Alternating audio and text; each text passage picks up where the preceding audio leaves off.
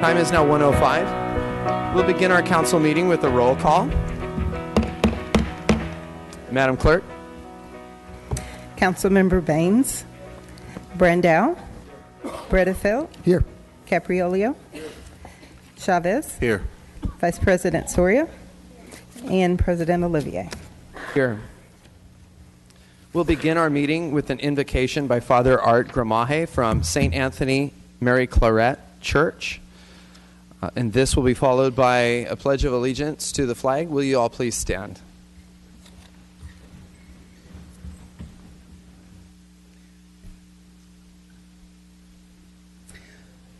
I wanted to thank you for all your good work, all of the council members, and especially for our own council member, Luis Chavez, especially this past Sunday with the forum on the Rental Housing Improvement Act. Thank you so much. Hopefully we can have more.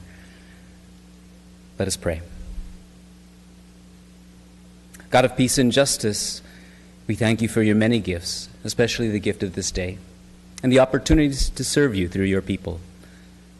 Give us, O God, leaders whose hearts are large enough to match the breadth of our own souls, and give us souls strong enough to follow leaders of vision and wisdom. Let us seek more than development for ourselves, though development we hope for, more than security for our own land, though security we need, more than satisfaction for our wants, though many things we desire. Give these council members hearts to work with other leaders to bring safety and flourishing to the whole community. Give them wisdom, understanding, courage, and strength to lead us. Give us leaders who provide for the advancement of our city of Fresno, especially for people who are poor, a prudent sharing of resources to achieve it. Give us leaders who can tell strength from unhealthy power, growth from greed, leadership from dominance, and real greatness from the trappings of grandiosity.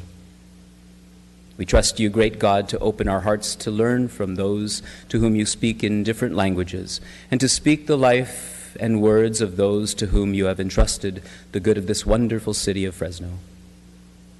We beg you, great God, give us the vision as a people to know where there is true leadership, to pursue it diligently, and to require it to protect human rights for everyone, everywhere.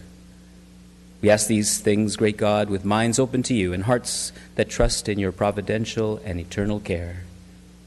Amen. I pledge allegiance to the flag of the United States.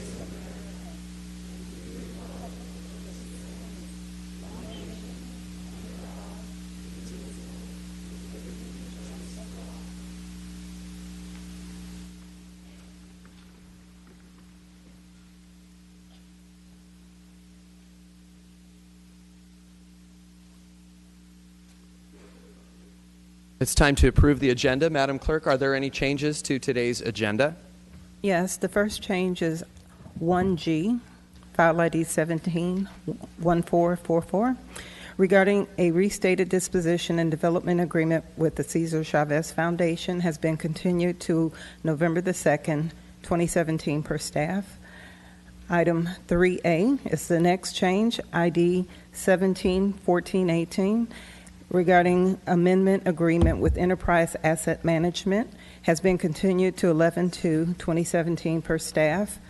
And the last change is the 215 item, ID 171454, which is a workshop regarding high-speed rail and work development, has been moved to November the 9th, 2017. Those are the changes I have. Thank you. Council, the screen is clear. Are there any council members with changes to today's agenda? There's a motion to approve and a second. The screen is clear. Is there any opposition to approval of the agenda? Motion carries unanimously. We now move to ceremonial presentations, beginning with the proclamation of Disability Awareness Month and recognition of the Disability Advisory Commission Award recipients. This will be presented by City Council Member Capriolio and the City Manager's Office.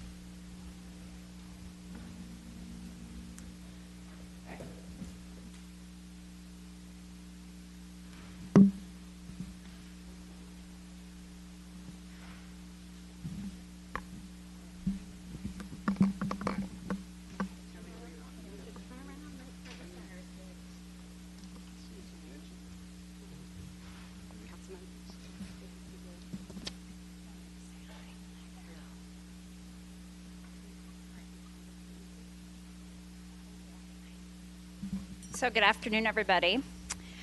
So each year we celebrate Disability Awareness Month in October to bring attention to the important role that people with disabilities play in all aspects of civic life.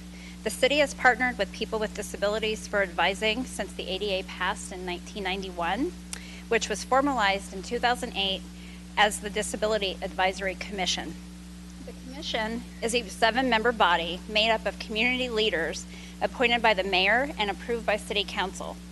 The commission represents many years of professional work and personal experience, and we thank you all for all of your service on this commission.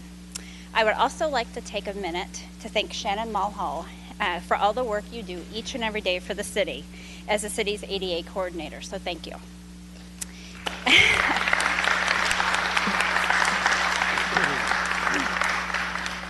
So this year, the proclamation will be received by RICV, the Resource for Independence Central Valley.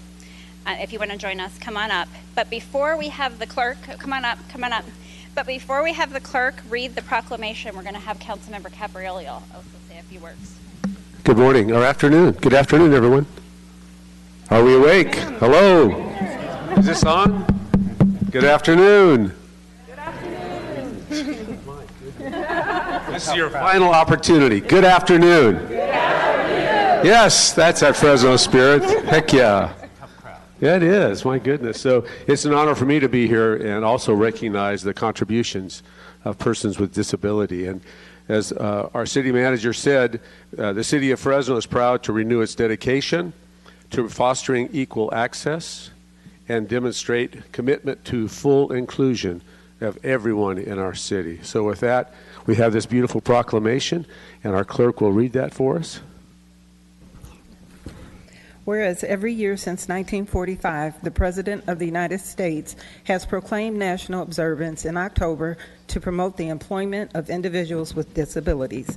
And whereas 17% of residents in the city of Fresno and 50% of residents over the age of 65 have one or more disabilities.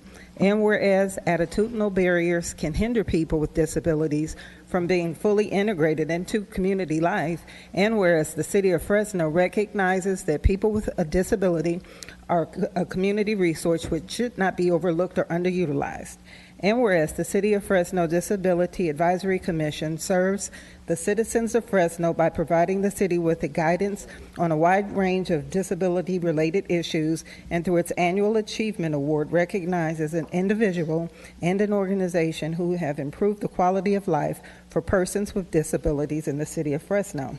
Now, therefore, be it resolved that we, Mayor Lee Brand, and the Fresno City Council members do proclaim the month of October to be Disability Awareness Month in the city of Fresno. And we'd like to have a few introductions of this fantastic team. So here we have Susana Gomez and Vidal Medina from Resources for Independence Central Valley, and I'm going to let them take a moment to say a few words about their organization. Yes, absolutely. Okay, and Susie's going to have something to say as well. Good afternoon, everyone. All right, there we go. Okay, so RICV would like to acknowledge, of course, the City of Fresno, council members, and the Disability Advisory Commission for this honor. We'd like to acknowledge our dedicated and professional board and staff at the center as well, which really make what work we do more important and easier to do. To our consumers, we are especially proud of their success and accomplishments in becoming independent, maintaining independence. And as Susie will speak a little bit about the ILC. Hello, everybody. So just a few words. Centers for Independent Living encourage self-direction and independence, helps to forge new direction for our disability population. The independent living movement is responsible for having enlightened us all on the strengths and abilities of people with disabilities. So our organization, RCV, we've been around since 1976. If some of you guys don't know about us, and by charter, our staff and board members are 51% persons with disabilities. So that gives testament to the whole, like nothing about us without us, and that goes to show in our mission and our services that we provide. And we really just want to thank you for this honor. Thank you very much. Thank you.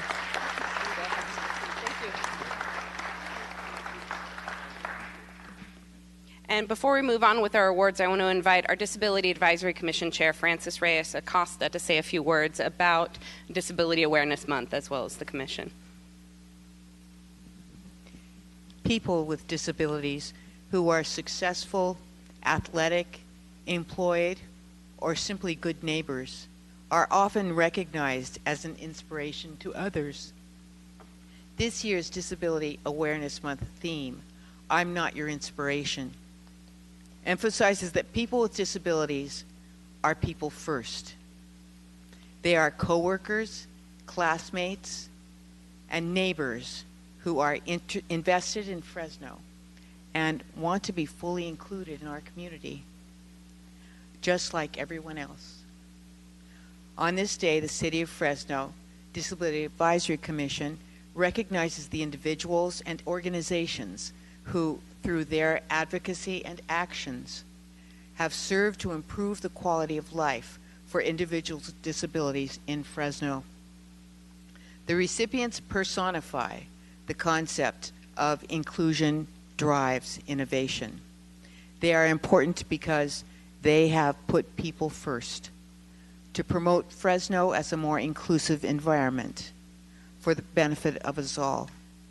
This year, there are so many fantastic nominees that instead of the standard 3 award categories, we were compelled to extend to 4 award categories. And quite frankly, there's just a lot of wonderful people doing wonderful things here. So I congratulate the Commission and all of you, and thank you all.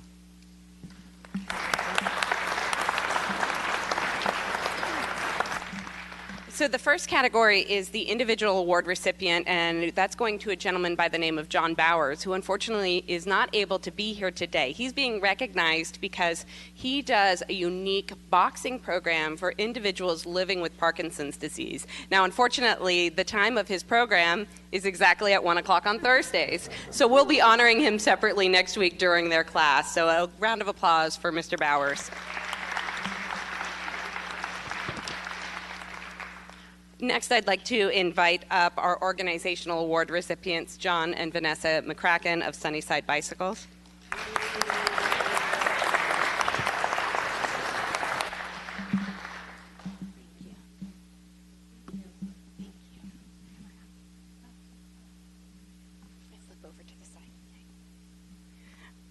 Now, John and Vanessa are very unique individuals, I've been told, and I've seen it through the work that they're doing. They have volunteered with the I Can Bike program for the past 5 years, providing support services for individuals with intellectual and developmental disabilities who are learning to ride a 2-wheel bike. And that's no small feat. They help with fitting folks with bicycles and any other supplies and gears that are needed there. So that's just an amazing thing that they've done for the last 5 years. Now, in the last year, there's been a new program in the city of Fresno called Best Buddies, which pairs up individuals in middle school, high school, and college who have intellectual disabilities with a friend. It's a one-to-one partnership and a new and unique program that also includes Project Search, which has employment for people with intellectual and developmental disabilities. Now, what's neat about Sunnyside Bicycle is they took the lead on volunteering for this organization and putting together a bike team. And I got to read this. They put together over 70 riders and the largest team that this organization had seen all in one setting. And it was the first year of this program, and I think it has to do with their heart and their dedication. Now, not only that, that team raised over $100,000 with this one event for Central Valley.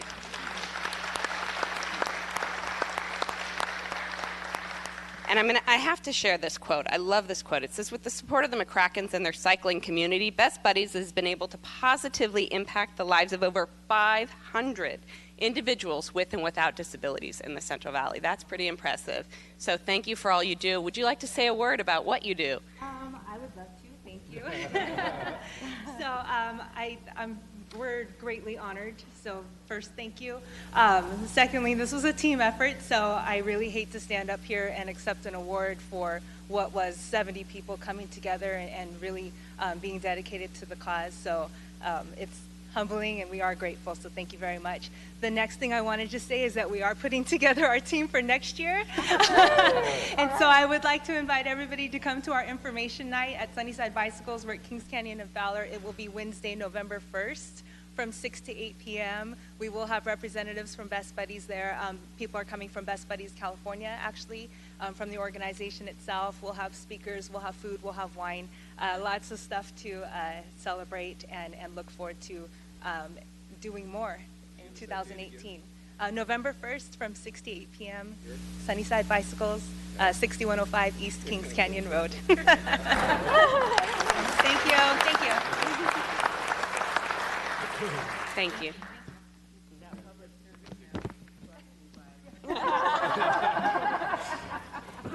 So now in the City of Fresno category, this was added a couple of years ago, our Disability Advisory Commission. As we met every month, they said, there are so many neat things that are happening within the walls and within the organization of the City of Fresno. We need to start recognizing the individuals and departments that are really going above and beyond.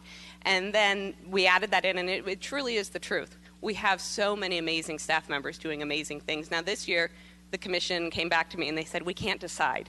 We want to have an individual award and a department award. Can we do that? And because they tell me what my job is and what I need to be doing, I said, yes, of course. Yes, of course. So this year we are going to be recognizing Brian Barr with our Department of Public Transportation.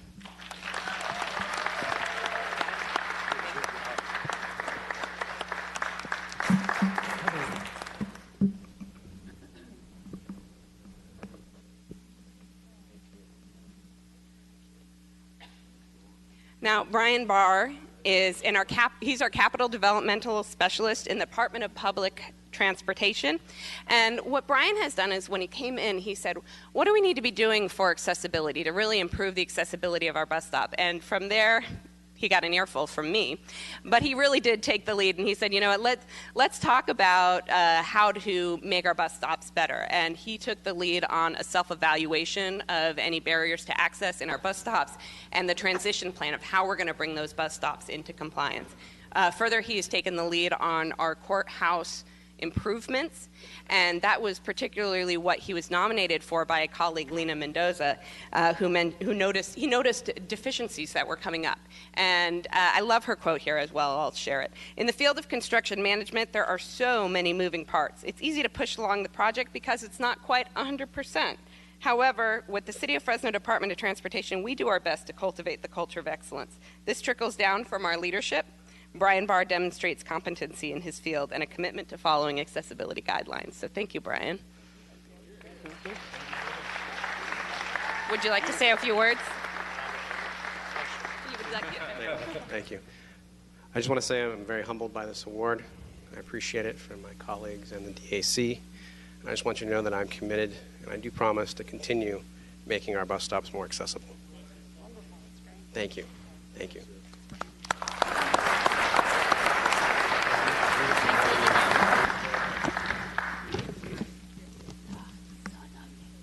All right, and our final award goes to the Airports Department. Why don't you come on up here, and we're going to show a video first before I talk about what the Airports Department has done. And this is, of course, under the leadership of Vicki Calderon and Melissa Garza Perry.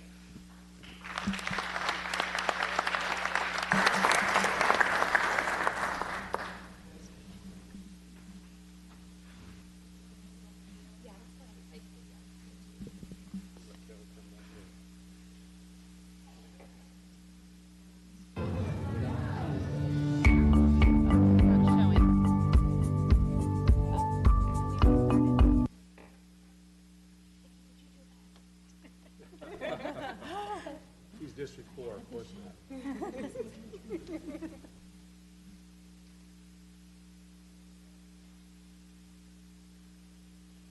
And there are some areas where there's just text on the screen.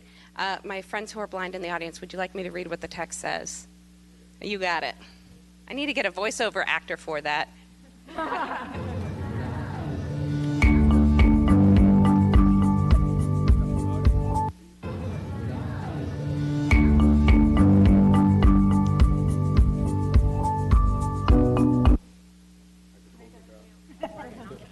Yeah, we laugh because Vicki came to me earlier and she said, I had a nightmare last night that the video didn't play. And this was before I even knew that you were going to show the video. She didn't even know we were going to show the video. Well, all right. So the airports department, what they put together, particularly under the leadership of these two unique women, is a program called Wings for Autism, which does air travel training for a group of individuals with autism spectrum disorder, who live with autism spectrum disorder. And airports can be an overwhelming kind of situation. Flying and travel is overwhelming for anybody. And so having the ability to do kind of a dry run in a safe, controlled environment is huge for our individuals with intellectual and developmental disabilities. And that's exactly what our airports department did. And it wouldn't have happened without the leadership of these two women, Vicki and Melissa, who put everything together, made sure that all the moving pieces came together in a seamless, flawless kind of situation. And so from the nomination, the passion that Melissa and Vicki had for bringing this event to Fresno Yosemite International Airport, along with the time and effort put forth to line up sponsors and coordinate the event, was truly remarkable. And I will tell you that they actually nominated their department, but the department said, no, no, no, no. This is not for us. This is for these two who have done the lion's share of the work. So thank you very much for your work.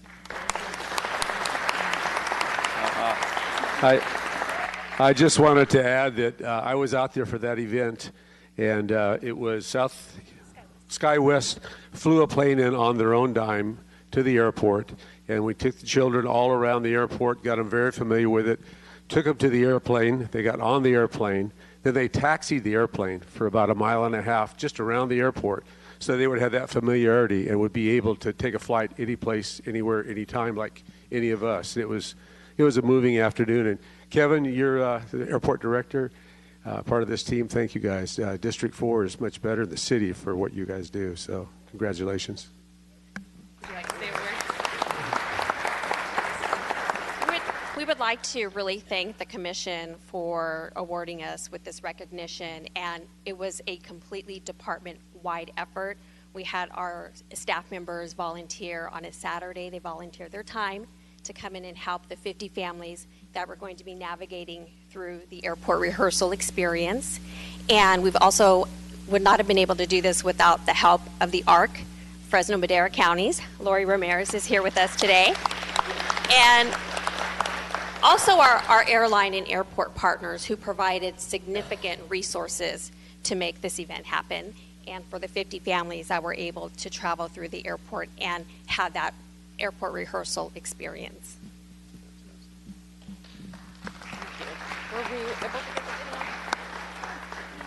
Well, that wraps up our award ceremony, and again, thank you all for the work that you do every single day in the community. I like to say that this is my favorite day of the year in my employment of the City of Fresno, because we get to look at what people are doing in the community every day to make sure that people with disabilities are equal citizens and are just part of the fabric of life, of who we are as citizens of the City of Fresno. So thank you for your contribution every single day. Oh, that's okay. That's the only constant is change.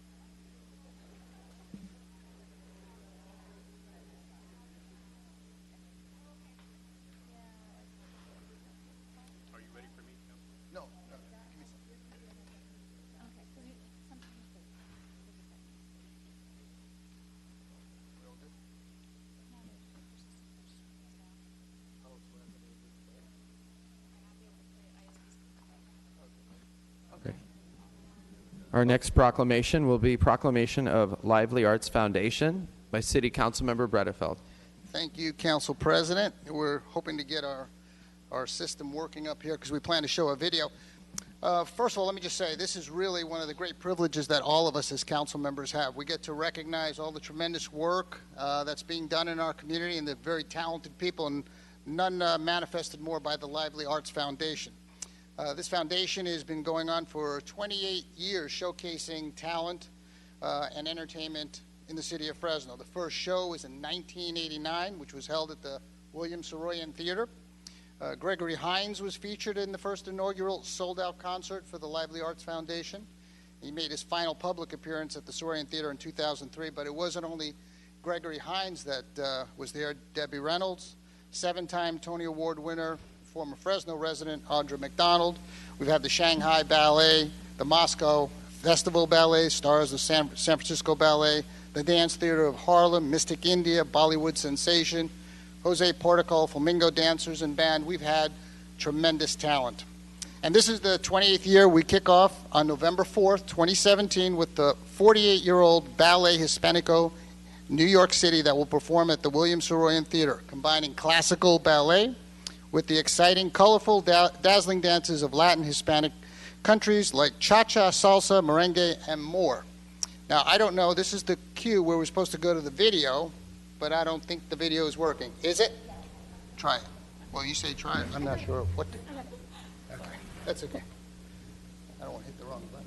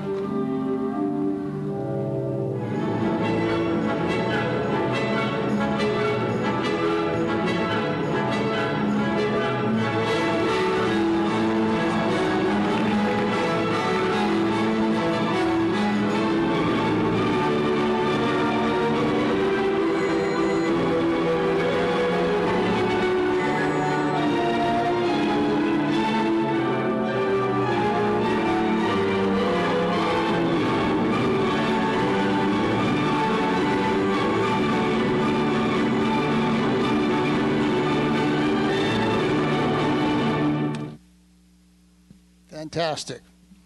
I'd like to invite the owner, Diane Mosier, and the Lively Arts Foundation board member, Hal Boland, to come on up, please. And I believe, Mr. Boland, you'll make some comments.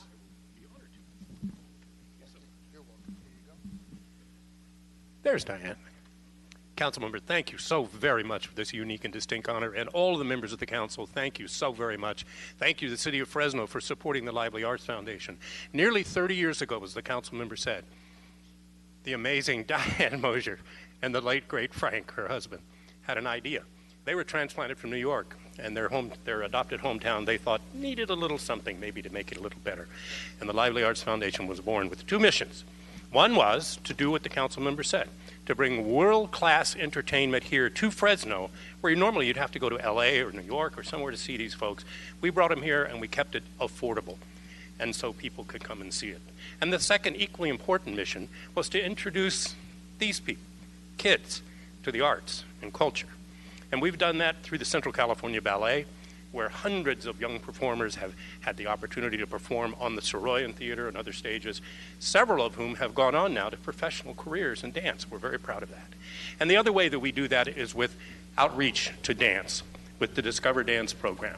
Every year, we do an entire Nutcracker performance on Friday morning for about 2,000 disadvantaged school kids. We bring them in from all over the county, and it's amazing. Those kids, first off, it's Christmas. They're out of school for that day, so they're already pretty jazzed up. And when the lights go down and the lights come up on the stage, you hear this squeal of delight, and you know we've achieved our second mission. So we want to thank you very much. The next installment that the councilman mentioned is Ballet Hispanico. It's going to be a fantastic, fantastic performance. They are a world-class company from New York, been around for a long time. It's truly classical ballet, as you saw, but with a Latin flair. It's really wonderful. That's going to be on the 4th of November at the Soroyan, 7:30. And then in December, some of these kids, all of these kids, and about 80 more, will be performing in the Nutcracker again. How many years is this? About 25? Just about? 26. I've lost count. Yeah. The 27th performance of the classical Christmas ballet, the Nutcracker. And these kids are so delightful to come and see. So please come see that. That's on December the 9th and the 10th at the Soroyan. There'll be an evening show on Saturday and a matinee on Sunday. So we'll hope to see you on the 4th for Ballet Hispanico and in December for the Nutcracker. And thank you so very much. Let me introduce our artistic director, Ms. Shirley Winters. Do you want to speak? Do you want to say some things? Well, Shirley, you're not going to come up here? Well, first of all, I want to say thank you to all of you. Thank you, Gary, and your staff. Art is important. Culture is important to civilization. We are very blessed for a town like Fresno to have a Philharmonic, opera. We have one company now, California Opera, and ballet. Many other towns of this size do not have this. And every year it gets harder and harder because we have issues with the cost of SMG, and we've talked about it, and the cost escalating where we're trying to keep the cost down so Mom, Dad, Jimmy, and Susie can go for a Nutcracker or for the Ballet Hispanico for less than $140 plus, the parking and things. So I'm urging the City Council to look into helping the nonprofits that make this city turn, that bring people down here. You've just spent $100 million to redo the Fulton Mall. Now you need people down here. And on the other subject of the Veterans Memorial, there is a fantastic group that's worked out of there, that some of them have actually fed into this group, Children's Musical Theater. And the theater now has asked them to vacate the premise because it's in need of repair. So I encourage the city of Fresno to find the funds, whether it's through federal because there is a Veterans Museum in there, to get it up to par, up to code, and it's not dangerous anymore. And let's keep this art alive. Let's keep the kids. This is great for the kids. Their test scores are higher. We have the Harvard letter to prove it. Their math and science, they go on to do great things. I have some ex-students that are, one's a breast surgeon here in town. One's a pharmacist. These are your future. And as Hal alluded to, for the December 8th performance for Art in the Schools, these kids are delighted to be able to perform for other kids that have never seen a ballet. They've never even seen a live theater. So if that encourages one of them to pick up a pair of shoes and dance, to sing at their choir, a lot of famous singers have started in their choir, to write like William Soroyan, Fresno's son, who had an Academy Award, Grammy Award, and a Tony Award, and to play an instrument. We did our job. What these kids do and what their parents do, getting them to the rehearsals, that's half the battle. But they learn to work and be responsible. They learn to work together as a team. These are all real positive things. So I hope, pleading to you, Gary, and the rest of you, that you can get something together for the memorial. They bring patrons down here, and patrons like to go to restaurants, and we've got $100 million into Fulton Street that it's going to need people down here at night. So we're kicking off our 28th year with Ballet Hispanico, which is fantastico, and I hope you all come. We have some flyers here. If you have a group of 10 or more, we have some really good group discount. We also have some cupcakes here. And the Nutcracker is going to be done the 9th and 10th, and then the special program for the kids is the 8th at 10 o'clock a.m. So maybe we'll even see you guys there, see all the kids from Fresno enjoying art for the first time in their life. And then when they are introduced to it at a young age, they want to come back and come back, and they want more. Okay? And this is Shirley. I'm just honored to be a part of Fresno and Fresno's dance environment, and pleased to be here today with you. Thank you so much for this opportunity. Let me just say regarding the Children's Theater, I spoke with Mayor Brand and Mark Standris, his communications director. They're working on this right now. So I want to give a lot of kudos to the mayor who is trying to resolve this so that, that theater. Okay. But we'll see. What the developers downtown Cuervo said, they may have something. Help us out on But let's, if we can get a picture, and City Clerk, would you read the proclamation, please? Whereas Fresno's Lively Arts Foundation is a nonprofit organization founded by Diane and Frank Mosier in 1989 to help establish the Fresno metropolitan area as a major cultural force by introducing a variety of world-class dance, music, and dramatic entertainment for the enjoyment of Fresno area audiences.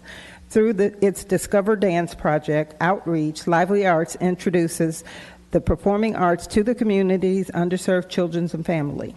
The Lively Arts Foundation is the first organization to bring professional dance to Fresno on a regular basis, and later formed a resident ballet company called Central California Ballet. And whereas the first inaugural sold-out concert was held in the William Saroyan Theater in 1989, featuring a past student of Mr. Mosier's, the late tap dancer, actor, and singer Gregory Hines. Gregory Hines made one of his final public appearances at the William Saroyan Theater in 2003. And whereas for the last 20 years, the Lively Arts has sponsored Central California Ballet's special school show of the Nutcracker Ballet, dedicated to Fresno County schools. Through its Discover Dance project outreach, 2,000 students attended the Nutcracker Ballet at the William Saroyan Theater each year. 30,000 students in all have seen the performance.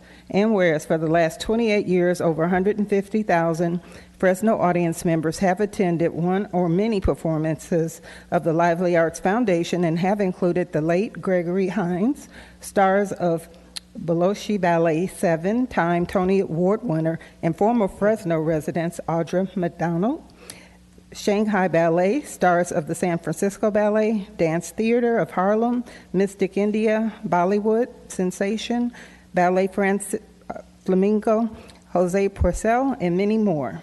And whereas the 2017-2018 season starts on November 4th with the Ballet Hispanico, followed by the Central California Ballet's Nutcracker on December 9th and 10th, and Teo Drum Heart, Japan's premier Takeo drumming group, on May 5th, 2018.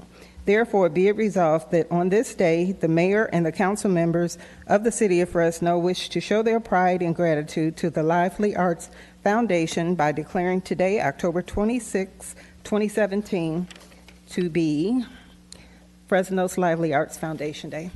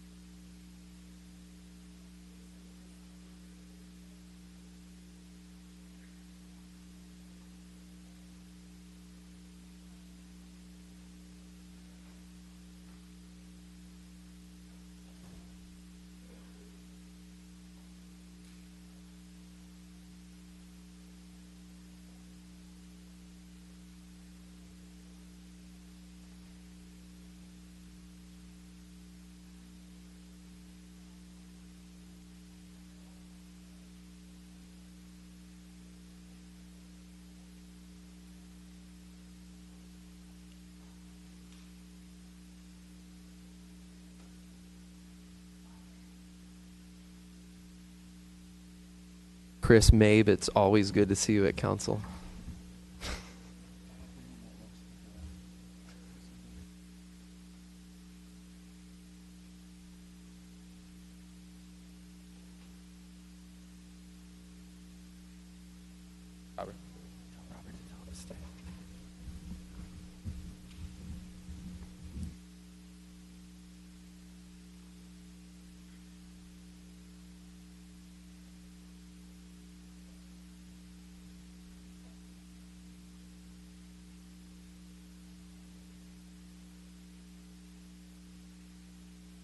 Thank you.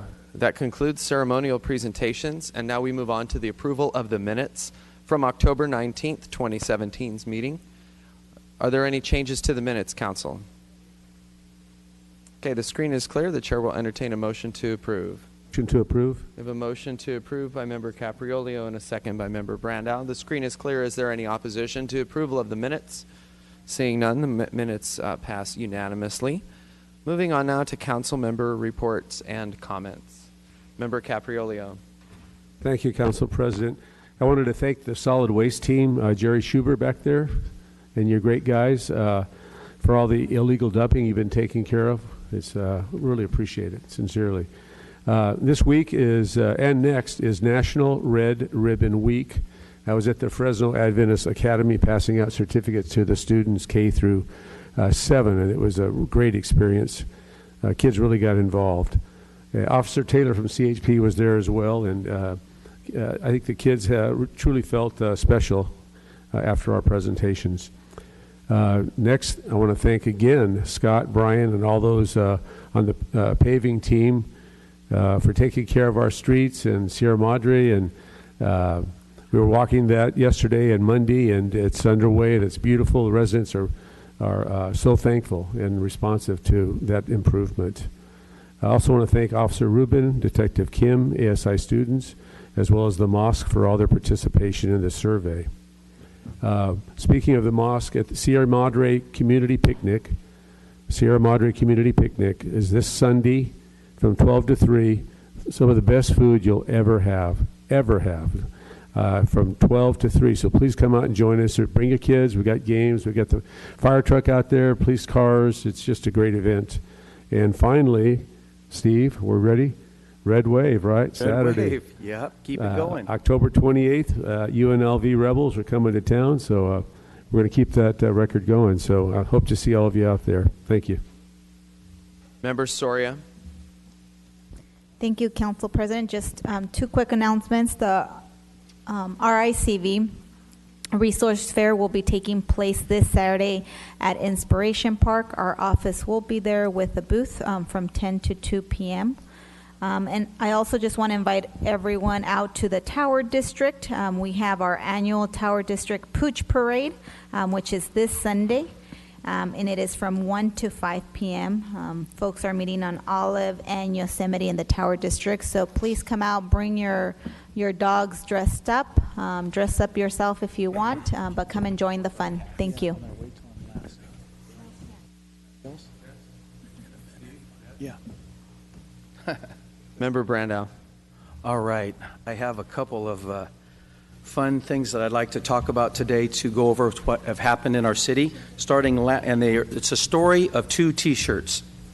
Last Saturday at Chukchansi Park, we had our 9th annual Youth Soccer Make a Difference Day, where we served 70 different teams of kids 3 to 10 years old that got a chance to come down and play their normal soccer game down at Chukchansi Park. And we decided to go with a Halloween theme. We were so close to Halloween this year that all the kids got a T-shirt and a medal.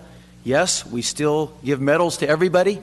And all the kids got a medal. We served lunch to all of the children and their families, which a lot of times were parents and grandparents.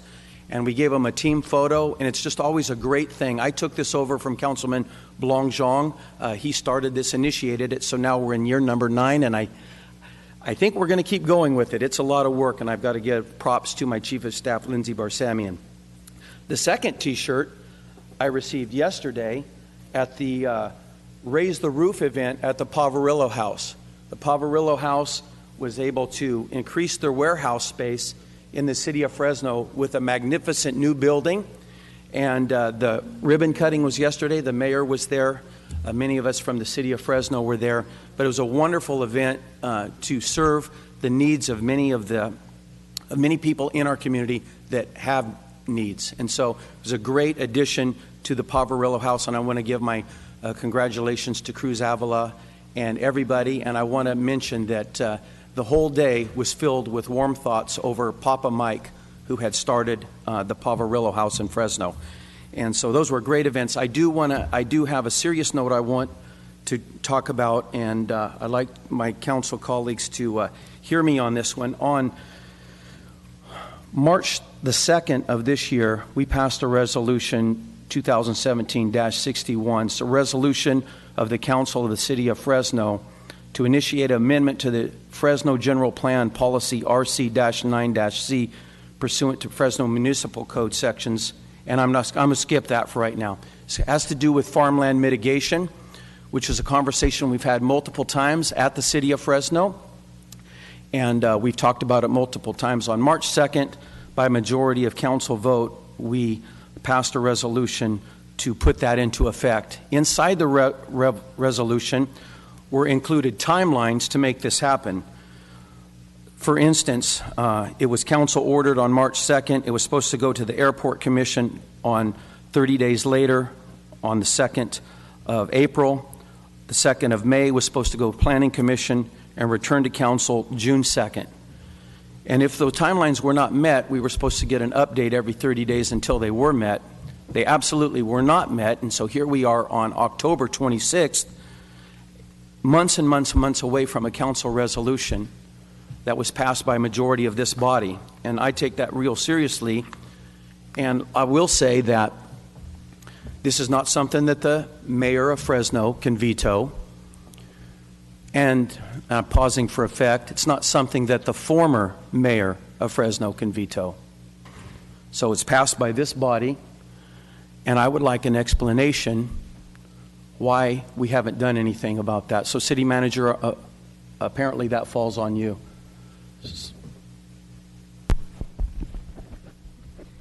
So I appreciate you bringing this up. I wish I would have known you were going to bring this up before the meeting, because I would have had an update for you. I will need to meet with our Development and Resource Management Director and get back to you, and we will do that and then within a few days. Well, I appreciate that, Wilma, and I know that much of this happened before you were City Manager, but I know that, as the City Manager, you oversee all of these issues, and so it's very serious when council can pass a resolution and then it just gets, in my thought, put in the back file where other things get, other projects in the city of Fresno move forward when this should take priority over other projects. And so, I would like to see a quick response now from the city manager's office and from the administration and from planning. Really, in many ways, and sometimes especially when it comes to planning, our city is, on this issue and other issues, our city faces a tyranny by bureaucracy. And this should have been already done, should have been wrapped up, and we should have already amended the general plan. So I'm hoping that we can move forward with this farmland mitigation issue and correct our general plan. Thank you. If I may, and Doug or Talia, I understand. I just received a message that I understand that it's currently in CEQA review in your office. Is that correct?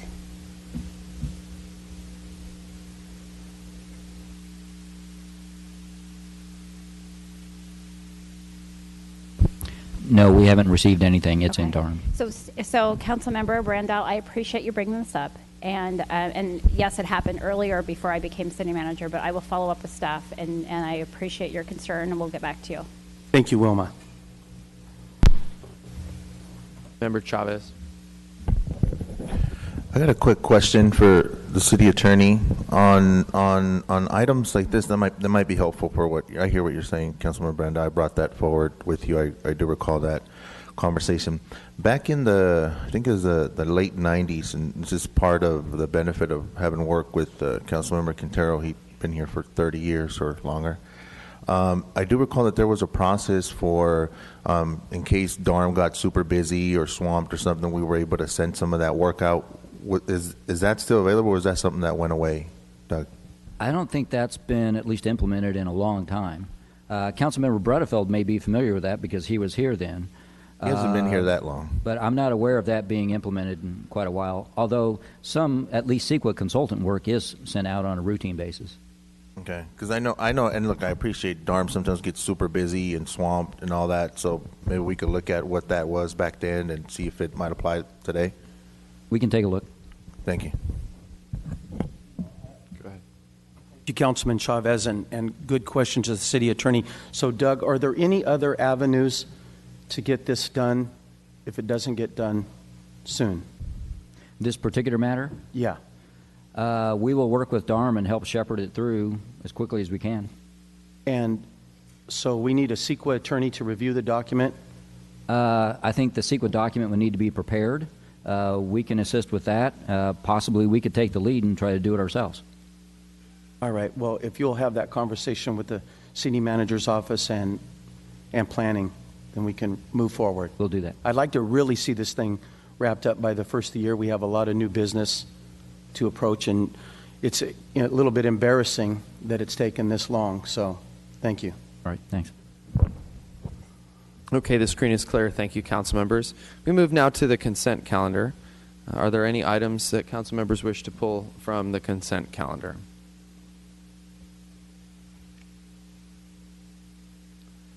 Not everyone, not all at once.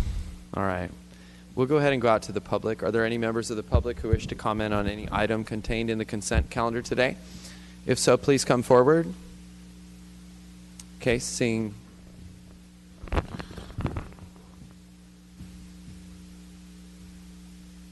that. Please give us your name and address for the record, and you'll have 2 minutes. My name is Felice Koch Messeling. My driver's license B7529365. I'm being documented by hashtag P960, case number 17BQ6104, hashtag P146, case number 17B93725. And my case is arranged 8:30 a.m., 1/22/18, case number 170-69118. Let me repeat that, 170-69118. So I'll be documenting all future protocols and amendments and all the fun stuff in each government and longitude and latitude diagram, and from the past as long as I want to. So then I'm going to audit you guys, and we're going to be in a court meeting so I can get paid off. So I'll see you guys then. I won't show up no more.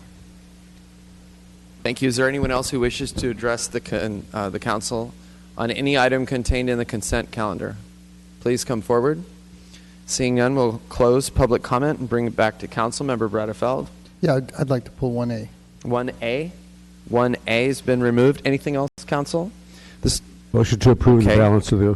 We have a motion and a second. The screen is clear. Is there any objection? Okay, seeing none, the motion carries unanimously. We will move now to 1A. This is Department of Public Utilities, Mr. Esqueda.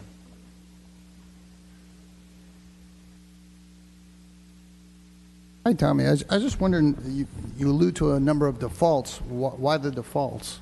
The defaults in this case, like the first case, were just failure on the contractor's part or the other party's part to complete the projects that had been stipulated on time. So the first milestone that was missed, I think, was March 31st. They missed that deadline. That was a default condition. We extended the deadlines to July 31st. They missed that deadline, so that prompted the second default. The next milestone is December 1st, and if we miss that deadline, we will issue a subsequent default notice as well. But they're making progress. It's just not going as they had anticipated and had stipulated in the contract. Okay. Make a motion to approve. We already had a motion by Member Capriolio. Oh, no, this is item 1A. We have a motion by Member Bredefeld and a second by Member Chavez. The screen is clear. Is there any opposition to this item? Okay, the motion carries unanimously. Thank you, staff. Thank you, council. Moving now to scheduled hearings and matters. Our 2:00 p.m. item is the Anti-Slum Enforcement Team Quarterly Status Report and Update from the City Manager's Office and City Attorney's Office. Staff? Council, I was going to start here, if that's all right. Please. Yes, Doug Sloan, City Attorney here. The asset resolution passed last fall requires a quarterly report to the council from the City Attorney and City Manager concerning the status of asset. Also today, I understand staff is going to report on the status of the Rental Housing Improvement Act. As concerning an overview, I'm going to provide an overview, and then our Assistant City Attorney, Felicia Espinosa, is going to provide some detail on some asset successes and some pending matters. And then I understand the City Manager and staff will provide some additional information. Currently, the asset legal team consists of 3 lawyers, a senior paralegal, 2 investigators, and a legal secretary, also assistance from some law clerks. The law clerk program is working out very well. The law clerks assist with some asset matters and also some non-asset code enforcement matters, too.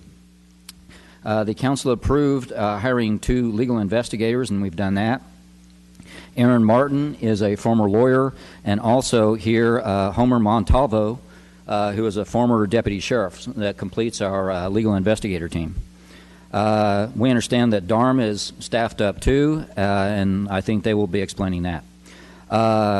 We are handling additional matters, more and more matters as we go.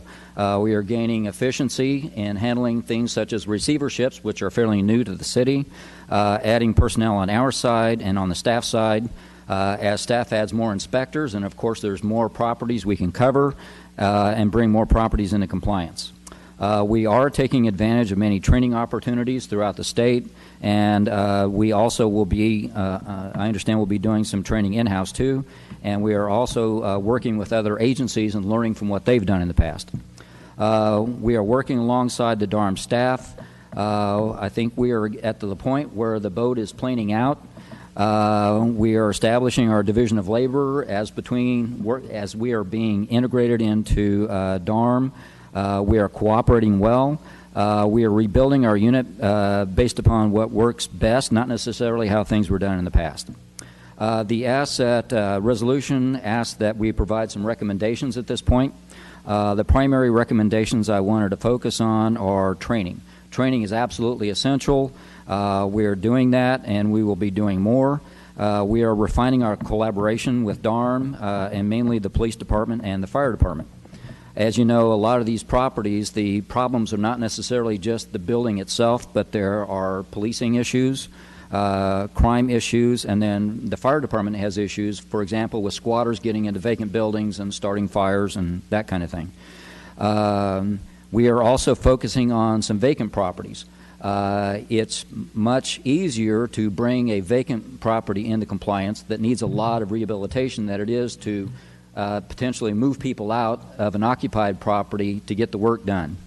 So we're focusing on some vacant properties which will provide some more quality affordable housing. We're preparing for the proactive inspection program. When that program starts, it may provide us many properties that we'll learn about problems that we didn't know about before. That may result in a lot of work for us if they don't come into compliance within the time period that's required under that act. We are trying to publicize the results that we get. We want to send the message to other property owners that here's what will happen if you don't bring your property into compliance. We are working on, along with DARM, in educating the public, both tenants and owners, as to what their rights and responsibilities are. And then finally, we are collaborating with other agencies and organizations to maximize your return on investment for asset. Now, Felicia would like to provide you some information on some successes and some pending matters. Thanks. Good afternoon, Council and the community. So to talk about some of the successes that we've had as asset in terms of receiverships, as Doug mentioned, One of the things that we're also doing is focusing on vacant housing, and that might be potential affordable housing in the future. Christina Roberson has a case pending in front of the court that is a 5-unit vacant complex. It's potentially that the receiver sees this as a as-is sale, so at least we could get responsible ownership there to be able to make those changes and get potentially housing out to the community. Other vacant houses also was a 4-unit complex with two of the units being vacant, which potentially might also be an as-is sale. But the as-is sale itself is a success because before we had a totally absentee owners. Either they have passed away and it didn't go anywhere, or it's out of Fresno and haven't been part of the community for years. Therefore, we can try. The receiver will try to sell it to an owner who then might potentially put money into escrow to make those rehabs. And then once that rehab is complete, then that person would get the property, and we have a responsible owner there to maintain these apartment complexes. We have it throughout the city of Fresno. We also have completed our first receiver. So the receiver about a couple of weeks ago was relieved as receiver with the distribution being taken care of in terms of his costs and in terms of the costs in terms of the subordination, including the city's hard costs for inspectors' times and attorneys' fees. So we see that going forward as well. Part of this receivership includes working with Asset. We've also had great relationships with the rest of DARM. So we worked with the vacant building ordinance team. We've worked with the neighborhood revitalization team in terms of getting those inspections and declarations ready for court to get those taken care of. So we've been coordinating across departments and with police as well to help us out with those petitions so that they're solid in front of the court. Other ways that I guess we've changed the way that we're approaching properties is we've always are looking for voluntary compliance. So we sent out a letter and are trying to bring property owners to the table before we actually do the asset inspection to let them know that we are coming, tell them what it is that we're looking for and what their responsibilities are under the health and safety code, to give them the opportunity to get started on it before we can technically be on their property to start that inspection and the required notice and order. Again, that is for voluntary compliance. Other ways that we have gotten voluntary compliance is by filing petitions for receivers and then filing the property owner who wasn't responding to the city of Fresno now comes to the table with an attorney and made those changes before having her property taken by a receiver and made those changes. So that's some of the broad ways that we're, I guess, approaching properties, both occupied and unoccupied, to get that out into the community and get those units ready for occupancy. If there's any questions? Felicia, just a quick question. And first of all, thank you for attending with me that meeting we had over at St. Anthony with Faith in the Valley on the rental housing inspection update. I think one of the things that I would like to see come out of the conversation today is that we're a little bit upfront and honest about the realistic timeline for implementation of this. I know it's a huge database, just a lot of work. We want to make sure we get it right, not rush this, and make sure that it's done in the proper manner. There were a lot of great questions out there. We didn't really get to discuss in detail the in-depth conversation, but I know that there was some state legislation that came down that prevents landlords from asking folks about their documentation status. How are we as a city going to incorporate that into what we're doing now for the rental housing inspection? Well, when it comes to the rental housing inspection program, there will be notices sent, multilingual notices that are going to be sent out to the tenants, and the city knocks on the door. We don't ask about immigration. We're there to inspect the property for health and safety issues. No, absolutely. And so what I want to contemplate here is, so what happens if we do receive a report of a landlord that is going after an individual for that reason? How does that work on our side? What's our role? What's their role? Well, hopefully, what we're trying to do is set up and have some more conversations, I think, with Central California Legal Services, and if there's any other advocacy groups, be them legal or non-legal, out in the community, to be able to make those connections if needed. If it is at the city of Fresno, we're there to enforce the health and safety code, but if it is that they need representation, then hook them up to that. And the reason I'm asking is I think everybody knows now, it's common knowledge that rents have been going up incrementally quite a bit the last 8 months. I think an average of 10 to 15%. I'm getting some reports now that there's some landlords that are just coming in and wanting to charge more without making repairs, and unfortunately some of them are asking those questions. So I just want to make sure we're clear on what that means for on our end, and then also for the community as we develop what that implementation looks like. I'd like to see a little bit of more of a concrete plan on outlining that, just so we're clear on both sides. If I could chime in with Sure. that. I've gotten calls as well on the rent increases from landlords for no apparent reason. They're not improving anything or doing anything other than raising the rent. And two of my constituents that have their finger on the pulse of our community have indicated that there's a strong feeling that this isn't fair, it's not right, and it's going to continue. So I join in your comments, sir.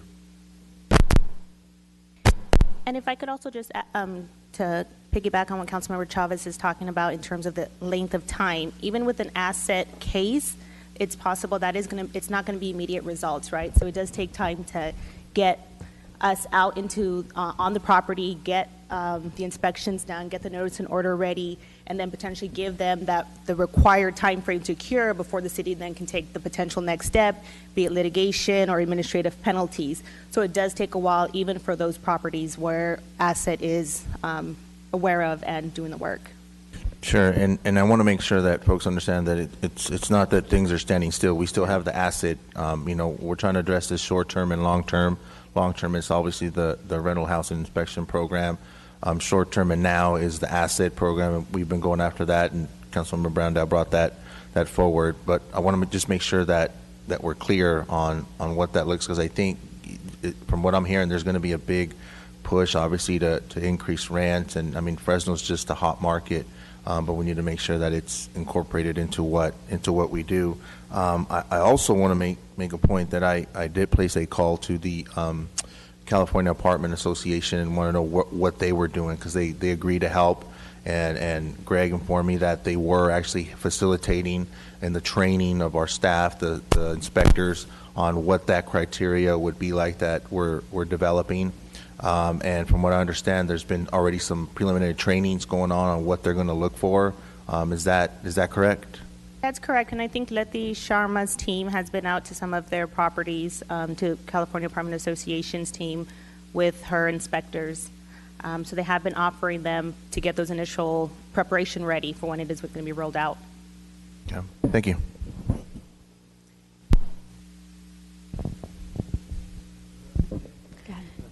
Thank you for that information. One of the questions, I get a number of complaints too in my office, or questions regarding the effect of the anti-slum ordinance. I'm glad to hear some report about it. So just for the public's information, who do they report to some of these violations? Like if they're making the report, do they just call our city attorney's office? What do they do? The city takes information through Fresno, through code enforcement, the 621 city. If it is, that is through the city attorney's office as well, or through the council member's district office. I mean, the city just wants to know about what's out there if it is that you're reporting problems. Okay, perfect. Thank you. Can I jump in now? Please do, City Manager. Can you guys hear me okay? Not at all.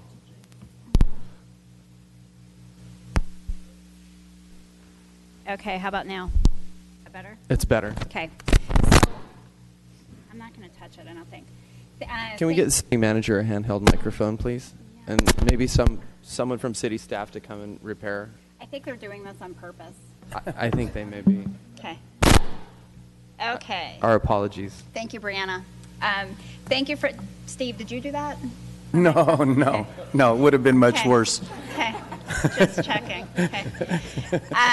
Thank you for this opportunity to provide a brief update on the progress of the Rental Housing Division in Durham. As a refresher, and as outlined in the staff report, the Rental Housing Division consists of 3 units. So Felicia and Doug just went over the ASSAT anti-slumlord enforcement team. We will now be providing an update on the proactive or rental housing improvement program. that will conduct health and safety inspections. There will also be more in the future related to the reactive housing unit. Before we provide an update on the rental housing improvement program efforts, I would like to take an opportunity to point out that the DARM asset team, led by Division Manager Letty Shama and Supervisor Randy Calvert, are in the audience, and I would ask you all to please stand up to be recognized.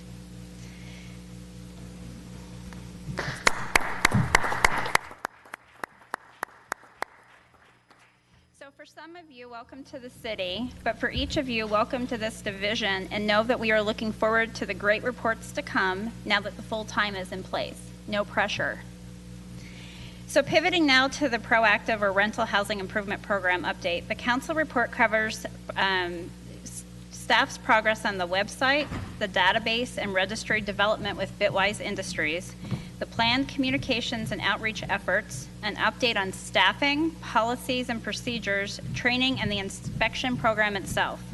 I will be asking that DARM Assistant Director Kelly Furtado provide some key highlights on these items, and that she will also review an estimated timeline related to the inspection program.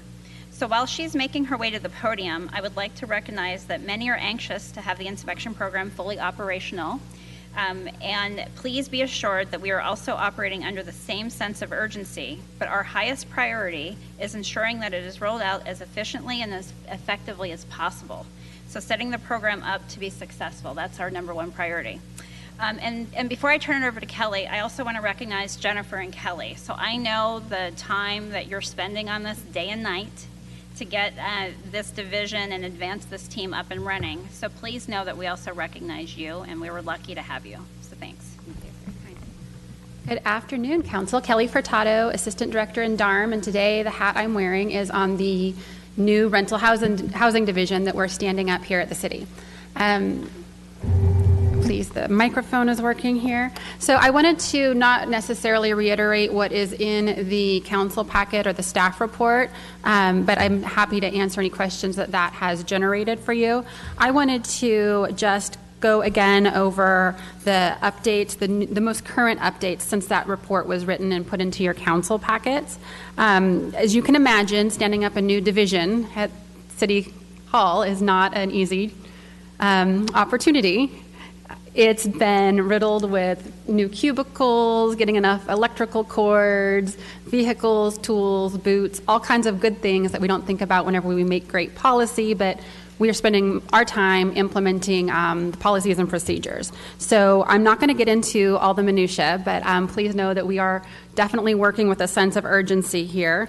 And I'm hoping that next quarter, whenever we come back to you for the asset report, that in a row or two of the council chambers, we'll have our full rental or proactive team here as well. So we haven't hired that team yet. We're really, really pleased, though, as the city manager just pointed out, we're really pleased that our asset team is finally fully staffed, and that's something that just happened this month. So very excited to see what comes of the full staffing.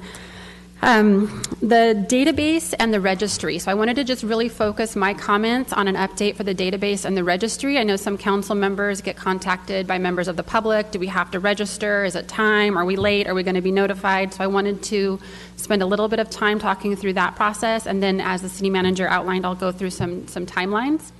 So the database and the registry process has been so critical to a successful implementation of this effort of us getting out there and proactively looking at all of what we now know to be an estimated 93,000 units. So the city contracted with Bitwise Industries with Shift 3, and we've been working with them for some time to do two things. One was to develop, for lack of a better word, a mailing list of potential property owners. So we have done they have done a sort of several different data sources, and they have compiled a list which we will use then to do some significant outreach in the coming weeks and months so that individuals that own properties will know what they are required to do. So this is not going to be a surprise, nor are we going to start finding people that may not have been known that they have a requirement to register.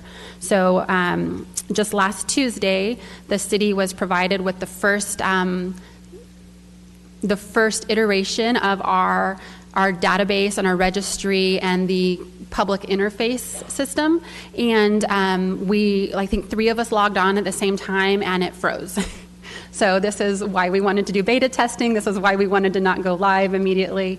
And so we are working through some firewall issues. And I just wanted to just comment, our ISD has been phenomenal through this process. So working with an outside agency like Bitwise has been really exciting, but at the same time getting their technology to work on our systems. Our own support staff has been tremendous in that regard.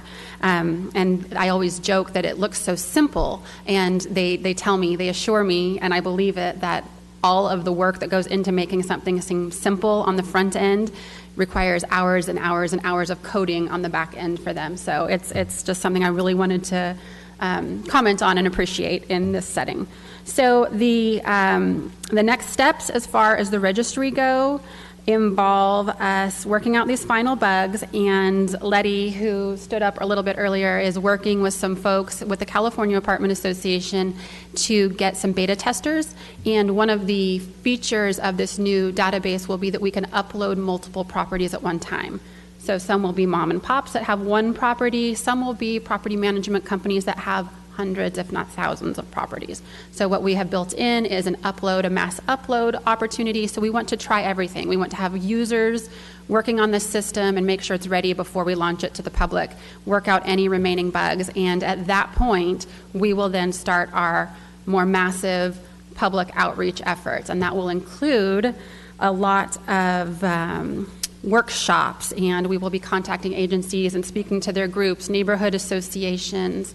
We've already got a laundry list of different groups that we'll be contacting and working with. We're going to ensure that it's done in several languages, that there are interpretation services available as needed. So we've really put a lot of thought into what we will do as soon as we're ready to go to the public and start promoting this and letting folks know about their requirements to register.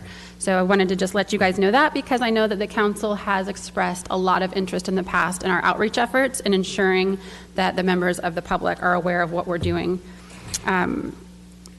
The last part that I wanted to just mention is really that we plan on, as I mentioned, hiring, going through the civil service process takes some time.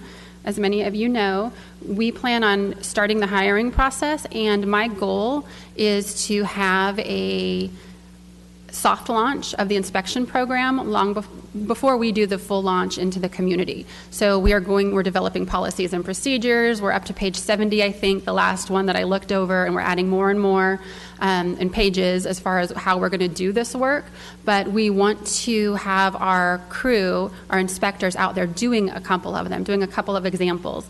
And somebody had mentioned up here on the dais earlier that we are working with folks who have volunteered to let us look at either their complex, their single-family home, those kinds of rentals, so that whenever we do get staff on board, we can do a soft launch, we can work with our technology, we can work with our policies and procedures, and we can make sure that we have got the system really figured out so that we do this well the first time whenever we launch it to the public.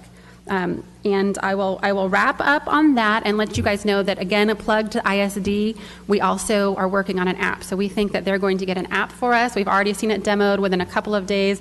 They did an app so that our inspectors can go out and do our goal of a 15-minute or less inspection per unit, do it all on a tablet, and potentially be able to print the report right then and there on the site, hand it to the individuals that they need to notify, and go on to the next project. So we're looking at some really wonderful efficiencies, and I just wanted to thank all the folks involved in making that happen, because I could never develop an app.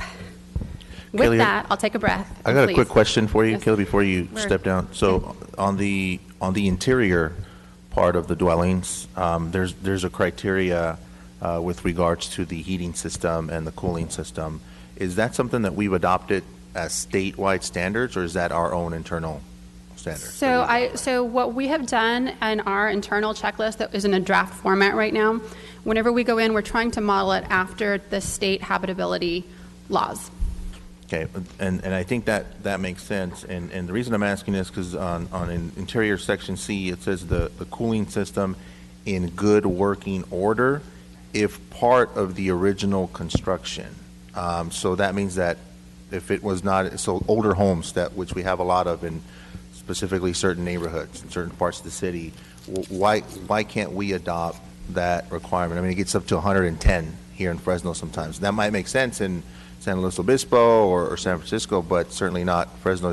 Are we restricted from that is my question. So I don't know about if we're restricted from it, council member, but I know, and perhaps there's more folks that could answer that more technically than I, but the idea is that we can't require somebody to come up to today's rules if they basically get grandfathered in. You hear it a lot in front of council when it comes to planning documents and zoning types of things. So I know that typically we can't require folks to meet new rules unless they go under some kind of substantial rehabilitation or construction, or it's a newly built facility. So there may be some restrictions on that. Again, we modeled it in this first draft to follow the state rules on habitability. We can definitely look into that a little bit more. Yeah, but I'd like to get that's clarification on that. I know we have a lot of outside investors that come in and flip homes and remodel. Maybe at the time when they're remodeling, we could include that into because it's technically it's a remodeling of an older home. I know that it is sometimes. I know that it is included whenever it reaches a certain threshold. If you're doing weather stripping, it's not. If you're tearing down a wall, that kind of, we'll look into it. We'll definitely look into it. Thank you. All right. Kelly, one quick question, and I might have missed it. I was taking notes as you were talking, but I might have missed it. When's the day that you have planned to have the mandatory inspections program functioning? The proactive? Inspectors, yeah. Okay. So I'm thinking it will probably be February to March. Okay. There are probably 10 different variables that make that a sliding. One of them is the hiring process. That's been my experience, has been the one that has the most variables. But we want to do the soft launch successfully before we do a full launch, and I anticipate that the soft launch may be as early as December. Okay. All right. Thanks, Kelly. You're welcome. Because I want to make some comments, but you don't need to stand there. I appreciate it. All right. I want to comment on a couple things. For starters, I want to thank Doug and your team for the update on asset, and Wilma and your team for the update on the mandatory inspections or the preliminary inspections or whatever we're calling them now. But I do appreciate the effective work that Asset's been doing. You know, when we devised Asset, it was not built to be a touchy-feely approach to slum housing in the city of Fresno. It was meant to be a tough approach. We know where some of the degenerate slumlords are, and we wanted to go after them very seriously. And I thank my colleagues for passing that because it's been an effective tool so far, and we're going after. And when you do that, you're going to get kickback. You're going to get people that aren't happy. The other day I came into the lobby and I ran flat into a guy that was not happy because he had a long list of fines that the city of Fresno was placing on his property. And he started talking, and I said, "Can I help you?" There was nobody at the front desk. And before you knew it, I knew this guy doesn't like Asset. And so I said, I'm the council member that brought forth Asset. So he had he was really upset, but essentially I asked, and I'm not going to name him, but I thought, okay, maybe he's got some valid concerns. And I came back and asked our staff, bigger than life, he's one of the slumlords, knocking on the door in here to see if there's any way we can extend his time, treat him more gently, treat him more fairly, blah, blah, blah, blah, blah. It's a bunch of nonsense. I appreciate the work, the hard work that Asset is doing to clear these bad actors out of our community. Now, in regard to rents, that's outside of the city's purview. And specifically, it was a power denied the city in these rental acts that were both passed. The negotiations, we were told legally and effectively, we're not going to be involved in rents. Now, maybe rents are going up in Fresno. Quite possibly, rents are going up throughout California as Sacramento talks incessantly about housing stock while creating true roadblocks to development of that same housing. Okay? So there's a lot of limitations. Sacramento's talking up a big storm about housing, but really they set roadblocks. They want housing, their style of housing. So rents are going to continue to go up. because we are constricting the land that we are developing on. But that's a different argument. Now, what I wanted to show, and Robert, if you could help me with this slide. Kelly mentioned the pain of creating a new division, and I understand that, office space and phones and computers and stuff like that. When I first came up with the concept of asset, I truly wanted a new department in, and Robert, if you could go to the current, do you have the other one as well? Okay. We have a current organizational flow chart where everything that we're trying to do in housing, which is a function of code, is all underneath planning. Okay? And you heard Kelly talk about how difficult it is to get the new division up and running. And really, this great program, which we told our citizens was going to be created by September, when we voted on it, is really going to be effective in March. So, earlier I mentioned bureaucracy. And I'm suggesting, and I'm actually with my own small voice demanding, that we separate code from planning. We need two completely different departments. One to handle code issues, which deals with these housing issues that we've heard about today. And then planning needs to be talking about new development and where goes what, and especially streamlining planning, which still really needs quite an overhaul. And I'm suggesting to my colleagues that planning currently has too many balls in the air, and this code enforcement is one of them. So I'll make this available, but I wanted to put it on the screen so we could show the public. I suggest that we separate those two departments, and it will mean that we have to spend a little bit more money to create a proper department head and give that department head, and Letty, I probably you, so I appreciate that, but I believe we should take Letty, which we had a wonderful meeting here 6 weeks ago, and I think you're the right person to oversee asset, but we need a department head over code and get code out of planning. Planning has way too many balls in the air. And so this is just a suggestion, but in upcoming days, we run into bureaucratic snafus time and time again because we have too much going on in planning. That's my opinion. So thank you. Can you make a motion on that?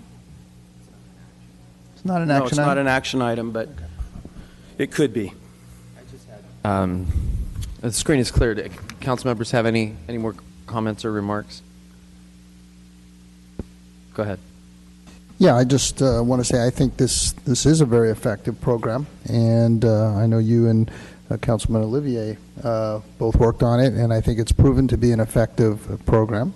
It's a program where you go after the people who are not taking care of their properties, as opposed to just creating a very large program, which I don't think the city is capable of doing, and going after good property owners as well. So I think asset is the direction it goes, and I agree that I think it should move to a different department. Frankly, I think it makes sense to be with the city attorney's office, but I'm certainly open to looking at that because they handle a lot of the legal matters related to the bad property owners who are not taking care of their properties. And that's it.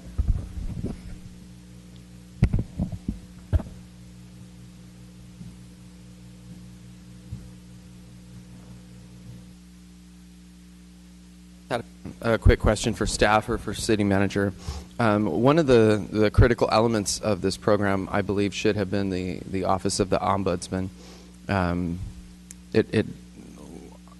That was a large part of the work that I did on this, and it has never been funded. Or what's the status of the Ombudsman right now?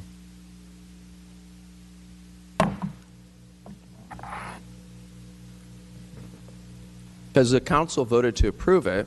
The council did not approve it as part of the budget process, is my recollection. I'm sorry? That it was not approved as part of the budget process is my recollection. Okay. During the February discussions. I would have to go back to my notes, but I am not operating under the impression that I am to be implementing that. City attorney, is that typical for the city council to vote for something to be done and the the executive branch of the city government to just not fund it, not do it? I recall it was approved in the asset resolution last November. Then there was a discussion when the rental housing program came, and there was some additional funding provided then for some other positions, but the ombudsman was not funded, and as I understand it, it was not funded in this year's budget too. You know, if I may, my recommendation would be that we now have a full team in place. We're working with Bitwise to get everything in place. And I would like to come back to you all after that's fully running to see how this works before we make any organizational changes or implement new positions, et cetera. As Kelly talked about, it's very difficult to get everybody a good team in place. It takes some time. We just now, we had them all stand a few minutes ago. And so my recommendation would be to work with Kelly, Letty, and Randy, along with the city attorneys, because we have a great team now. We're functioning really well.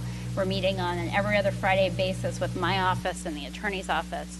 And so I would like to see how that works first before we make any other changes. It was my understanding, City Manager, that the ombudsman was part of the asset package. So is I guess my question for anyone in this room is can the administration pick and choose the things that the council votes for and then just defund? This is an unpopular idea. We just won't fund it. Is that typical? Should I just bring something forward to fund the position, or? The funding can be accomplished either through an amendment to the budget or during the budget process in June. Okay. Those are the two opportunities, yes. Okay. I'm not trying to rock the boat or create any kind of consternation, but it's something that this council body voted for, and it was something that Steve and I, when we brought it forward, because there was a lot of discussion between Member Brandau and myself about whether or not this should be included, but we did the research and we determined that we think that it would be a benefit to renters to have this office functioning to try and get things fixed before having to go over to a more, the carrot and stick type of model. So it just didn't get done, huh? So, okay. Yeah, and I just need to look into that. I don't recall exactly how that all played out, and I need to look into that. Okay. All right. Well, when we come back, then that would be something that, Member Brando, you agree that we'd like to find out what happened to that? Yeah, I'd be interested. I vaguely remember the conversations during budget talks. I know that inside of Asset it was passed, but I believe you had a conversation with the mayor during budget talks, and I don't remember the result of that. Okay. You might want to check with him. I don't remember the mayor telling me that the ombudsman was something that he didn't want to do. So, all right, we'll just we'll wait and see how it goes. See, I'm remembering back to the community debate, and a lot of folks. The reason why Member Brandau and I wrote, came up with Asset with lots of help from folks within the administration, the executive branch.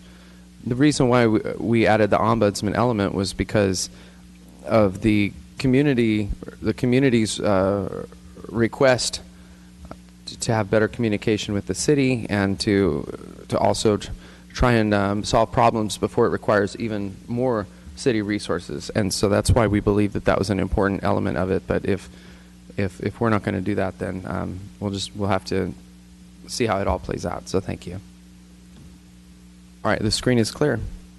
If no one else has anything, then we'll move on to the next item. Thank you, staff. Thank you, City Manager. Okay, the 210 item, an appearance by Mary Esther. Okay, Mary Esther is not here. Oh, there you are. Please come forward, give us your name and address for the record, and you'll have 3 minutes. Mary Esther Correa, 3407. Just so you know, everybody from the Code Enforcement Department is here. So if you want to talk to our department director or anybody from Code Enforcement, I'm sure that they can answer all of your questions. Okay, and they'll be happy to help you. Okay, thanks. Well, I'm going to tell you that you're taking the gospel techniques, and so not everybody that's a landlord is a slum landlord. I'm not one of those. There's a lot of people in my community that are not either. I come I was born and raised here. I have a duplex, 2 units. One of them is my home, and the other one I rent out to help pay the mortgage and the taxes and the whatever. And then the code enforcement, I rent one, and the tenants, what they do, you don't understand that they're the ones that are trashing the places, and they know what to do. They have Section 8, they have welfare, they have food stamps, they have free medical, and now they got free phones, and so they don't care. They don't want to pay rent. They know what to do. They call, they trash the place, and I have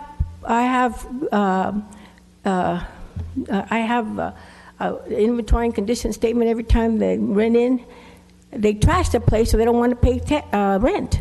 But one of them is my home, and I come every year and live in my place, and then I rent one, and because you guys pass a law that you don't want vacant units because the homeless trash in there and they squat in there. They had pit tanks in the back of my house, my yard, and nobody can get them out. I call the police, and it's hard to get them out of them. Now they're doing a little bit better because now they're not trashing the alleys, and they're not sleeping on the alleys. They're not on the sidewalks. That's good, but they're still scamming and thieving. And then now I found out that you guys are the ones that made the fines. I'm a retired disabled senior high school teacher, and that's my home. And you guys charged me $14,000, and I fixed everything. I can fix everything. And then one time the code enforcement was going to come, and that one unit was empty. I went in there to check, and there was a person in there with an ankle bracelet, and was taking a shower. And what the heck are you doing here? They have to break the doors or the windows to get in. That's crazy. So not all of us are landlords. I care about my property, and if you go now, everything's fixed. By the time the tenant get in, not even a month, they trash it again, and I have to pay. And I've contacted 3 or 4 lawyers. They said, we can't take your case because I need $5,000 to open your case, and then $1,000 a month, and you can't afford it, so I can't, in my conscience, I can't take your claim. I can't support you. One of them came, Mark Castro, attorney. He lied to me. If it hadn't been for him, I lost my last appeal because don't worry, Miss Correa, they violated your civil rights. They had no rights going into your home without due process. Excuse me, because I have asthma and I'm sick. But anyways, yeah, he scammed me and he thieved me and he's unethical. And he told me that he wanted me to be his poster child to help him with the community, and then he scammed me. That's crazy, everybody, and I'm not the only landlady that has one unit or lives in it. There's a lot of them in our community, and you guys are. Ms. Correa, your time is up. Yeah, but this is wrong. You guys are $14,000. I'm going to pay $20 a month, and that's all I can afford. Thank you. It's just crazy. You guys are scamming because you're the ones that find me and are finding the people. Thank you. We better think about this because Security. A lot of homeowners are Can we help Mrs. Correa find a seat, please?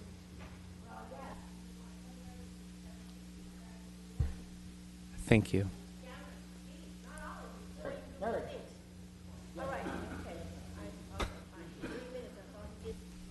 We have a 2:15 workshop.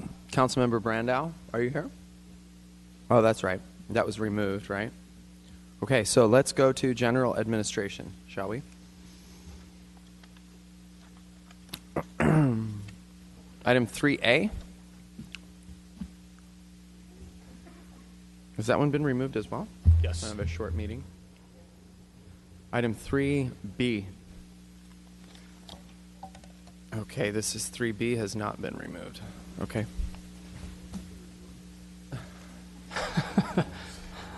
Good afternoon. Mike Carbajal with the Department of Public Utilities. The Southeast Surface Water Treatment Facility is scheduled to commence delivery of drinking water by June of 2018. Staff has performed extensive water modeling in anticipation of the startup of the treatment facility and has determined that approximately 30 water well sites require the installation of a chemical treatment system to maintain consistent water quality in the water distribution system. Approval of the 33rd Amendment to the Annual Appropriations Resolution will provide the funding to support the purchase of the chemical feed equipment as well as installation by city staff. Motion to approve. We have a motion and a second. Let's go out to the public. Is there anybody here who wishes to address the council on this agenda item? If so, please come forward. Okay, seeing no one, we'll return to council. We have a motion and a second. We also have a clear screen. Is there any opposition to this item? Motion carries unanimously. Thank you. Item 3C. Let me check my delayed list here. Okay. Item 3C. This is a workshop about illegal dumping. Mr. Schuber. Good afternoon. Let me set this up real quick.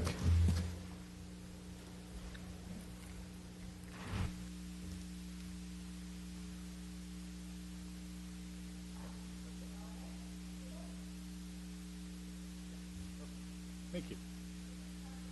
Okay, good afternoon, Council. Jerry Schuber, Department of Public Utilities, Solid Waste Division. Thank you, Councilman, for the kudos earlier for the illegal dumping issue. I think that's really what we're here to talk about today. Just to kind of give you an update on where we are with illegal dumping in the city and some of the things that we are seeking to do related to it. So just jump right in. So we're going to talk today a little bit about illegal dumping and the geographic distribution of the illegal dumping issue in the city, as well as the service demands that are caused by illegal dumping. Some proposed corrective actions that the Department of Public Utilities is seeking to work on with other divisions and also with the council, and then some next steps. Obviously, illegal dumping still remains a problem in the city. Councilman, you were able to see it on your way to court, so it is a regular occurrence. These are pictures that have come to us from code enforcement. I never seem to have a lack of new pictures from code enforcement, so I always appreciate them for that. Thank you. So Fresco was kind of the initiator as to where we could start tracking where we were seeing the most illegal dumping. So according to the geographic areas of Fresco, as you can see up here, we have pretty much south of Ashland between 99 and out to the airport and all the way down to Jensen. We have a heavy concentration of illegal dumping. We will have, I have some numbers for you as well so you can see what we're talking about. Illegal dumping from Fresco calls for service in fiscal year 2016, and that's when Fresco really started to take off. We had 1,998 calls for service. In FY17, we had 3,430 calls for service, and so far in the 90 days that we've got in this report for 2018, fiscal year 2018, we have 1,365. So our current trend indicates that services will approach 5,000 calls for service on illegal dumping alone, and the estimated cost on those is about $378. And it really depends on the tonnage. It can go up or down depending on how much material we're talking about, but 378 is pretty safe number. The current service delivery model is not sustainable based on existing fees. So those fees and charges aren't something that we had included in our fees and charges to begin with. Illegal dumping quantities, so we get a picture of what we're talking about. OCU, who typically picks up our material, which is Operation Cleanup, in FY15, now this is prior to the inclusion of Fresco, had 19,750 tons. 18 tons of that were earmarked as illegal dumping, stuff that we could point a finger at and say, okay, that truck is full of nothing but illegal dumping. FY16, when Fresco really took off, we had 24,539 tons of illegal dumping and Operation Cleanup material, 501 tons from just Fresco. And so in that year, we actually put the maps for Operation Cleanup on Fresco. What we learned in FY17 was to pull those things down off of Fresco because it was now targeted areas for people to go and dump to, and so we started to see an increase. FY17, we had 28,469 tons of material, and 323 tons were directly credited to Fresco. So the tonnage moved from Fresco into our piles.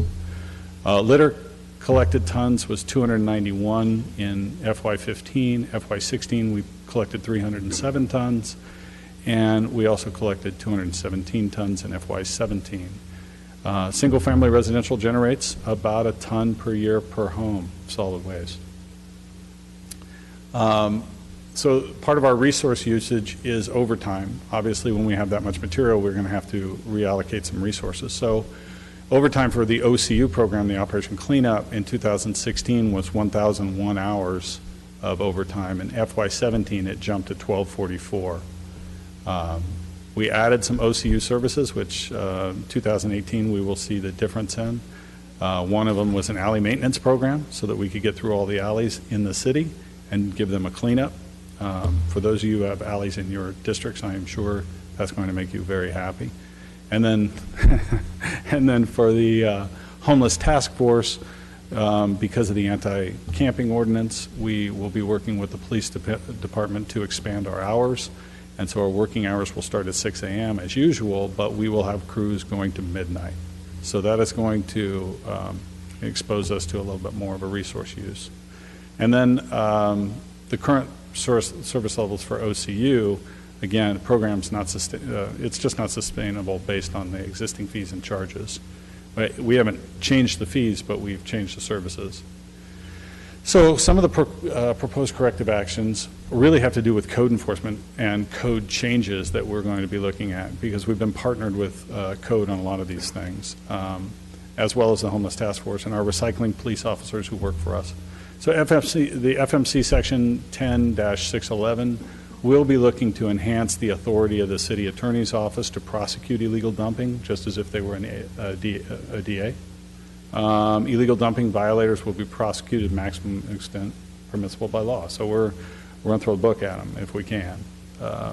So fines, we're going to be increased from 500 to 1,000 for the first offense, 1,500 for the second, and 3,000 for the third. And the fines collected so far to date are about $31,000. Vehicles in this new code system would be, we would have the possibility to impound them. And then we would also be able to seek to have them arrested and spend up to 6 months in jail. We are also going to be looking at some surveillance, additional surveillance equipment. And with the Fresco tool, which we should be using to its full extent, we would like to be able to allow residents to actually turn in extra material such as vehicle, make, model, color, the license plate, who they saw do it, pictures if they have them, stuff like that that we can actually use to then prosecute casework. And then we're also going to want to expand the remote camera surveillance program. We have 3 remote cameras to date that have been used to cite the 175 individuals right now for illegal dumping. We have purchased 4 additional remote cameras for code enforcement. We purchased them, surrendered them to them. They are going to put them all over the place and hide them in places where we see repeat offenses. Out of the 175, we had 146 violators that were actually prosecuted for the illegal dumping using the remote surveillance. So they've been using those cameras to catch people and to actually write those citations, and they've been sticking. Yes. And Jerry, I'm really glad this is the direction that you're going. This really interests me, the use of cameras to catch these criminals. Did the 175 that we caught, how many of them have paid a fine? Do we know that? Well, we collected $31,000 of the fines that were issued. All right, I'll do a division in a minute when I can use my calculator. So we're collecting about 38%. About 38% are paying that average $378 fine? It's some of them are going to appeal, and when they go to appeal, they get a payment plan. Others are paying it outright, and then there's some who just ignore the fine altogether. It's the same as what we're dealing with in the recycling ordinance. So they might pay a fine, and do you find that the fine covers the cost of cleanup on the City of Fresno? No. Okay. So, and I'm not talking about cover all the cost of cleanup, but does the fine generally cover the cost of their cleaning up their mess, the individual's mess? If you catch individual A, it would if we were, let's say we had the average cleanup was $378, yeah, and the fine was $500.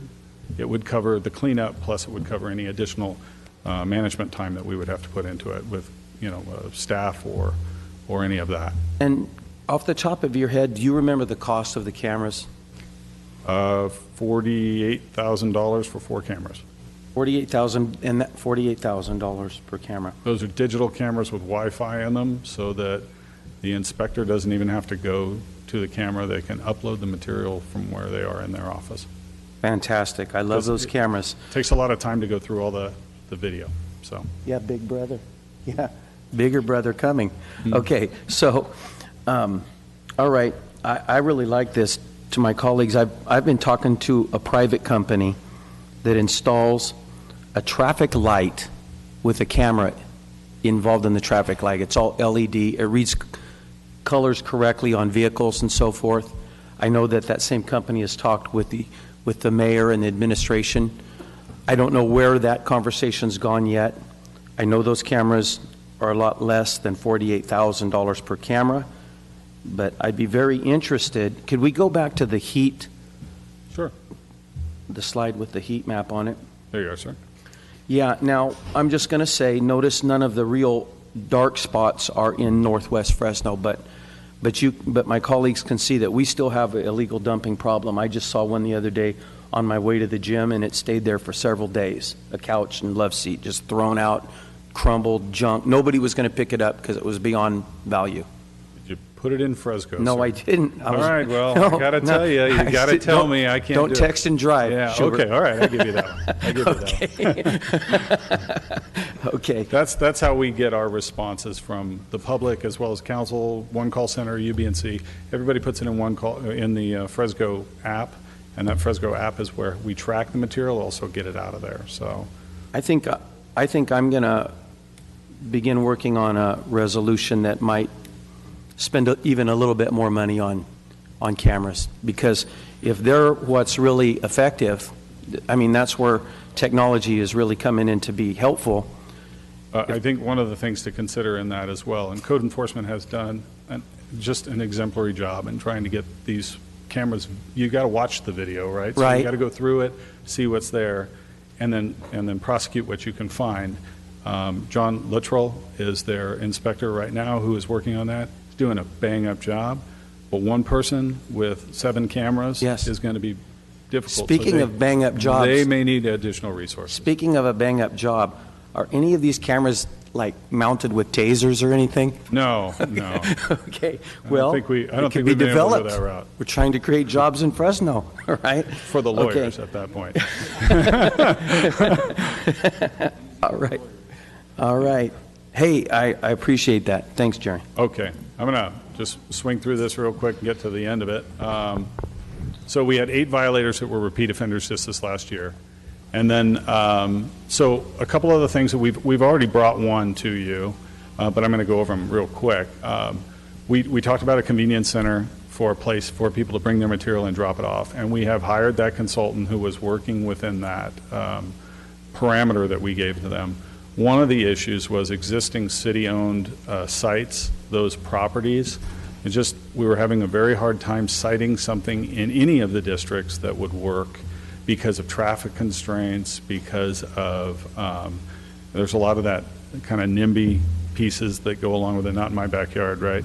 But there's also the component of, we have a lot of shifting going on. You got veterans, you have high-speed rail, there's a lot of things that are moving, and they're moving parts. So we may have pieces of land, but they don't meet the requirement for that specific use.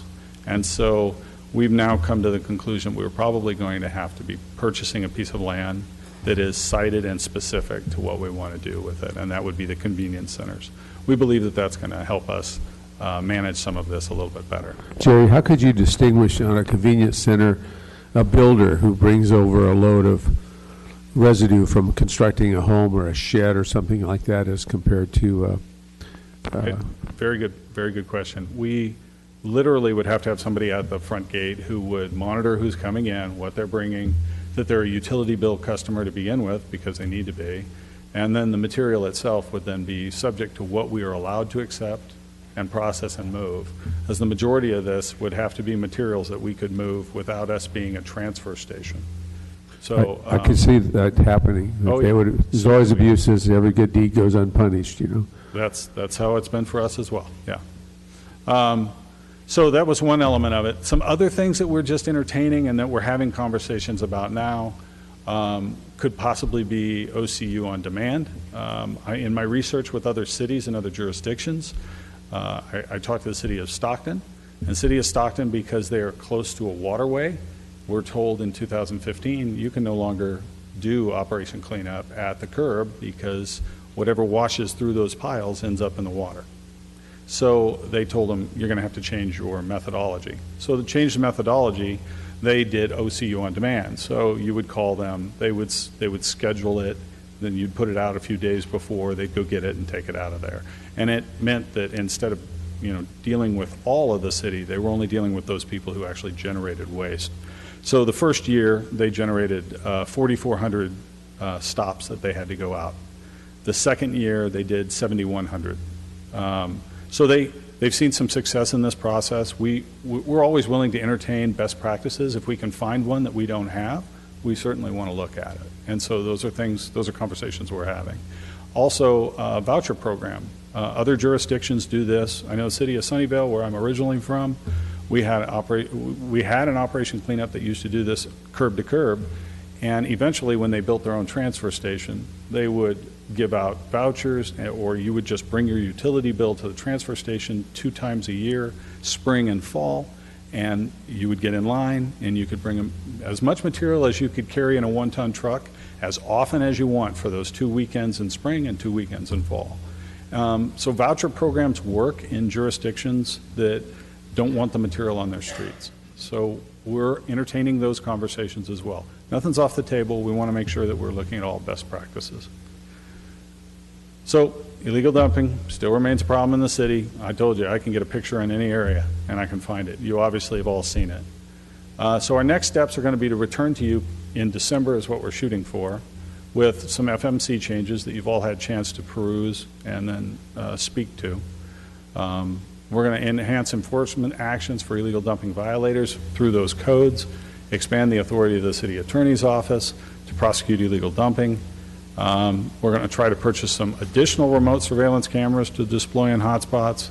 We continue to be partners with code enforcement in those areas and trying to help them. Continue the site selection process for the convenience centers, because that is a critical piece of what we're going to do. And we want to continue to evaluate additional corrective actions to reduce illegal dumping. Continue to work with the partners we have in the police department as well.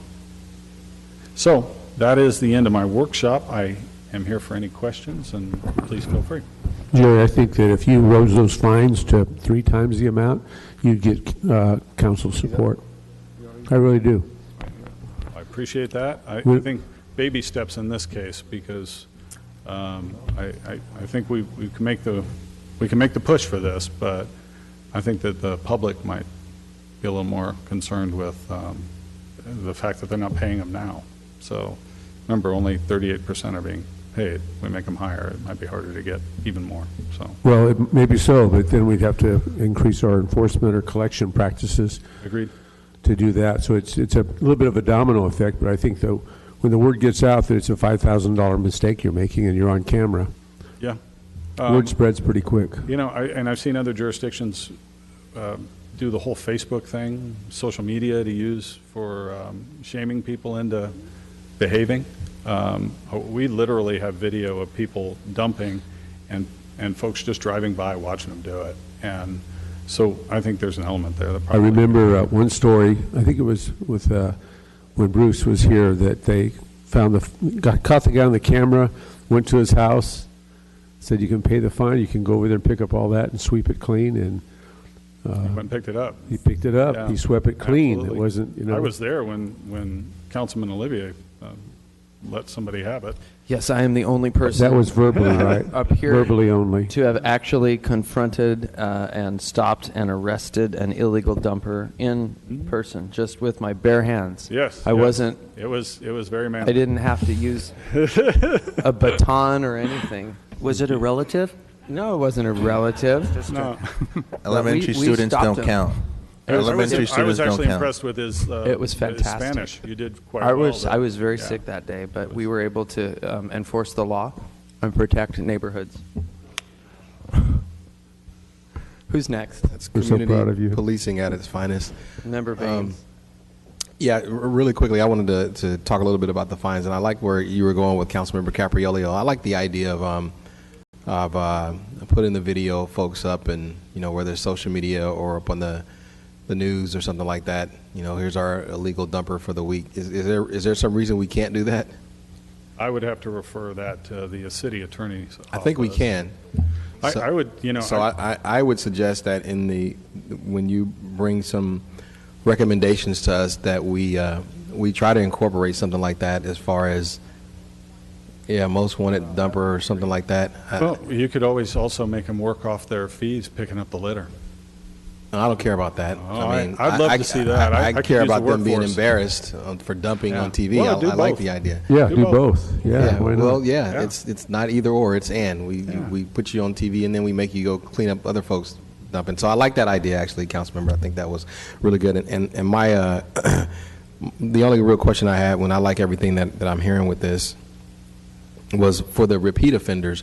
Are the fines more intense for the repeat offenders? Yes, they are. And what happens for a repeat offender? Well, in some cases, when I spoke to Code about that, saying, hey, okay, you gave them a fine, and then immediately the next week they're out there dumping again.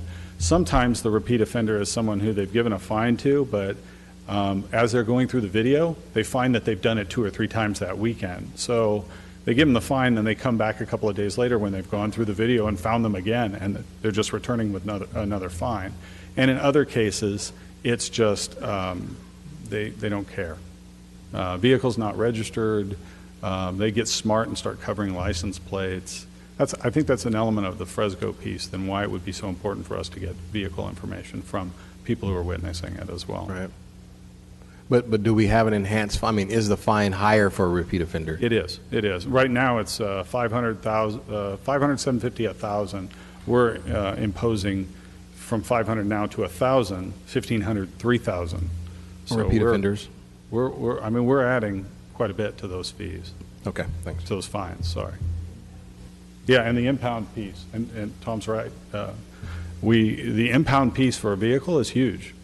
It can cost thousands of dollars to get a vehicle out of impound, and so it can be very expensive, and it keeps them from being able to do it again. Well, with that vehicle, anyway. Yeah.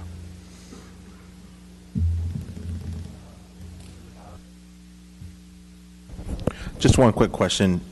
So I know that you're going to be coming back in a couple of months for the new changes, and so after we adopt these, would it be possible to include like a summary of what these are in the monthly bill that goes out to the utility users? I mean, is that something that we've looked at? Because I think it'd be a good opportunity to let folks know, hey, we're serious about this. These are the penalties, and this is how much you will pay. Like a PRA kind of thing where we release the information out there. I mean, we're paying for the stamp already, I don't see any right? reason why we couldn't do that. Good stuff. A notice on there. We might even be able to do something as a header on Fresco, work with the Fresco team to see if there's, kind of a pop-up to let them know, hey, illegal dumping is serious, and we're doing this. But the downside of that equation? What is? If I'm a solid citizen like all of us here, including Clint, if you get, if I get that bill and I see I'm being charged for illegal dumping, I'm not a happy camper, because I think the dumper should receive the brunt of that burden, not me as a... No, it's just a notice, of what the penalties would be if somebody gets caught illegally dumping. It's a reminder that this is what you'll be Okay, charged if you're caught. Uh, I misheard. Right. You're all still honest, great people, though. Maybe we could include like a picture of the dumper of the week in there. Hey, if you see this guy on the street, he's a dumper. I will have to say that the team that I have that works in solid waste does a phenomenal job of making sure this stuff gets done in a quick time period. And I appreciate the praise that you can heap my direction, but the reality is I have a stellar team. You do. So, yeah. You absolutely do. Yeah. Thank you again. Okay, thank you. All right. Thank you. You want to go ahead? Now, item 4A, this is a bill for introduction for City Council Member Baines. Yeah, Council, this is really, really simple if you're looking at your agenda packet. The only thing we're really changing is Section E of this ordinance, and all this is simply about is that so that if a person that has a permit, they can actually get it replaced. And that's really all it's about. We don't really have an effective system of getting permits replaced, so this simply allows that somebody signs under the penalty of perjury that their permit was either lost or stolen, and we can issue them a new permit. I'll second your motion. Make a motion to approve. Thank you. Motion and a second. Let's go out to the public. Are there any members of the public who wish to address this agenda item? Please come forward. Seeing none, we'll return to council. I just had one question from Member Baines. What was the impetus behind bringing this forward? And I had a staff member that lost the permit and could not get one reissued. Okay, so the second part of the question is, currently the process is if you lose your thing, you don't get to get another one. So someone could say, "Oh, my wife needs one." Oh, I come in and well, they couldn't say their wife needs one. Obviously, they want to make sure that you're not getting one from your wife and whoever else. So they don't make it easy to get a replacement permit. But for those times that someone legitimately has a permit lost or stolen, we want to make it easy for them to get one reissued. All right. Thank you. We have a motion and a second. The screen is clear. Is there any opposition to this item? I already went out to the public. And there's no opposition, then congratulations, Member Baines. You have unanimous. Let's go ahead and go so that we have a 4:30, which means we can go into closed session now. Correct, City Yes. Attorney? Closed session, we have real property negotiation concerning the right-of-way at the APN listed on Veterans Boulevard with the negotiating parties concerning the city manager and Julie Mitchell.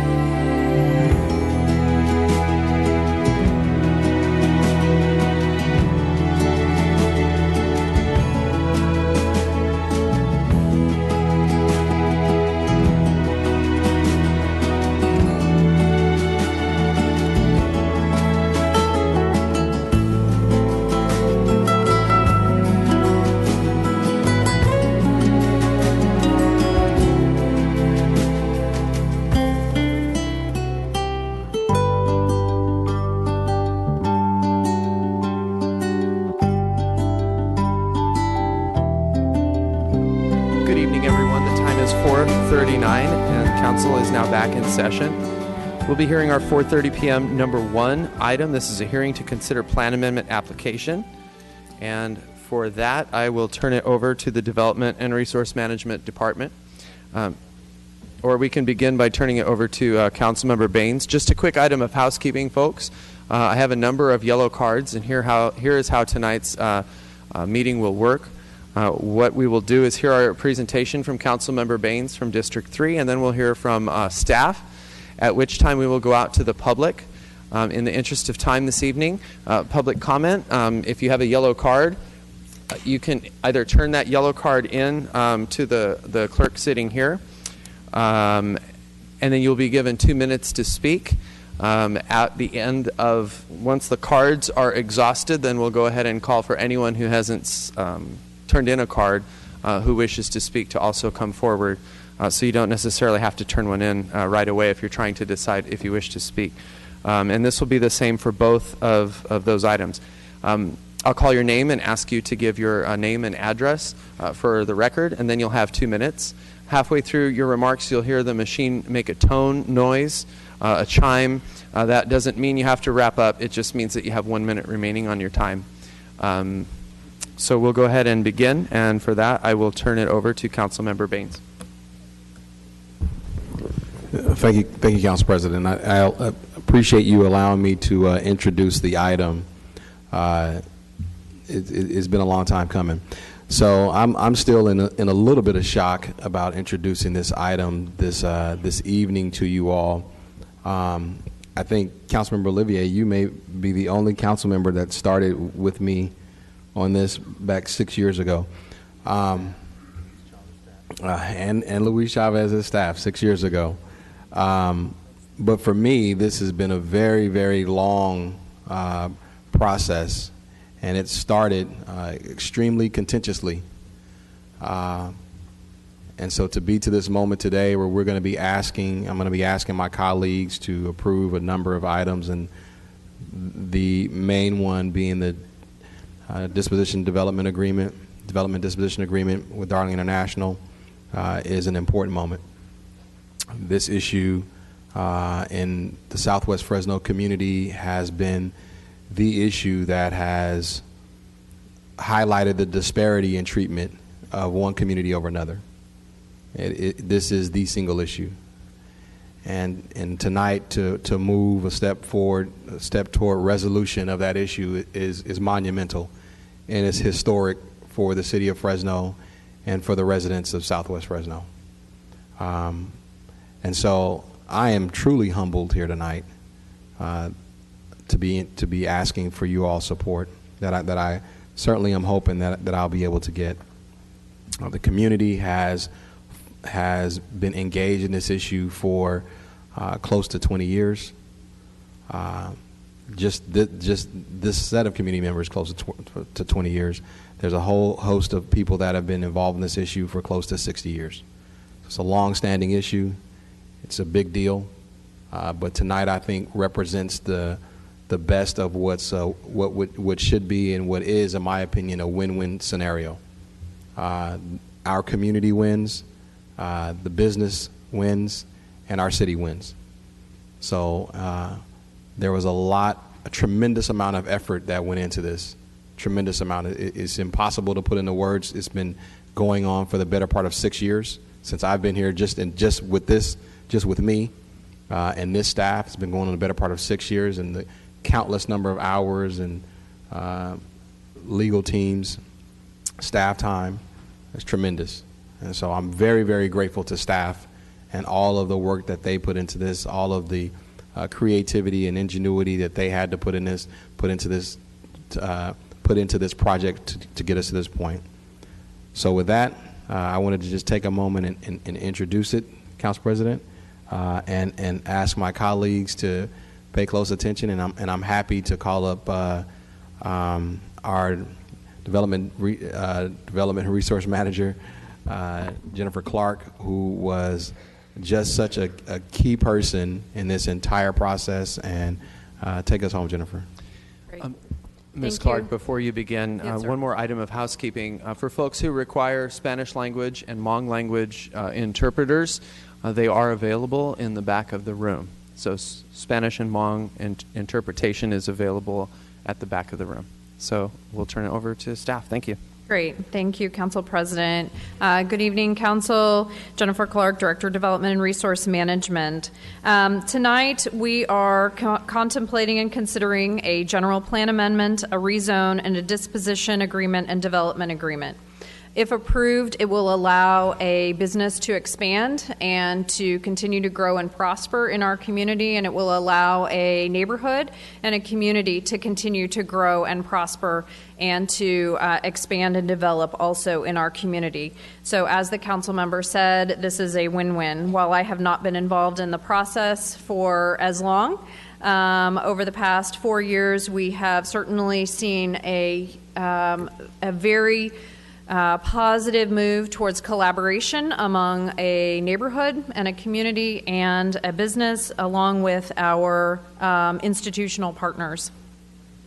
As is our custom in DARM, when we have a new member of our staff to introduce, I give you a little bit of background.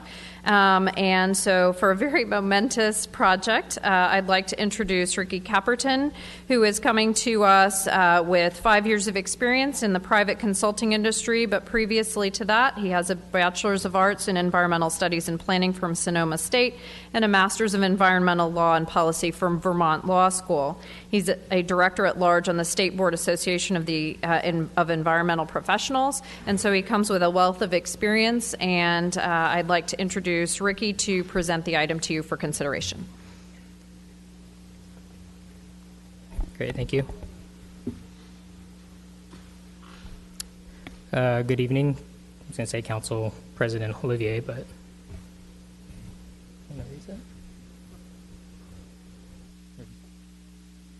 okay. So, good evening, Vice President Soria and council members. So my name is Ricky Caperton. I'm a planner with the Development Resource Management Department. Before you tonight for consideration is Plan Amendment A178, rezone application number R1711, as well as the disposition agreement and development agreement and related initial study and mitigated negative declaration. So this is just a brief overview of the presentation that I'm going to give. I'm going to start off with a little bit about the background kind of leading up to this point, and then I have a map showing the location of the existing and proposed rendering plant, as well as I'll go into a project summary.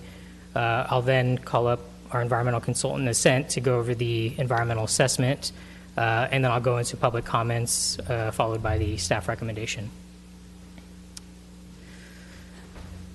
So as you all know, this project has had a very long history, so I only went back into very recent history of September 2017 when the city initiated a plan amendment and rezone for the subject property.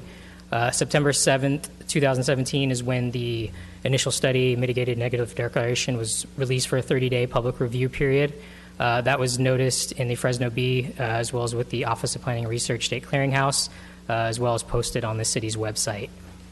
On October 6th, we did a notice for the Planning Commission public hearing that took place. We mailed that to property owners within 1,000 feet of the subject property. On October 11th, we had a slight revision, and we sent out a revised notice for the Planning Commission hearing that took place. On October 12th, we did the notice to consider the adoption and development agreement in the Fresno Bee, which also included both the Planning Commission and City Council hearing dates. October 13th, the following day, we did a notice to property owners within 1,000 feet, noticing for tonight's City Council hearing. October 18th, last week, we had the Planning Commission for the proposed project. The Planning Commission did recommend approval to the City Council for the proposed project in a 6-1 vote. At the hearing, we had 9 members of the public speak in support of the project and 1 in opposition. So I think by now everyone kind of knows where the locations that we're talking about, but for those of you who don't, the existing location of the Darling plant is currently at 795 West Belgravia. You can see on the map it's pretty much on the corner of West Church and Fruit Avenue.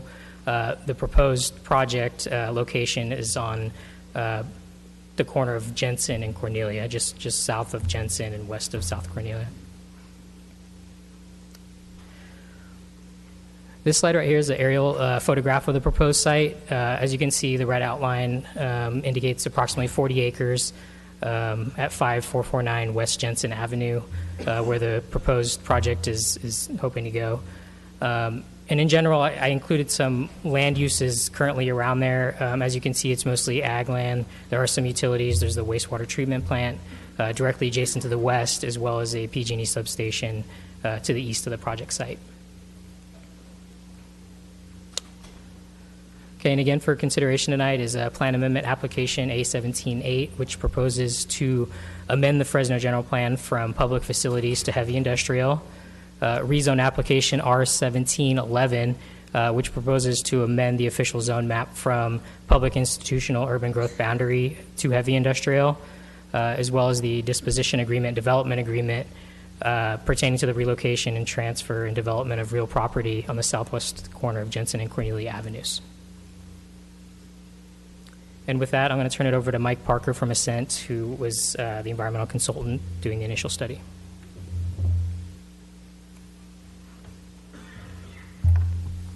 Good evening, City Council members. As Ricky mentioned, I'm Mike Parker, Senior Project Manager with Ascent Environmental. Our consultant team prepared the initial study mitigated negative declaration for the project. As Ricky mentioned, it was circulated for a 30-day public review period consistent with CEQA. Really quick, I'm just going to go over the findings of the ISM&D, and then I'll go over just a quick summary of the mitigation measures. For the ISM&D found that for environmental issue areas, several of them, there were no impacts, or the impact would be less than significant without the need to implement mitigation measures. Those issue areas included agriculture and forestry resources, geology and soils, land use and planning, mineral resources, population and housing, public services, utilities and service systems, and mandatory funding of significance.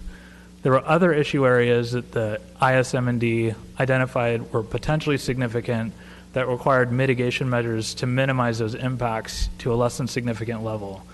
Those issue areas are aesthetics, air quality, biological resources, cultural resources, greenhouse gas emissions, hazards and hazardous materials, hydrology and water quality, noise, and traffic.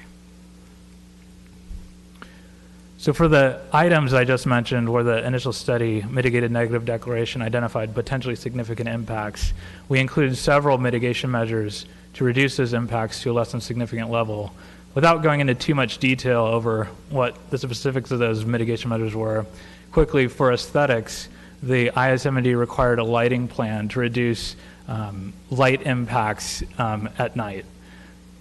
It included, for air quality, an odor management plan, which requires coordination with the San Joaquin Valley Air Pollution Control District and the city to basically minimize odors using best available control technologies and other measures, as well as a reporting system to outreach the public to make sure that no odor impacts are going on, and if they are, to fix them. Mitigation measures for biological resources included mitigation for Swainson's hawk, burrowing owl, horned lark, and other protected birds. For cultural resources, mitigation measures included mitigation for unknown archaeological resources and paleontological resources, as well as human remains. For greenhouse gas emissions, mitigation measures included best performance standards, which is the most efficient equipment available. For hazardous materials, mitigation measures required site survey and remediation if necessary. And for water quality, on-site water quality protection is required, which includes like bioswales. Noise required a noise minimization plan, and traffic required fair share payment or improvement for intersection improvements. And I'm going to hand it back over to Ricky. I'm gonna jump in really quickly. So I've been given some information from my colleagues that they are anxious to actually vote on this item. You know, it signals a good sign. So unless there are some objections by staff, I'm going to ask that we go out and take some public comment. And I remind the public that the council is anxious to vote on it. So if that can give you any insight.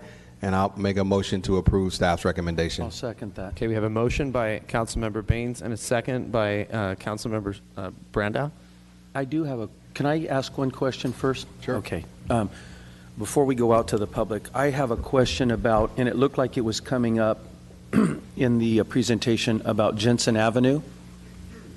So we have a shared use of Jensen Avenue with the County of Fresno, and I've heard some concerns from county supervisors about the responsibility for Jensen Avenue. Thanks, Scott, for taking the microphone, for taking care of Jensen with the, this investment in this area of town. They're concerned that we're going to see more traffic on Jensen and even some auxiliary streets that would feed into Darling's new plant. So could you have any comments about Jensen Avenue? Yes, good evening, Council President, Council members. Scott Mosier, Public Works Director. And we've received a comment letter from Fresno County about two items. One about just the long-term plan for improving intersections, and the second being the pavement condition on Jensen Avenue, and especially given the truck traffic. So we've had some good discussions with County of Fresno, Public Works and Planning staff, and I'd like to read one item into the record for you on this. And before you also have an exhibit, a map that I'll reference, and that is a map citywide of really of the Fresno area of those shared streets between the city and the county. Excuse me. And those are shown in red on that exhibit. But the County of Fresno and City of Fresno Public Works and Planning staff have agreed to develop an agreement for the design, construction, and funding of these jointly funded roadways within the city's sphere of influence as identified on that exhibit. And the attached exhibit, as I mentioned, it identifies those shared roadways. They're shown in red, where, for example, the city has one half of the street, the county has the other half of the street. And county and city staff will be meeting, will be working on that agreement, and will return to both the board and the council within 60 days with a proposed agreement for board and council action. I'd like to emphasize that's really the goal of that is a master agreement. That's in some ways nothing new, and that we've done a number of agreements for shared projects in the past years. We've repaved a section of Jensen Avenue east of Maple Avenue. We repaved a section of Bullard Avenue in Council District 2 and Supervisor District 2. So this will really capture that, and we'll look to provide funding toward Jensen Avenue. Fantastic. Scott, is that graph that or a map that you're talking about, is it part of this presentation that can be pulled up, or no? We do not have that in the presentation as a slide, but if there's a desire to do that, we may be able to incorporate that quickly.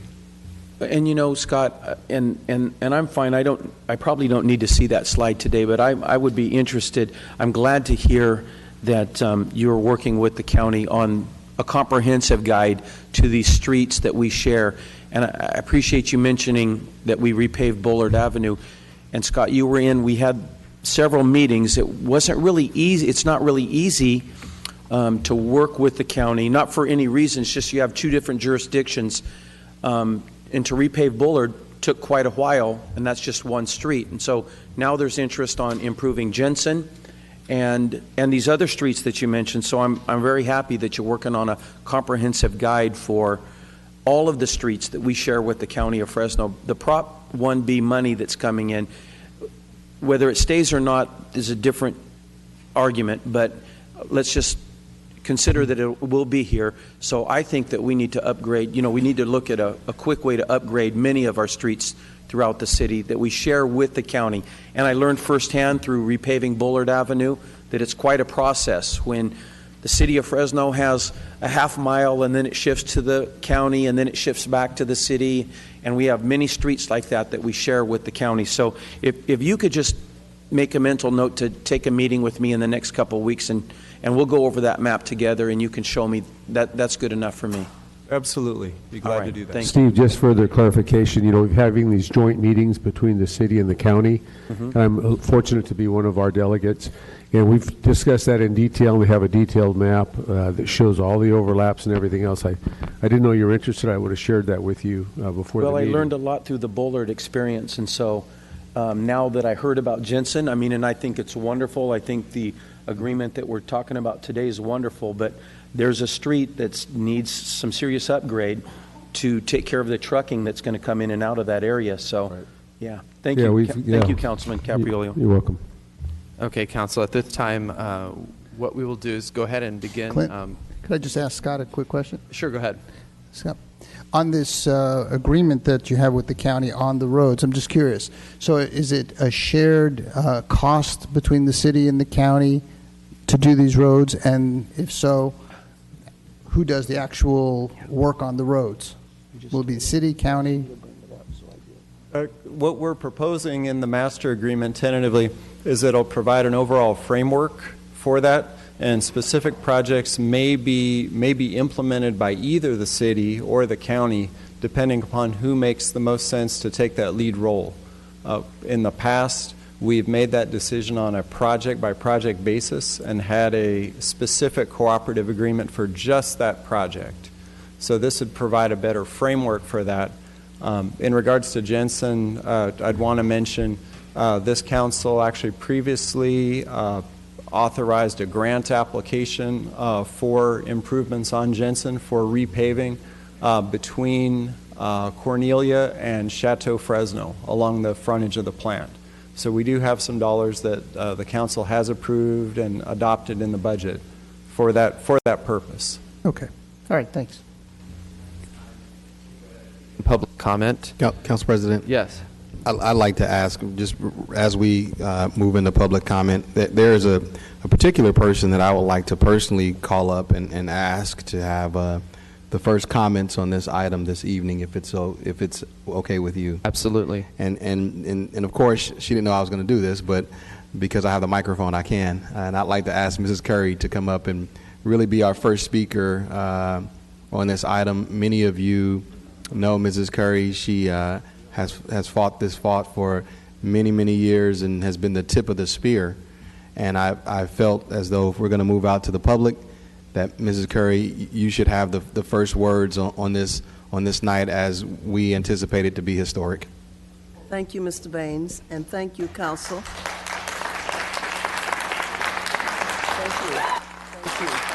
Thank you.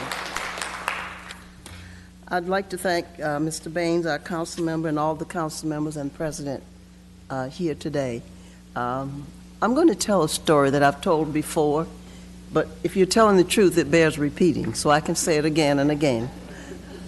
When I moved to Fresno in 1956, we came here with one six-week-old child, and there were white community hospital was a white frame building. The airport was a redwood frame building. Fig Garden had fig trees with figs on them. West Fresno had 2 major grocery stores and some small businesses. I'm happy to say that I've seen great changes at the airport. I've witnessed a tremendous change at Community Hospital, but I've also watched the deterioration of the community that I live in for the past 60-plus years, and that just cannot continue. And I want to thank you for considering and looking at this as we try to move forward on it. I've been in West Fresno for 60-plus years, so we've raised 5 children, 4 more after we got here, so it's been a blessing, but I've learned a lot and I've gained a lot, and I thank all of you for your commitment. And I want to thank Mr. Baines for his hard labor, because he really has pushed us and helped us. I've been working with the Darling Plan with some other community members for 12-plus years. And there were other people who came before I did, and there are still community people who are very much involved and have been with me from the beginning. So I want to thank all of West Fresno community and all the people who have been involved, and I want to thank Darling. I want to thank the city, because I believe we're looking at a new day for West Fresno. I see hope, because new businesses can come to West Fresno. Nice homes can be built in West Fresno. We can have the kind of community that some people just take for granted, but we haven't had it. So we're looking forward to that, and I want to thank all of you for your support, and I certainly hope you support it tonight. Thank you.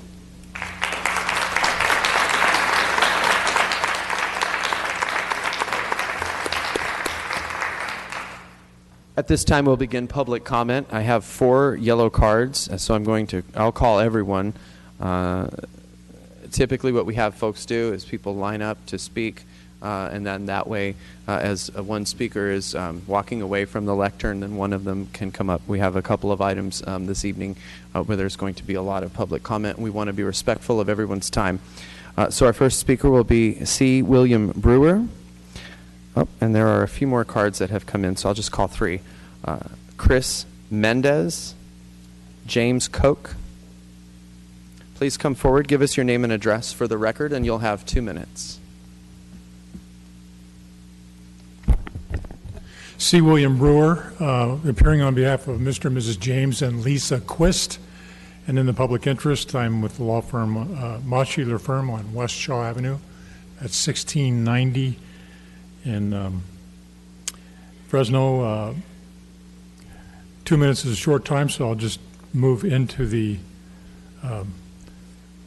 objections that we have. First of all, just to make it clear, Mr. and Mrs. Quist are fully supportive of the neighbors out there that have been struggling with this problem for many years and have no objection to the relocation of this plant that has been a major, major problem for air quality and the neighbors out there for a long time.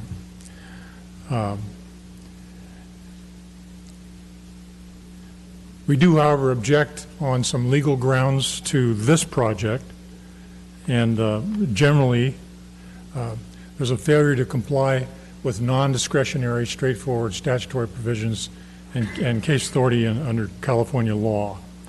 And I presented with the city clerk and have her lodged as a part of the official record of these proceedings a outline of the points in the event that we don't get through them as I summarize them.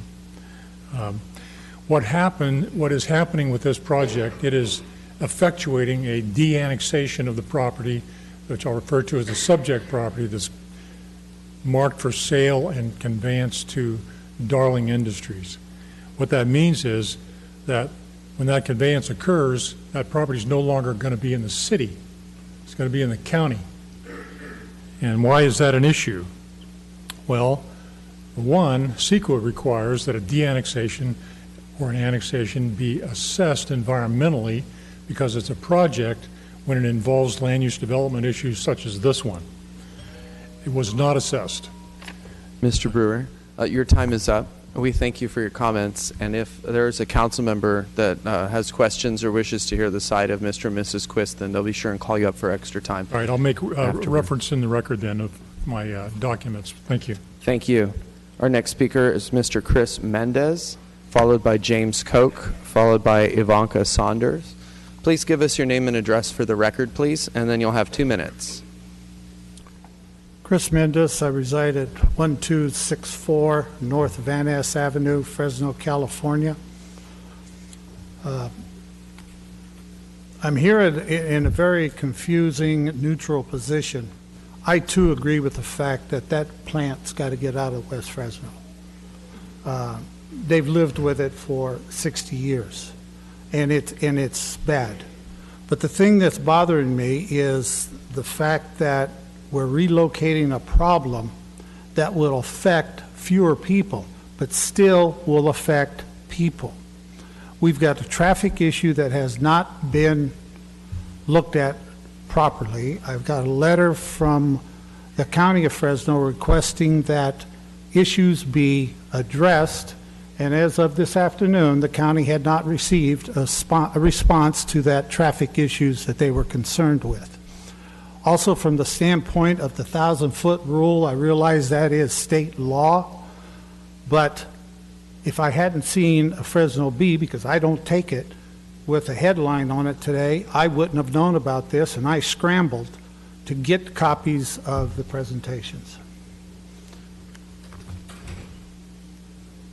You still have some time. The chime or the tone just means that you have a minute remaining. Oh. Okay. The environmental impact, I haven't digested it yet. I see that there was a study done by the San Joaquin Air Quality Board but I haven't looked at it, skimmed through it. On the traffic study, I see that you have two charts that denote traffic patterns and congestions all the way from A being the best to F being a failure. There's 3 locations that were a C and then go to a D. What's happening on that? Thank you, Mr. Mendez. Our next speaker will be James Koch, followed by Ivanka Saunders, followed by Inez Mendez. Please come forward. Give us your name and address for the record. You'll have 2 minutes. Yes, thank you. Council members, my name is Jim Cook. I live at 1700 South Cornelia, which is 1,200 feet from the site. You announced it to 1,000 people, but not 1,200. So I've received no communication, legal communication, advising me of this process. I did speak before the Planning Commission. I have property in West Fresno. I have property that is commercial in property in West Fresno. I was a member of the original West Fresno Development Company that developed the Fruit Church industrial property. The Fruit Church industrial property, I believe, is still owned by the city, which the Foster Farms is located on, and the Darling is located on. If I'm not right, correct me on this, please. The objective of that was to encompass an area of West Fresno that had a problem with O'Neill Meat Company, and they developed and they took their ponds out and they made the development there so that the O'Neill Meat Company could move in. The point is that area stank. We made a program for that to do something about that. The city owns the property that the Darling's on now, if I'm not mistaken. This property now is going to be moved, as a gentleman said, this problem is going to be moved out to the country. The country is an island. It's a city island, not a county island like we normally hear about, but a city island in the county. The county is responsible for that area, and I guess, from this gentleman says, will be responsible for this property once it gets transferred into Darling's name. This problem is moved over, and instead of being resolved there, you're going to have the problem move over and have it in another area just because you want it out of the immediate backyard. That doesn't solve the problem. You're going to give it all sorts of economic incentives to try to develop it and whatever, but you're in developing a private company that can't be responsible in the community that it is. That's my comment. Thank you for your comment. Ivanka Saunders, followed by Inez Mendez and Florentino Ventura. Good afternoon, Council President and Council members. I am in favor of the relocation of the Darling rendering plant. Tonight is a chance for all of you to stop a piece of the historical environmental racism that continues across this country in non-white communities. I come here tonight on behalf of all the children living in Southwest Fresno. By voting to relocate this plant, you are stating that you believe that all children's health and well-being matter. If you vote against this relocation, you are stating that non-white lives don't matter and don't deserve the same environmental rights as the white children of North Fresno. Also, to the Darling representatives, this company's been around longer than you have, so you too are actually making a chance to change what we've always seen in this history, with your company being in predominantly non-white communities from Texas to California. So I ask that all of you tonight really think about what's right, and it doesn't have to be so bureaucratic and politically all jumbled in your mind. It's all about doing what's right. And to our members of our Southwest community who think that this is now their problem, let this be a lesson that if people came together about doing what is right from the beginning, instead of worrying about that being those people's problems, maybe we wouldn't all be here right now. Thank you. Thank you for your comments, Inez Mendez, Florentino Ventura, Gracia Elenes. Please come forward.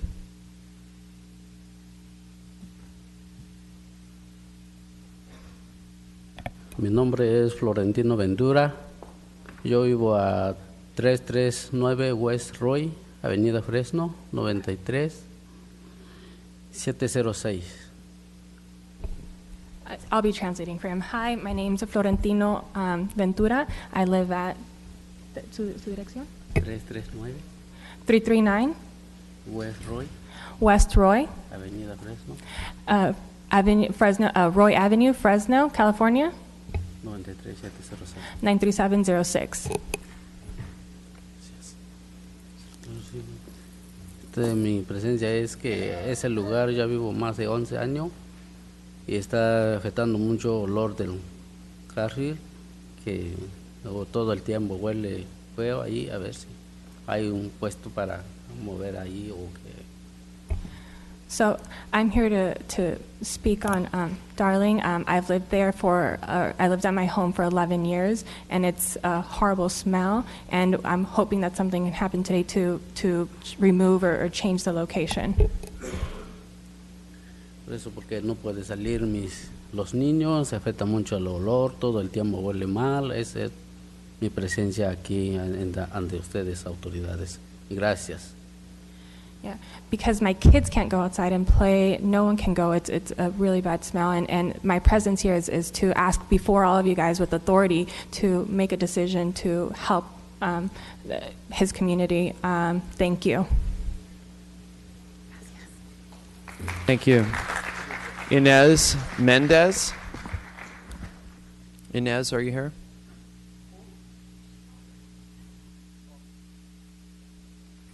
Okay. Please give us your name and address for the record. You'll have 2 minutes. Mi dirección es 2285 South Yunes Avenue, Fresno, 93706. 2285? Sí. Hi, my address is 2285 Junis Avenue, Fresno, California, 93706.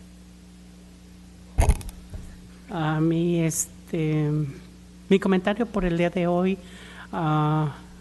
siempre como venimos de trabajo del campo.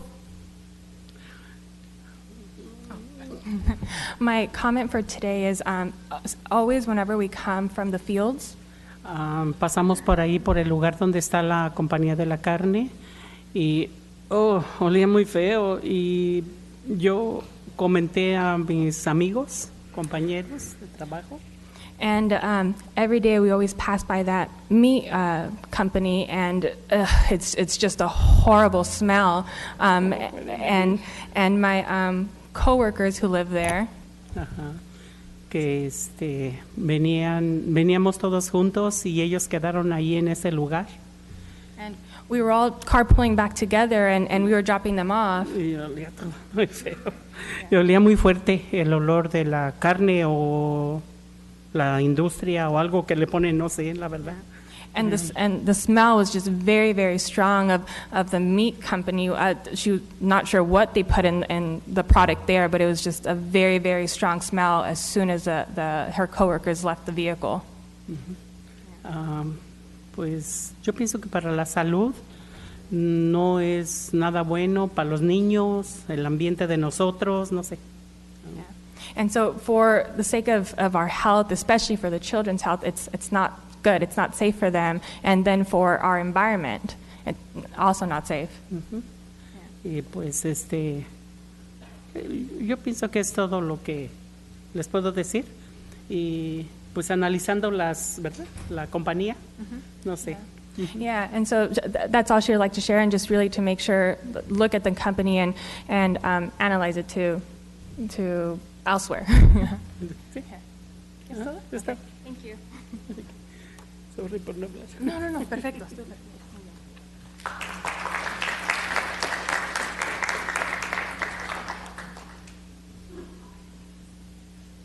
Gracia, you're next. Don't go anywhere. All right. And then after will be Lydia Rodriguez, Kimberly McCoy, and Venice Curry. Hi, good afternoon, council members. As many of you know, my name is Grecia Lenis. I'm with Leadership Council for Justice and Accountability. And I'm usually up here to talk about stories and anecdotes that residents that we work with share with me. But today I'm actually going to share some of my experience spending 6 years of my life going to Computech and Edison High School. There, for the 6 years, I played sports year-round. So I spent a lot of time outside. And just about every day, I would just smell like this really, really bad, as everyone else here has expressed, this really, really bad smell that smelled like just expired dog food, essentially. Like, I always thought it was like a dog food place that just went bad or something like that, but it was just this horrendous smell. And I'm not one, I don't have asthma. I am fortunate to not have asthma, given the rates here in South Fresno especially. But every now and then, I would start wheezing whenever I ran cross country, I ran track, so I would actually start wheezing, which happened in no other part of Fresno. Whenever I would go to Woodward Park, never happened. Whenever our coach took us up there, because really there's no park space in West Fresno to go run at, no hills really, except for the Hyde Park, which, I mean, unfortunately, they're the landfill hills that you have there. This never happened anywhere else. And so I never put two and two together until I joined Leadership Council and I learned what Darling was and who it was, and the history behind it. And honestly, I directly correlate that wheezing, me having to stop and having to rest for 5-10 minutes just to be able to breathe again. I directly blame that to the atmosphere, the pollution that's coming, not just from Darling, but obviously from all the industrial that we have in West Fresno currently. And so today, I hope you guys vote in the approving direction, in the right direction of approving the relocation, approving the development agreement, approving the environmental impact report, all of that, to make sure that West Fresno can really start a new page, start a fresh page with TCC, with the Southwest Pacific Plan, and really move in that direction to be part of a whole Fresno that we all desire. Thank you. Thank you for your comments. Lydia Rodriguez, Kimberly McCoy, Venice Curry. Mi nombre es Lidia Rodríguez, yo vivo en Fresno, mi domicilio es 339 West Roy Avenue 93706. La razón de mi presencia es... Disculpe. Hi, my name's Lidia Rodriguez. I live at 3339 West Roy, Fresno, California. And the reason I am here today is because... Es que yo vivo allí hace 11 años. Compré mi propiedad y allí vivo, pero el mal ambiente es muy malo. Viene el mal olor de la compañía que está allí, de la carne. A veces viene el olor de podridos, a veces viene el olor de gas, a veces viene el olor de ruido, y es horrible vivir en ese lugar. I've lived there for 11 years. I bought my property, and it's just a horrible smell. It's just a horrible place to live. You smell a number of different smells. I smell rotten, just the smell of rotten flesh. I smell gas on occasion, and it's just this horrendous noise. In addition to that smell, living so close to the company. Y nosotros estamos aquí pidiendo que nos apoyen a cambiar esa compañía, sacarlo de ahí, ese lugar. Mis hijos le está afectando porque no puedo convivir con mis hijos afuera, jugar, correr o platicar un rato con mis hijos. And we are here today to really ask for your support to change the location of this company. This affects my family's daily lives, my children's lives. We cannot live outside. We cannot spend any time playing, running, or even talking outside for any period of time. Y nos afecta, me afecta a mí, me afecta con mis hijos, no puedo tener la comunicación con mis hijos. Ayúdennos, por favor, es lo único que venimos a apoyarlos y pedir la ayuda con ustedes, si nos ayuden. Gracias. And this affects, like I said, this affects my life, my children's life. I cannot live a happy, healthy life with them and have that same relationship with them by not being able to spend any time outside. And we're here again to ask you to please help us, please help our community, help us be a better environment. Thank you.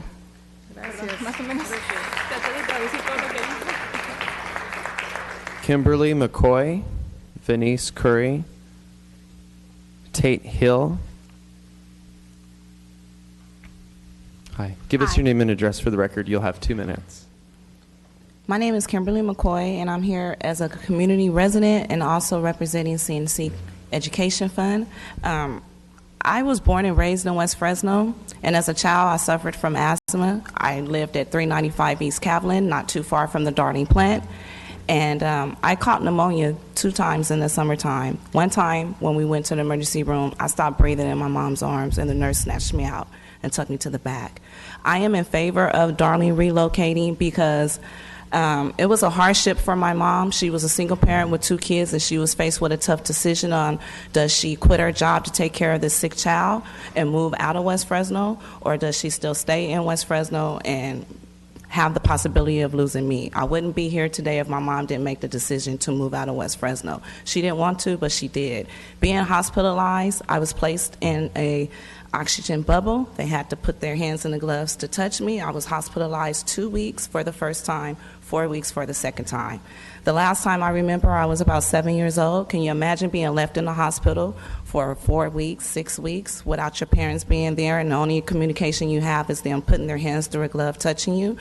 No parent should have to face that. Now I am 43 years old, and I'm a parent of a 5-year-old son who suffers from asthma. So I wouldn't want my son to go through that. I have to restrict his outside playing. I have to restrict everything that he's doing. So as a parent now, I understand the hardship that my mom faced, and I am forever grateful to her because I wouldn't be standing here today if it wasn't for that sacrifice. So please, council, I beg you, vote for the relocation of Darling, because it's not about all the traffic where Darling is moving to. It's about saving lives in West Fresno. Thank you. Thank you for your comments. Denise Curry, Tate Hill, Maria Irania. Hi, welcome. Give us your name and address for the record, please. You'll have 2 minutes. Good afternoon, Council. My name is Venice Curry. I live at 312 West Valencia, Fresno, California, 93706. I first want to just thank the Southwest community, starting with my mom. And it's a little emotional because she has been working on this on our behalf for over 20 years, really over 30 years. So for us to be at this point where we are anticipating the support and the vote to relocate a plant that has dictated the life or the lack of livelihood in West Fresno is significant. Darling Rendering Plant, unfortunately, has affected from preterm to the grave how people live and work and breathe in West Fresno. Make no mistake that it impacts people who are pregnant, people who go through a pregnancy, whether or not they have a good outcome or not, and then the livelihood that they experience as they live in West Fresno. So it is a significant time, and it's a significant vote for all of us. I don't want to belabor it, because if you're ready to vote, I'd like just for you to go ahead and do it. But I do want to say that historically, there has not been a concern about West Fresno, and I do believe that that is changing. But for folks who are concerned about how this is being relocated to somewhere else and impacting other folks, let me just remind you that redlining is what allowed West Fresno to look like it looks. Historically, we could not live in other places, and we could not move around. So the things that happened to West Fresno were things like placing undesirable entities and industries into West Fresno. We have an opportunity to really change that with this vote, but understand that the plant is over 50 years old. There is no way to retrofit it so that it is not an odor nuisance. That is one of the benefits of building a new plant, is that you can make it state-of-the-art. You can address the issues that the community has outlined for decades. So it isn't that you're taking this old plant and picking it up, literally plopping it into somewhere else. You're going to build a new one, which allows you to use state-of-the-art equipment to make sure that it does not smell, that it does not create the same issues that it did 50 years ago. So I hope you'll take that into consideration with the opposition that you've heard. But again, make no doubt, this is a significant vote, and we hope that you will support West Fresno, because supporting West Fresno really does help the city of Fresno. Thank you. Thank you for your comments. Our next speaker will be Tate Hill, Maria Irania, Francisco Mendez. Please give us your name and address for the record. You'll have 2 minutes. Yes, Tate Hill, 825 North Arthur Street. Grew up on 105 East Myers Avenue in West Fresno. this is a monumental move for the council, and I really appreciate the council members having the courage to make this move. It's one that previous councils have not been able to do over the last 30 years. That this has been a major issue within the community that has been brought forward time and time again. But the council is making a bold step. And this is really not just about Darling. This is making a statement about Southwest Fresno and West Fresno, that as a city, that we will no longer relegate one part of the community to be distressed and not have the economic and quality of life opportunities that other parts of our city are able to enjoy. This makes a statement that we are ready to make investments within West Fresno and the central part of our city. And so I want to applaud you and what I believe you're going to do and vote yes for West Fresno, yes for the investment within this community. And also just want to applaud our council member, Oliver Baines, for the tenacity in this process. I know it has not been fun. This has not been something that has been sexy or enjoyable, but it was the hard work that was needed to be done by the entire community. And the city found, with the support of a number of people like Mrs. Mary Curry and a number of others, have found the viable option that makes sure that West Fresno is supported for its future. So thank you for making the right decision today. Thank you for your comments. Maria Irania? Maria? No? Oh, please give us your name and address for the record. You'll have 2 minutes. My name is Maria Irania, and I live at 1518 North Arthur Avenue, District 3. I've lived in District 3 for over 20 years, and I am here to urge you to please support the relocation, to approve the relocation. I think I support the families of West Fresno. I believe they have the right to live in a healthy and in a healthy place, free of odors and health hazards. And I not only urge you to approve it, but also to stay vigilant so that the process of relocating the plant happens as fast as possible, and that you keep the residents of West Fresno involved in every decision along the way so that the relocation happens as they see that it needs to happen. I also, personally, I think that moving it 3 miles away is not enough. If it were up to me, I would move it even farther, because I think the city might grow in that direction. And so part of what I urge you to do is to look forward, to look into the future on how to prevent this from ever happening again to any family in the city of Fresno. Thank you. Thank you for your comments. Francisco Mendez. Tanya Pacheco Werner. Hi, Francisco Mendez. I live 2566 South Habitat, West Fresno. I am concerned and that it's very bad to hear my neighbors or the new homeowners who are buying homes at 3706, that they have to sign an agreement in their homeowner's property that about this smell. I want to change this perspective after Darling will be moving out. Will be so much traffic, so many trucks are turning, going west side, turning right, going north on Fruit Avenue. I saw it in the past, pieces of dead cow meat on Jensen and Fruit Avenue. It's going to be so many cars, so many traffic about that. Hopefully when they move after, they can take the road, use Jensen or Central or other streets, because there is so many families there, near there. Also, to be a better place in Southwest Fresno after this, we need more trees to invest in trees. We don't have trees, we don't have shade.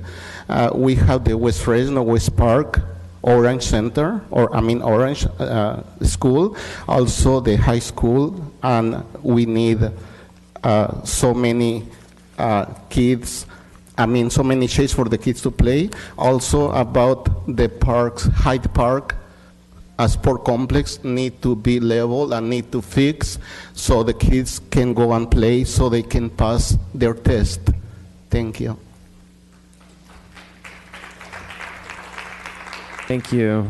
Tanya Pacheco Werner, followed by Lenoncio Vasquez.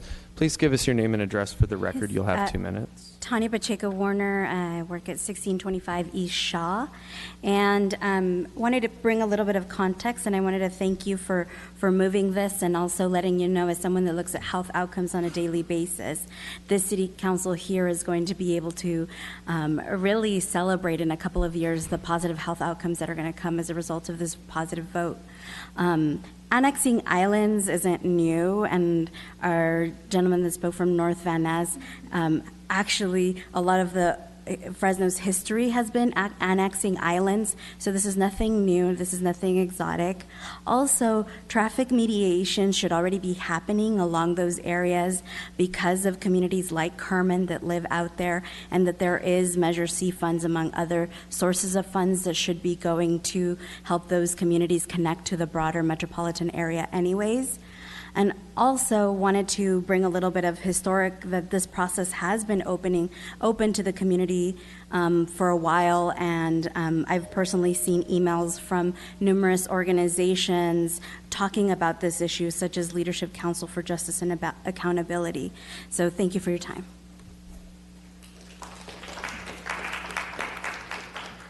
Thank you for your comments. Leoncio Vasquez, please come forward. Give us your name and address for the record, please. You'll have 2 minutes.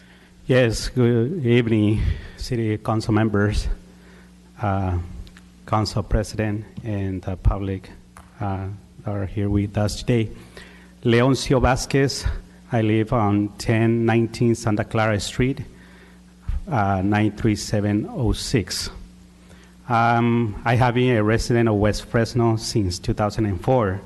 And I'm here to support, or to ask you to support this proposal, because it is the will of the people. And as our government runs in this country, what the people is asking is what the government should be doing. We deserve to live in a clean environment. And that's the case of the rest of Fresno except Southwest Fresno.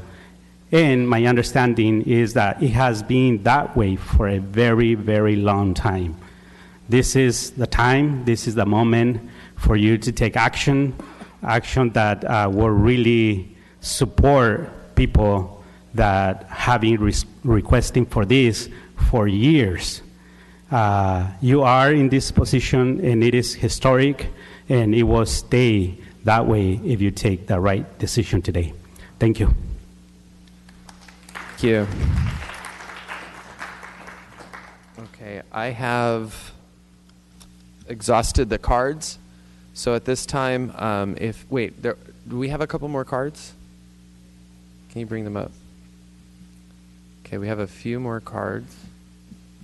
And then after we finish up the cards, and we'll go ahead and ask for others to come up if they wish. Dr. Carol Goldsmith, welcome. Give us your name and address for the record, please. You'll have 2 minutes. Good evening. My name is Carol Goldsmith. I'm the president of Fresno City College, and I live at 514 East Clinton, but I'm usually at Fresno City College most of the evenings. Thank you for opening this up for the comments. I want to thank all of the council members for looking at this, and thank you, Council Member Baines, and many of you who've attended a number of meetings, along with our West Fresno community leaders, Ms. Curry, and others. Tonight you have a very important vote ahead of you, and I think I would be remiss if I didn't remind everybody of the story that we've heard for a number of years here in Fresno, and that's the story of the Tale of Two Cities. This is one step, a bold step to start making a change that the city needs. I understand that no plan is 100% perfect, but this by far is probably the best plan that you've seen and has the most community involvement that this city has probably seen in quite some time. It is long overdue. Let me say that again, it is long overdue. I encourage you strongly to vote yes for this plan. Thank you very much. Thank you for your comments. Our next speaker is Sarah Hedgepeth Harris, followed by Hester Hensley. Okay, thank you. Good evening. My name is Sarah Hedgepeth Harris. I live at 5445 East Lane Avenue in Fresno, in southeast Fresno. I encourage the council to vote in favor of this because I don't think that Southwest Fresno will ever have a chance to become a true community of opportunity as long as this plant remains in that community. You have the opportunity to be able to eliminate an obstacle to fair housing, and I think it's a responsibility of the City Council to take that step now and avoid further problems in the future. Thank you.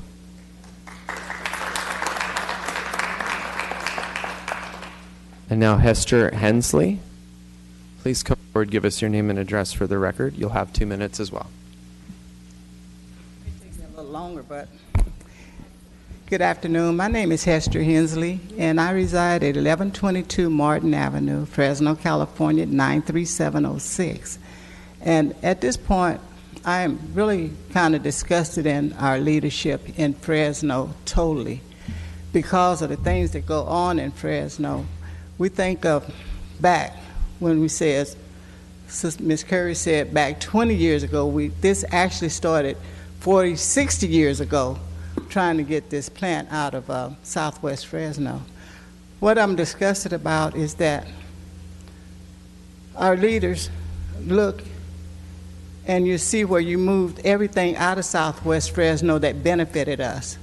We have no stores, we have no laundries, we have no cleaners, we have nothing. Nothing to really benefit us. But you left everything there that harm us. I mean, just follow the picture.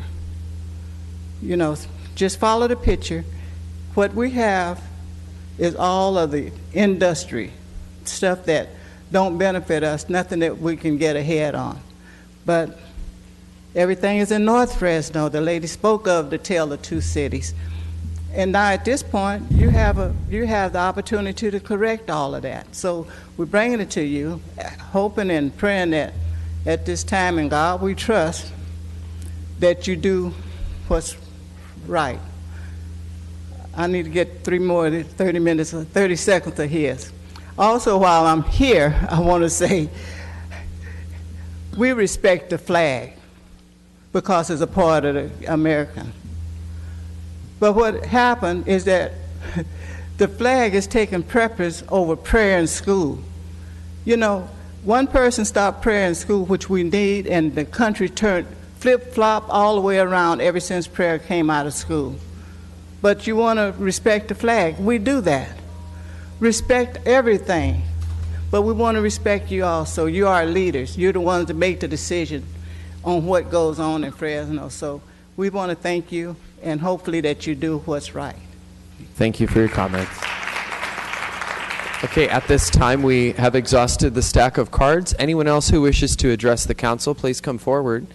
Give us your name and address for the record. You'll have 2 minutes.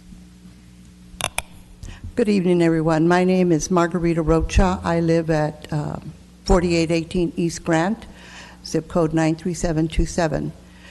I am a former resident of West Fresno. I lived in West Fresno at 1025 Collins for more than 40 years. I grew up in the same environment that has been discussed and described for you today. I am the executive director of Centro La Familia Advocacy Services that is located at 302 Fresno Street. Therefore, I'm in Fresno all the time, in West Fresno all the time. I provide services to the residents of 93706 as well as others. I do hear my colleagues and friends that are describing and asking you to please take the action that we hope you will take, and that is in the relocation of the Darling plant. So I spent all my time in 93706, and I hope that you will take the action today that we have been asking for so many years. Thank you so much. Thank you for your comments. Is there anyone else who wishes to address the council on this item? Please come forward, give us your name and address for the record, and you'll also have 2 minutes. Lee Jacobson of Jacobson Dispute Resolution, 1690 West Shaw Avenue, Fresno, California. In May of 2014, I was asked to serve as a mediator for the dispute that involved the city, Darling, and the concerned citizens of West Fresno. What you have before you now is the product of a very intense and long discussions that have taken place over many, many meetings involving all the parties involved. I've had the opportunity over the course of my career as a mediator to mediate about 4,000 cases. And in every single one of those cases, I firmly believe that if they settled and resolved their disputes, it wasn't because of what I did as a mediator, but it was what the parties did to come to an agreement.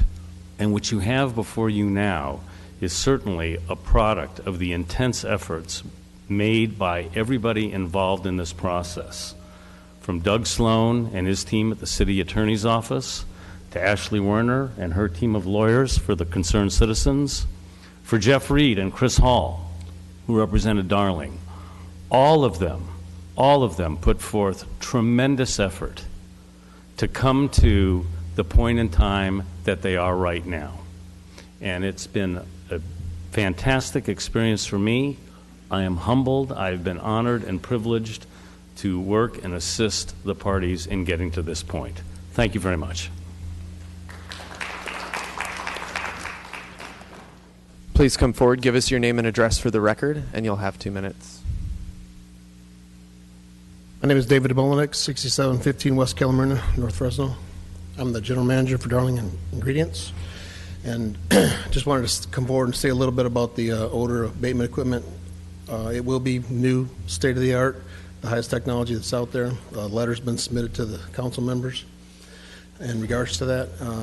Just wanted to say the rest is up to you guys. We look forward to operating a new facility, and thank you. Thank you. Is there anyone else who wishes to address the council? Please give us your name and address for the record. You'll have 2 minutes. Hello, everyone. My name's Ray White, and I'm here on behalf of not only myself, but my father, who is Floyd White, the first black retired chief. We've been in West Fresno all of our life. I'm 50 years old. My father lives at 515 Tulare. My brother lives at 930 Coletti. I live at 2325 South Tutman. We all have 93706 zip codes. It has been a really bad problem with us. I have asthma right now, and it has affected me. I love my west side. I'm not going nowhere. I'm here to stay. But we do ask that you do clean it up. And moving it just down the street, if you're going to grow our community, that's down the street. I mean, we're soon to be in that area, and I don't feel it's not fair for us to have it, and it's not fair for them to have it. I feel that it should be an area to where it should be isolated, but not to hurt any kids. Look how long it's hurt us. I've been here 50 years. You know, it's not fair. I mean, we should look at, put it somewhere that you would want your kids. Is it okay? I mean, look at it as if you were living here. You know, we live here. This is our home, like your community is your home. This is our home. You know, we're going to do everything we can to protect it, and we want you guys to protect it too. So we do wish that you do vote to move it out. I mean, we've been begging for this, and I know for a fact that my father worked with Mrs. Curry on this, but he's not able to get around now. But I am here to speak for him. So please do what's right. Do what's right. Thank you. Thank you. Her 24 seconds. Farther out is what she's saying. Cornelius is still a part of Southwest Fresno. And also, when we talk about the stench that has that odor that comes, it wakes you up in the middle of the night and you can't go back to sleep. You have to go to work sleepy, druggy, and everything because you've been up all night with that stench. Thank you. Thank you. Is there anyone else who wishes to address the council on this agenda item? If so, please come forward. Okay, seeing no one, we'll go ahead and close public comment and return to the council. We have a number of council members punched up. We begin with Councilmember Brandow. Thank you, Council President. So I heard a lot of the comments today, and some of my comments are going to be questions based on what I heard. So the first thing I want to ask is to our city attorney. Doug, some of the early speakers spoke about environmental concerns. Did we do all the environmental work related to this project and its move? I already asked about streets, but any other environmental mitigations? Are we solid on that front? Yes, we believe we're legally solid. We've been looking at these issues for several years and have been very careful to ensure that we complied with the law.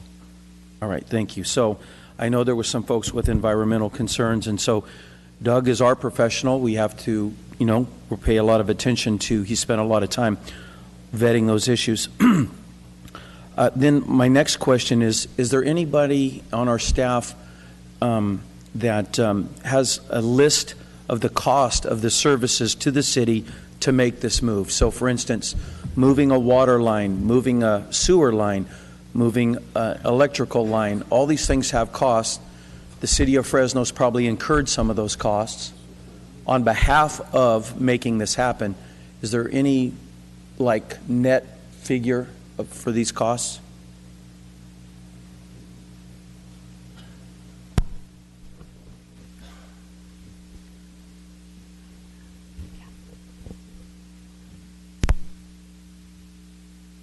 Tommy Escuedas, Director of Public Utilities, City of Fresno.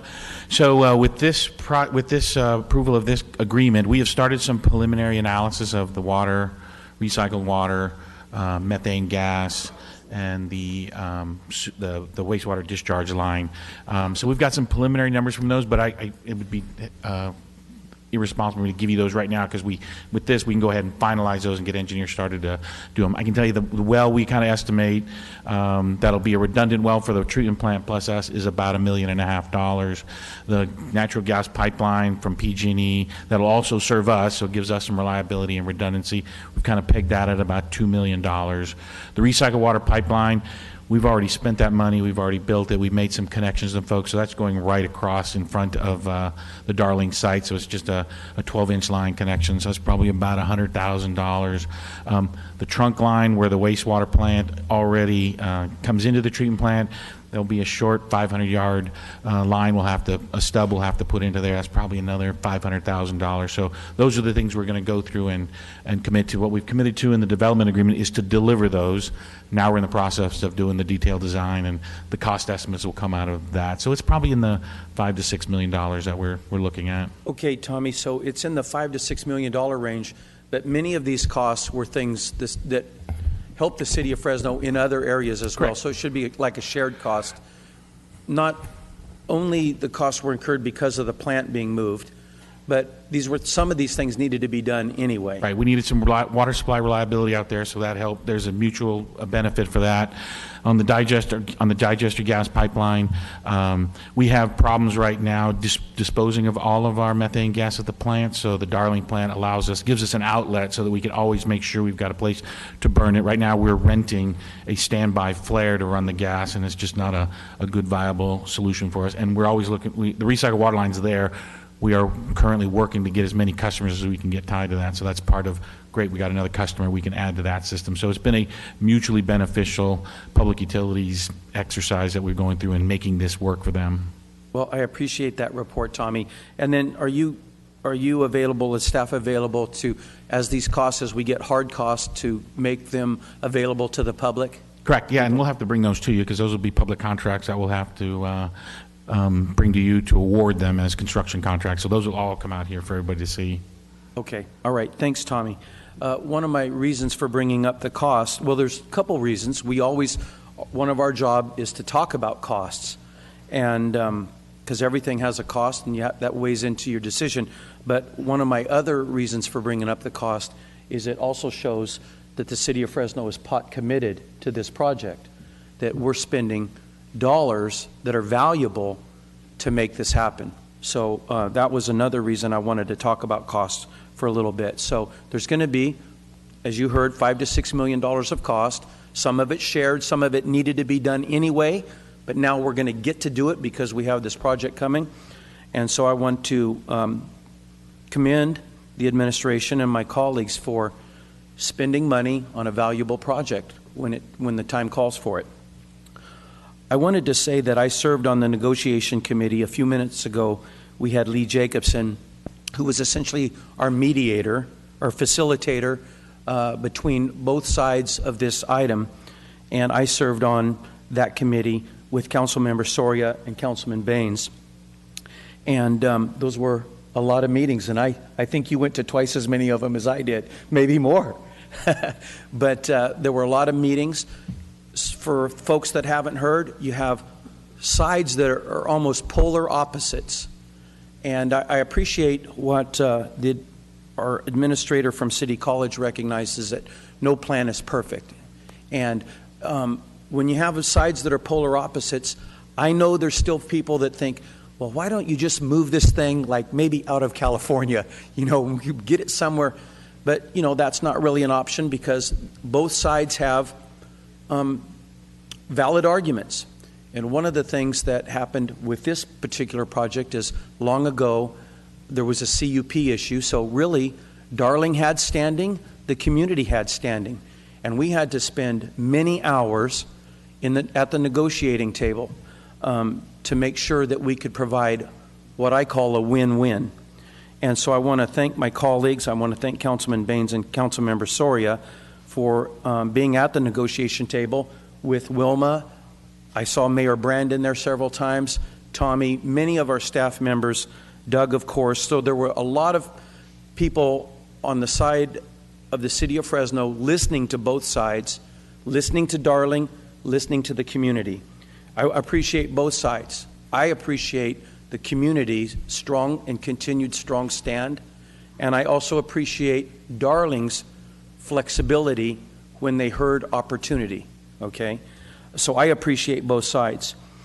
For those folks that are really upset about the city of Fresno, I heard it from a couple of you today, I want to talk about, in many ways those were past councils. That predates any of us by a long shot. And I'd like to quote Councilman Capriolio, who likes to say that we are the council that are the fixers, right, Councilman? We don't kick the can down the road. We're the council that solves problems. Exactly. We're not kicking the can down the road. I want to end by saying about my good friend Oliver Baines. Oliver might remember this conversation. He came to me, and I want the people of Fresno to know of his commitment to this area of town. He came to me, and people see us squabble sometimes, Oliver, but I think you said Stevie. I think he called me Stevie. He said, Stevie, if I can get this one item done by the time I'm done being a council member, and he's done a lot of good work, but if I can get this one item done, I will consider my 8 years at Fresno City Council success. And so he's been a mover and a shaker on behalf of this community, but also on behalf of the city of Fresno for a long time. And Oliver, I think we're on the brink of delivering one of your key objectives when you became a councilman. So finally, I'd like to say, when you see this vote, there were a couple of comments. This is what always hurts me a little bit. A couple comments about North Fresno versus South Fresno versus another part of Fresno. And when you see these votes, I hope that you remember them. But for sure, this council member, myself, from Northwest Fresno, very supportive of this project and very glad to be your second, Councilman Baines. Council President, I had one question.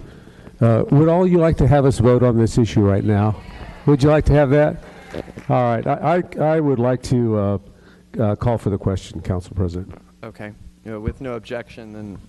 Well, Councilor Baines wants to say a few words. Well, and in all honesty, and normally, Councilmember Capriolio, I would be 100% with you, but I think there's some council members that want to make some comments on this. It's historic, and it's going to be on the public record, memorialized, and I think the public may want to hear a couple more. If council members have something to say, I want to allow them the chance to say it. So. Thank you, Council. Very briefly, of course. Thank you, Council Baines. But you know our group, we're a lot of talkers up here. Okay, I erased I tried, everyone, folks. I tried. So I don't know who was punched up. Who wants to go? Go ahead. I promise I will keep mine short. No, I want to commend the West Fresno community for staying the course and really pushing us to get to this day. But I also want to applaud my colleague, Council Member Oliver Baines, for his leadership in shepherding this through this council. And I know that it's been a lot of hard work in really attempting to correct the issue that has impacted the surrounding neighborhoods. I also want to say, thank you to Darlene for staying the course and listening to the community and being at the table to collaborate and come up to an agreement that may not be perfect, but we know that it's an agreement that's going to help our entire community move forward. So I do want to thank you guys for staying the course. I think it's important to have partners from all sides to continue to have this debate and to have a solution today. I want to thank everyone that was involved. I know that there was a lot of hours spent on this. As mentioned by my colleague, I was part of the small committee that met on a pretty regular basis on this issue. Very proud to have been part of that, proud to be on this council today where I can say that I was part of history, because I know that this was long overdue. We're correcting an injustice that has been present in this neighborhood, in these communities for a very long time. And so I'm just ecstatic about this historic moment, and I'm proud to say that I will be supporting this agreement today.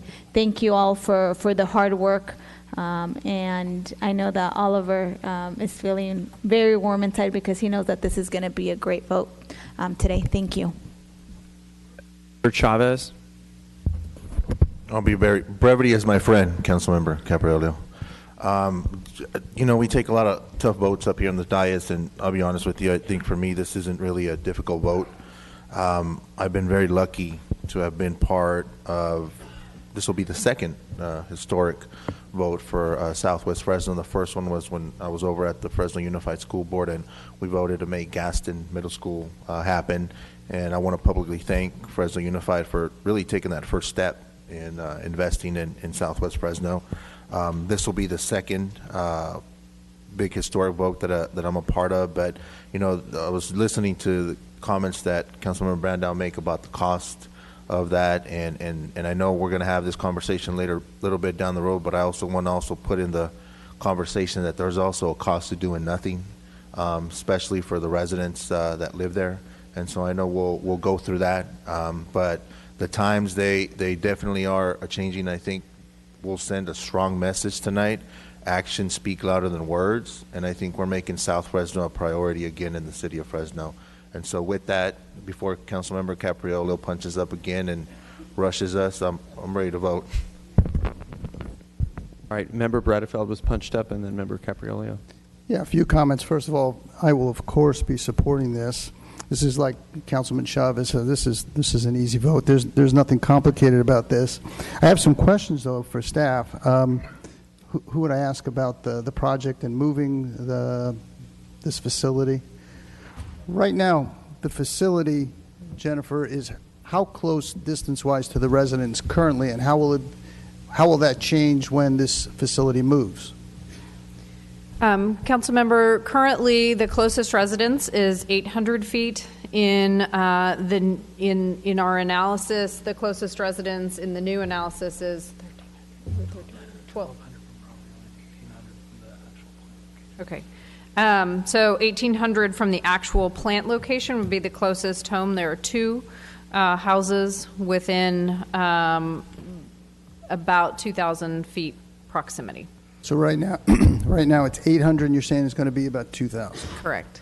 Okay, and so those folks should not be impacted by this facility. So you heard a representative from Darling who talked about the new technology, and you also heard Dr. Curry actually presented a really great statement regarding best practices. So in the mitigation monitoring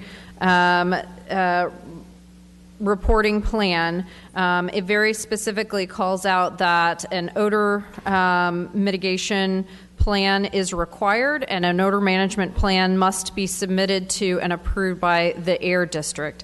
And this needs to include best performance measures. There's also a letter that Darling submitted on the record earlier this week that they will be confident and that they will work very closely with the air district to approve a best available available control technology, meaning that it must be the best available odor control technology that is available to them, and that must be a mutually agreed upon plan and standard between the district and the company. Okay, so I see the same letter, and in it, it talks about Darling's committed, and this is from Darling, that they're committed to constructing an odor abatement system that's state-of-the-art, will utilize all new equipment, latest technology. The planned odor abatement system will include a combination of thermal and chemical treatment. And because the system will be new, the capture and treatment efficiencies will be enhanced. So, a question though, why wasn't this done before? Why hasn't this been done over the last 5 years, 10 years, 2 years, 1 year? Why, when the plant is moving to a new facility, why didn't they enhance this system before? So that's not a question that I can answer. However, I would say that this move allows the company to make investments in a new facility. It is very hard to retrofit an older existing facility. And so while I understand the question that you're asking, I don't know that I'm the right person to answer that question. Is Darling here to answer that? Yeah. Council, if I could, one thing I can add is that at the existing facility, there's not necessarily any new entitlement that Darling would be requesting where we could impose additional conditions. At this new site, since these are new entitlements, and we will have to come back with a CUP, we can impose additional conditions that we possibly could not at the existing site. Well, I'm not sure why we couldn't have, these folks had had these problems all these years, I don't know why we couldn't have imposed these kinds of things before. Councilmember, if I might, you're asking all the right questions, and the fact of the matter is, without a conditional use permit that the facility did not have, it was difficult to do some of this, which was the problem. This was the problem is that in order to make the facility more efficient and have some of the latest and greatest technology, it would have caused them to have to go through our conditional use permit process, which would have triggered CEQA, Okay. which it would have run into a whole litany of issues, which was not what they wanted to endure, but what the community wanted them to go through. So that was the tension point. Okay. What you were asking is the actual tension point behind the whole issue. I got it. Yep. So what will, and Jennifer, I don't know where you went. Oh, so what's going to happen when this facility closes, they move, for the residents, what is this going to become now? What is this going to be zoned as? What can the residents look forward to in the future when this closes?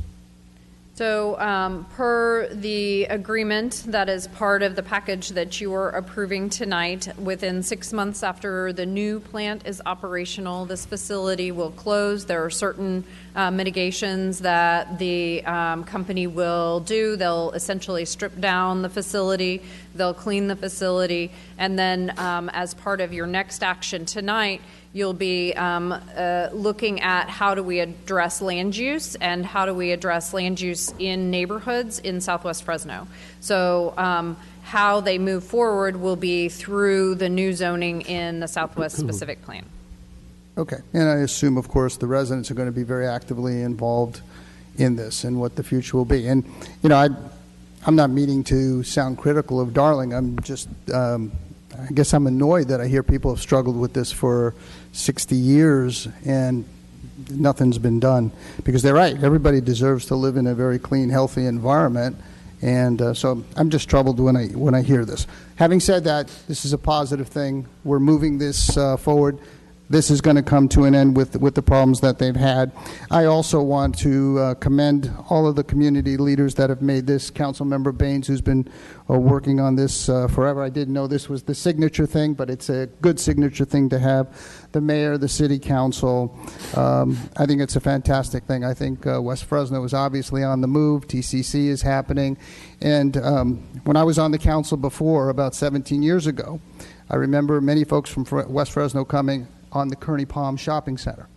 And, you had been promised that, and I remember that. And we supported that. I don't remember if it was unanimous or not. I assume it was. I certainly supported it. And I was talking to Councilmember Baines, who said it's been very successful.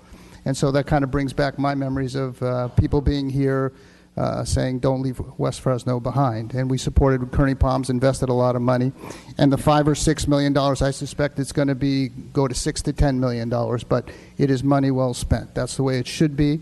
And West Fresno's on the move for a lot of reasons, and I'm happy to be a part of this, and we'll be supporting it today. Thank you, Councilmember Bredefeld. Did you still wish to make a remark? Yes, I do. Thank you. I have two comments, folks. You've heard a lot over and over and over here, but for me, it's an honor to support my mentor's motion. And second, the Southwest Plan is coming up next, and I have a strong feeling that it'll be a 7-0 vote. So hopefully we can get that vote sooner than later. So thank you all. Okay, Member Baines. Yes, I want to say a few words, and really my remarks are for everyone to hear, but really directed at you. I know that we started here at the same exact time, and I remember in the very beginning of 2011, after we took our seats, you explained this situation to me. And do you remember what I told you? I said, there's no way. I said, there's no way. I said, I don't support that. You're never going to get it done. You'll be moving a mountain, pushing a boulder uphill. I said, just, give up, because there's nothing you can do. Because you have... He did say all that. Because you look at what you have arrayed against you. You've got to move entire bureaucracies, and you've got to change people's minds. You have to engage people that you don't even know are out there yet that are going to try and throw a wrench in the works. And Oliver said, Clint, I'm going to change your mind. And I'm going to win you over. And I'm going to work this so that we have the community come together with Darling and come together. The counties at the table come together with the city, come together. And I said, sheesh, this guy's nuts. And you know what? He changed my mind. And he got everyone to come to the table, and Councilmember Baines moved a mountain to do this. And all the while mindful of everyone involved, from folks in the community to job providers to us here on the council, to make this happen. So congratulations. I have a feeling that you're going to get the vote that you needed tonight. And I'm happy to support. But I've watched you do this over the course of almost 8 years now, and you did a masterful job, and all the while keeping your neighbors in mind to deliver for them. So you did a good job. Congratulations. Can we vote electronically, Council President? Can we vote electronically? We are going to vote electronically. However, Member Baines has another remark he'd like to make. You know, I want to thank the Council President for those comments, and he's actually the final comments I was going to make was that actually there are a few people in the audience that know where this started. I literally, Clint is right. There was not a single council member that supported this action when we started this. Not a single one. He's the only one that was here when we first started 6 years ago. But I think I told my friends Bob Mitchell and Mrs. Curry, I said, when we first started this, I don't have one vote. I only have one vote, and it's me to do this. And I wasn't sure how I was going to be able to move the city or Darling or my colleagues. And I'm still not exactly sure how it happened, other than the fact that we just kept going. And I don't even think the community believed me at first, to be honest with you. I think they had one eye open on me. And they weren't sure that I was going to be able to do this. They're like, yeah, okay, we'll see it when it happens. But I'll tell you that I'm proud to take this vote today. It has not quite set in yet that we're actually doing this, but it has been an amazing experience. And I do believe it is a win-win situation. I do believe that, I think Mrs. Curry, well, I'm glad she spoke first, because I think she gave it the proper context. The community's winning, the business is winning, and the city is winning. And I can tell you folks, this is the toughest thing I've ever done sitting up here. There's been nothing more difficult than doing this. I can't think of anything I've ever done that was more difficult than this right here. But to have the support of my colleagues tonight, the support of the city, and if the mayor was here, I'm going to give him an appropriate shout out on this. The mayor was actually the first person to go from 1 to 2. It was the mayor back when he was a council member. He was actually the first council member to come on board and say, this isn't right, we've got to do something. 6 years ago, he said that. And now he's the mayor, so I wanted to make sure to acknowledge him. But before we vote, to my colleagues and to the listening public, there are a couple of things that have to be done because it's only right. Most of us can't fathom what it takes to get something like this done. It's an incredible effort. It's incredible. What happened what we're doing tonight has never been done before in the city of Fresno. And it's only appropriate for me to make sure that I acknowledge key people that made this happen, because they deserve the proper acknowledgement. The very first person I'm going to acknowledge this evening is my dear friend and former Chief of Staff, Gregory Barfield. I can tell you guys that Greg right now, just so you know, Greg is out of town, sitting here watching us right now, cheering for us, waiting for us to take this vote. But I can tell you that Greg had to shepherd and ushered this process in detail by detail, day after day, more than I can even explain. The number of emails, the number of details he had to catch, we would not be here without him. I can tell you that he was critical to this. He was absolutely critical, and I know you're listening, my friend, and I thank you and I appreciate you more than you know. Yeah, you guys can applaud. It's all good. I mean, listen, they all deserve a round of applause. I got to thank my friend who's not here tonight, former Councilmember Blong Zhang. He was on the committee right on the committee before Councilmember Soria was. Councilmember Soria took his place, but Blong Zhang was the first council member to sit on the ad hoc committee that we had to put together in order to do this, and I appreciate his support early on. I've got to appreciate my colleagues, council members Soria and Brandow, who both came on board and helped a lot. I appreciate the fact that you guys came on board, and they came on board in a way to try to be supportive, to try to help us get there. So I can tell you that there's a lot of work that goes into this, but both of them came on to be supportive of this process to make sure that they could support our community. They understood how serious it was, and they wanted to support, and they did. Both of you added a lot of value to this, and I appreciate you both. Thank you for being there by my side and attending those meetings. They came to these mediations and these meetings when it had nothing to do with their district. They did it simply to support our community and to support, the city. So that doesn't happen often, folks. Doesn't happen every day. It was rare, and I want to call that out, and I appreciate you guys, and I recognize you. I recognize you for doing that. I've got to talk about Lee Jacobson. And I'll tell you, Lee, you guys heard from Lee tonight. When Lee started, I had no confidence in Lee. I'm like, this guy does not get it. He is not going to be able to do this. I was like Clint. I didn't know, Lee. I wasn't sure if you'd be able to pull this off. But I'll tell you, Lee, you are a phenomenal mediator. You did a great job bringing three sides together in this, never giving up, never relenting, never ever. You guys don't know, he never allowed us to take a step backward, and it's not easy. There was a lot of dissension in this, and Lee, I appreciate you. You made a believer out of me, in all honesty, and I didn't start there, so I definitely appreciate you, Lee. You are a masterful mediator. I want to also thank the Darling International folks. I see we have Chris back there. I know Jeff is probably listening. Listen, guys, I appreciate your effort. You could have walked away from the table a number of times and you didn't. I appreciate you staying the course. Although I know that you guys, listen, it's a win-win for you. It's a win out of this, and I'm glad you guys were able to see that. I know that it didn't start there, but I'm glad that you guys were able to see the value in this move.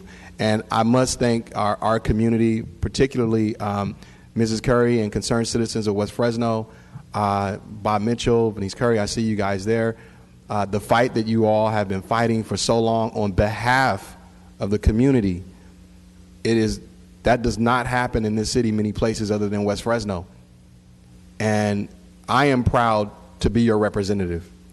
And I can tell you, many of you don't notice the number of times I had to go to Bob Mitchell's house and sit on his couch because I was unsure of what we were doing. He made me drink bourbon, and I did it.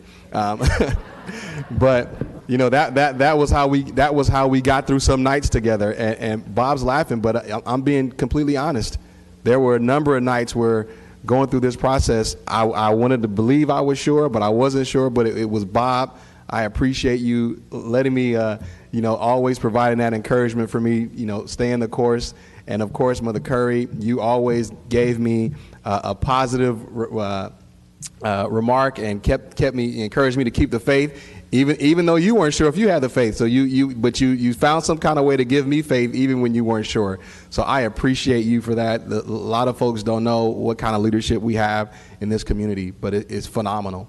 But there are a few special people that I brought some things for, because as I said, this doesn't happen without an enormous lift, enormous, unprecedented.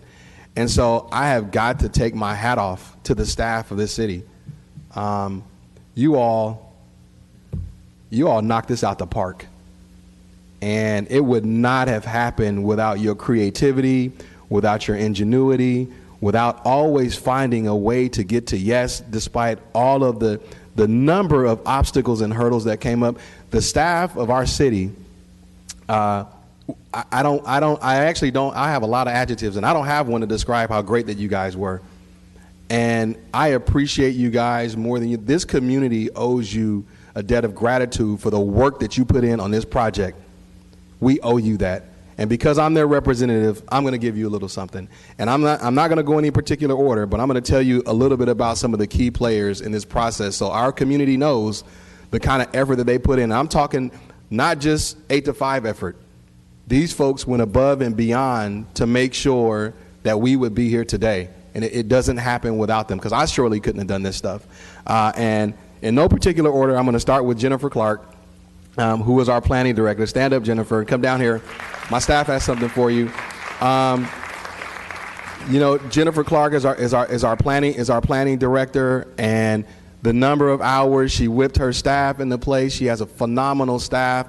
But Jennifer, our community thanks you from the bottom of our heart for staying the course, for always finding a way to move forward, for never giving up on us. And for, despite the number of times where we hit a wall, Jennifer always found a way for us to go around. I appreciate you, and on behalf of our community, there's some flowers and hopefully a nice bottle of wine for you. I hope you like a bottle of wine. So thank you, Jennifer. And then I call this guy the Magic Man. I call him Magic Man. His name, and it didn't have anything to do with his real name, because his name's Tommy Escada. But Tommy, you gotta stand up, Tommy. You can walk down there, because what our community doesn't know is I call him Magic Man because where we started with zero, and some kind of way Tommy figured out ways for us to continue to move this forward from the public utility side, the technical expertise that him and his staff brought to the table.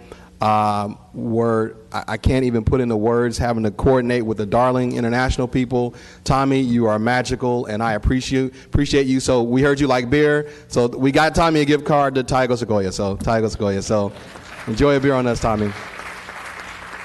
And then there's my city attorney, Doug Sloan. Doug, you got to walk down there too.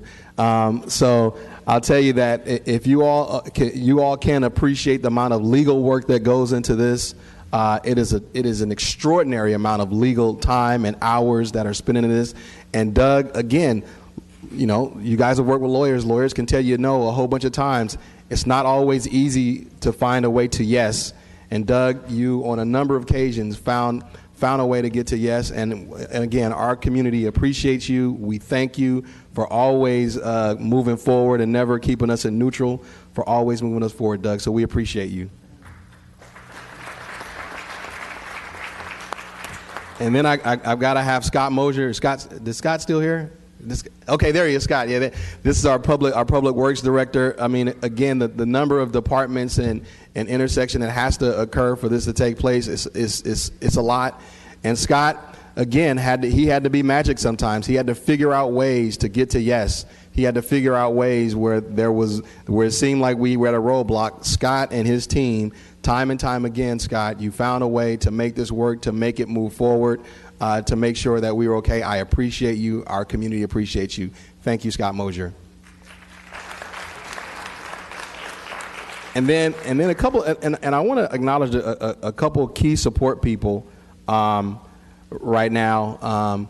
And so while we have the department heads who really, they move the mountain for us in a lot of cases, there are a couple key staff, that really make it work. And Lori Averdegian, I wanted to thank you. You got to walk down there too. So I want to thank you. I know you're with the city attorney's office, but folks, she had to put together the DDA that came before us today. And I'm gonna be honest with you, that is no small effort to do that. This is a complicated document. We've never done anything like that here before to this degree. And the hours and work that she put in on behalf of us, we are very, very grateful, Lori. So we just wanted to offer you some flowers on behalf of the community. We appreciate all the hours that you put in on this. Thank you very much. And then Talia Kaluri, who is one of my favorite city attorneys, because I have to talk to her so much because I have to understand land use. So Talia put in countless hours and many times sat in the mediations with us. Talia is one of our land use specialists, and this was a complicated land use issue and a complicated CEQA issue and a complicated EIR. And Talia is the one that ushers that all the way through. She liaises with the rest of our team. She has to coordinate with all of the other departments to get this done. So, Kalia, thank you for all the time and effort that you put on this. I really, really, really appreciate it.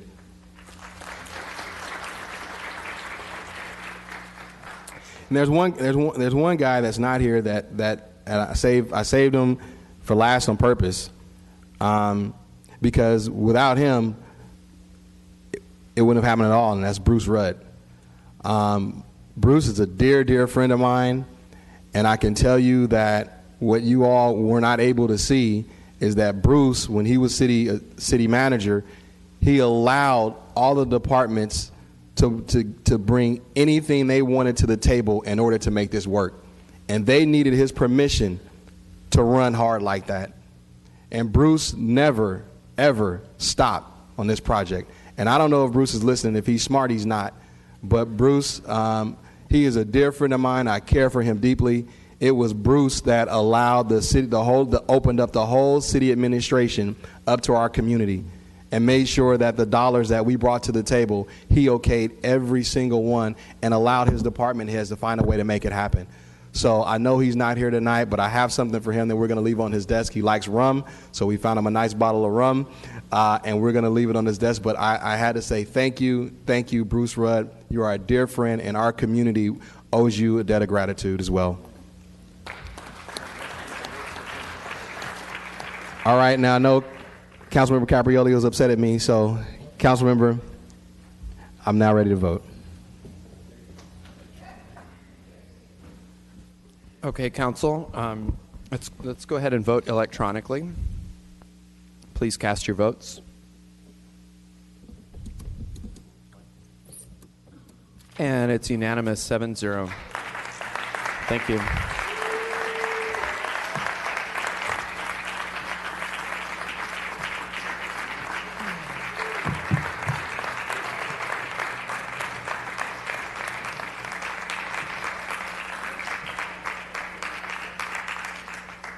Okay, that concludes this item. Let's go ahead and take a 15-minute break so everyone can go to the restrooms, maybe grab a snack or something, and let's come back at 6:45 for the Southwest Plan. Thank you.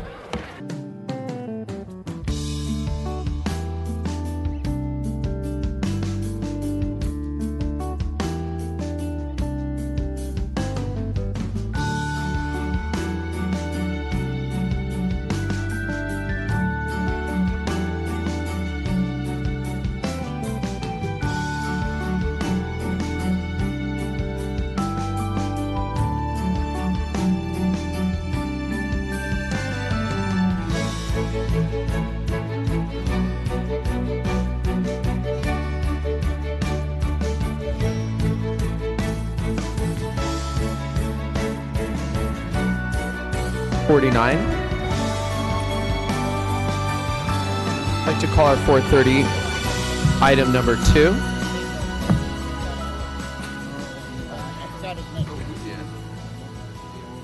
This is a hearing to consider the adoption of the Southwest Fresno Specific Plan and related final program environmental impact report.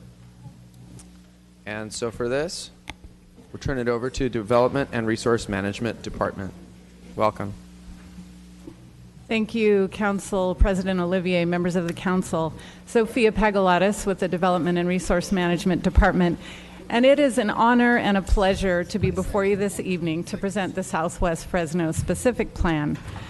This community-led plan has been over 2 years in the making and has been guided by a very dedicated 21-member steering committee appointed by Councilmember Baines. To begin the presentation, 2 steering committee members would like to say a few words. Eric Payne.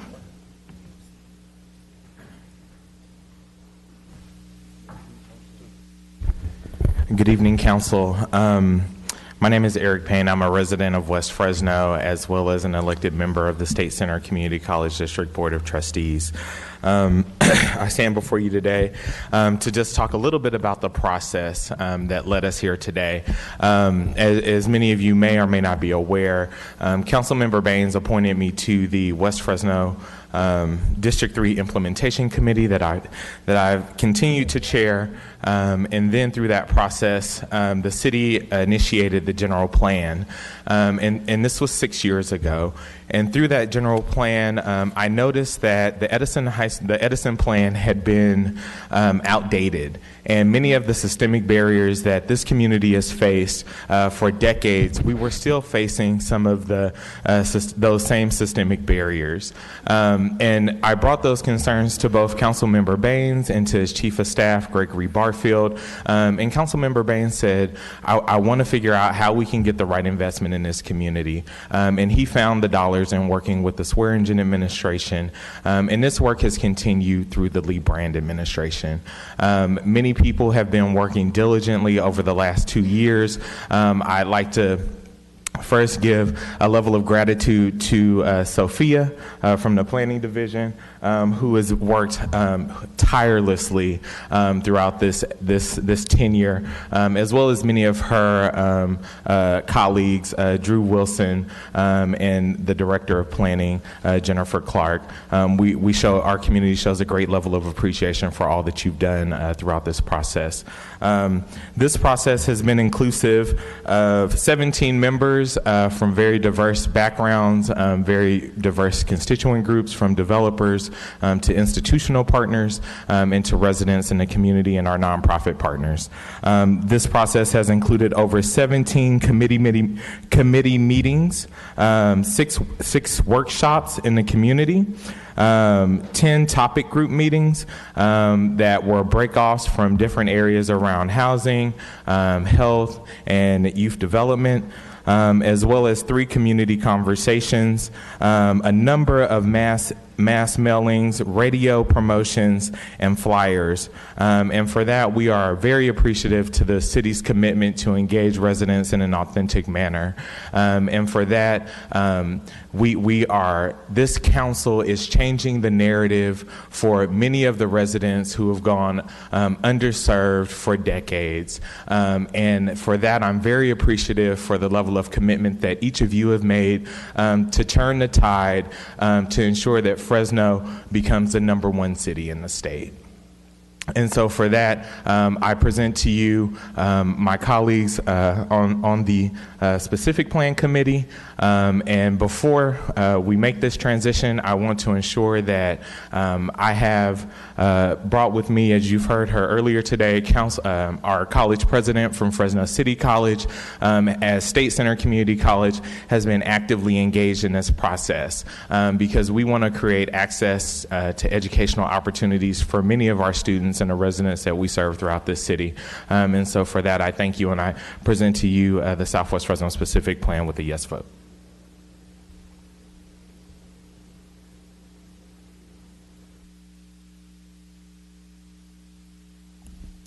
Thank you, Eric. And Steering Committee member Leoncio Vasquez was going to speak. Is Leoncio still here?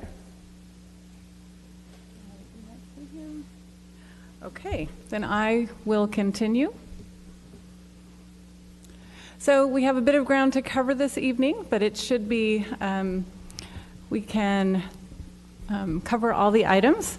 Background, community engagement, overview of the plan with its priorities, public comment on the plan, the environmental impact report, some minor corrections and correspondence, and our findings and recommendations. So first of all, what is a specific plan?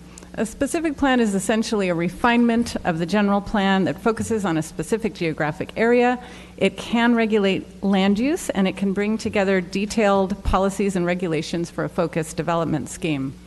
You've heard a little bit about the origins of this specific plan. It was born after the adoption of the general plan, and it was funded by mostly community development block grant funds, $750,000 worth of those, and $68,000 of general fund monies.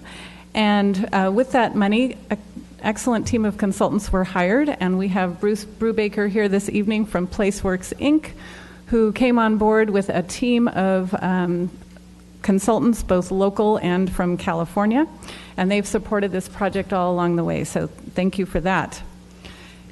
Community engagement in this planning process has consisted of a number of different types of meetings and venues to try to reach the most people we possibly could. We did have 17 meetings of the steering committee, and the steering committee created their own rules and decided that they needed a 75% majority in order to make any decisions. 6 community workshops were held, 10 topic group meetings, a community office was established near the plan area, and there were 3 community conversations held toward the end of the process. The way that looked in terms of the planning process was about half of that community engagement occurred prior to last December, when this council initiated the plan and saw the draft preferred alternative, which included a proposed land use map and guiding principles. After last December, the plan itself has been in development, looking at the more specific goals and policies that would support the plan, and a further 3 workshops, 5 steering committee meetings, and 3 community conversations were held in this second phase of the process.